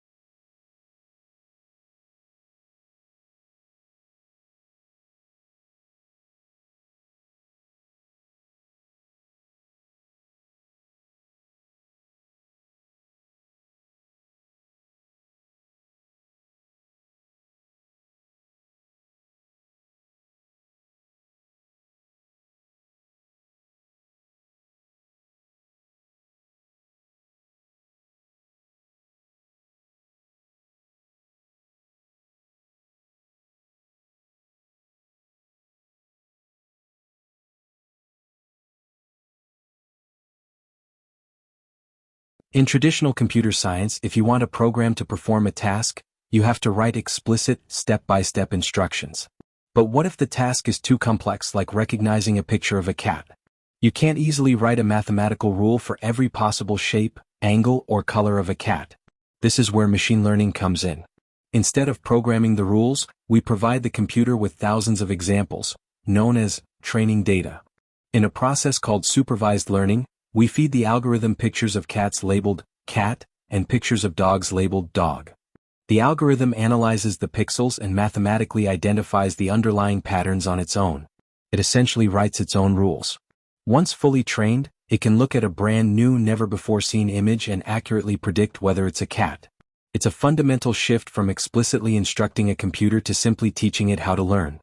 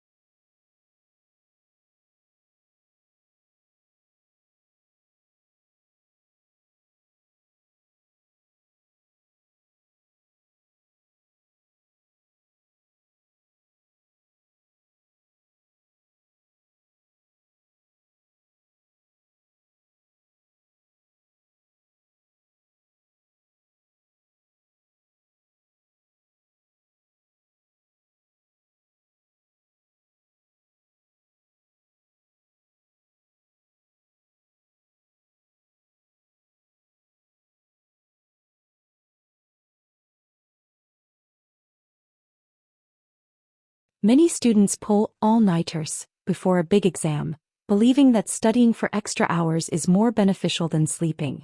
However, cognitive neuroscience shows this is completely counterproductive due to a process called memory consolidation.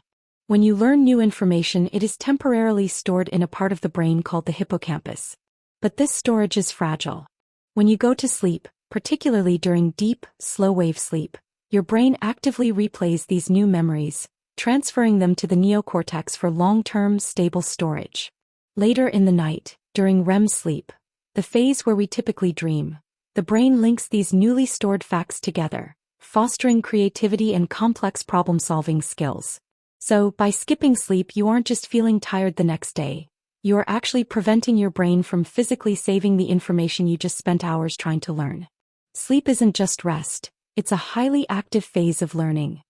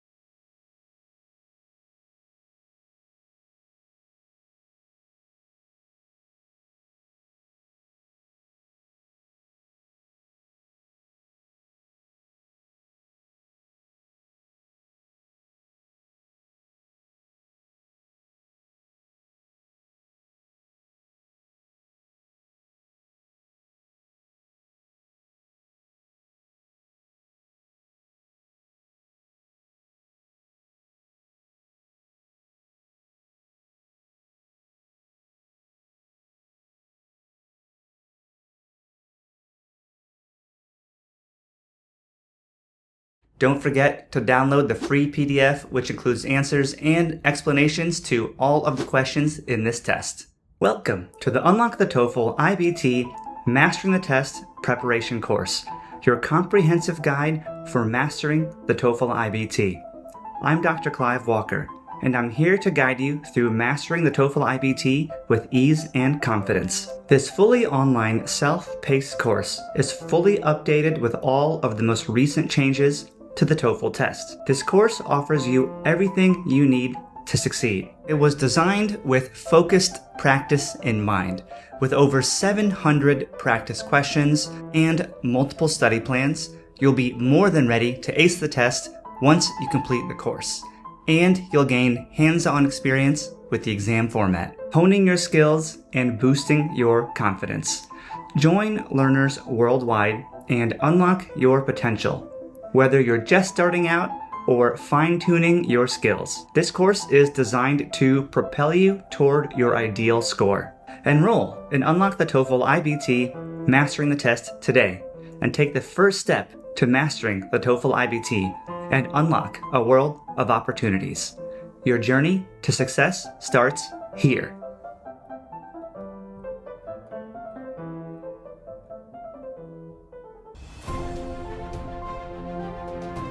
Hey everyone, thank you for watching and for spending part of your day with me. If you found this lesson useful, please give it a like, share it, or leave a comment, as your engagement truly helps the channel grow and encourages YouTube to share our videos with more learners just like you. And if you'd like to take your support a bit further to help us continue creating free learning content, you can check out the thanks button at the bottom of this video, or you can visit our Patreon page. Until next time, students, keep exploring, keep learning, and let the world be your classroom.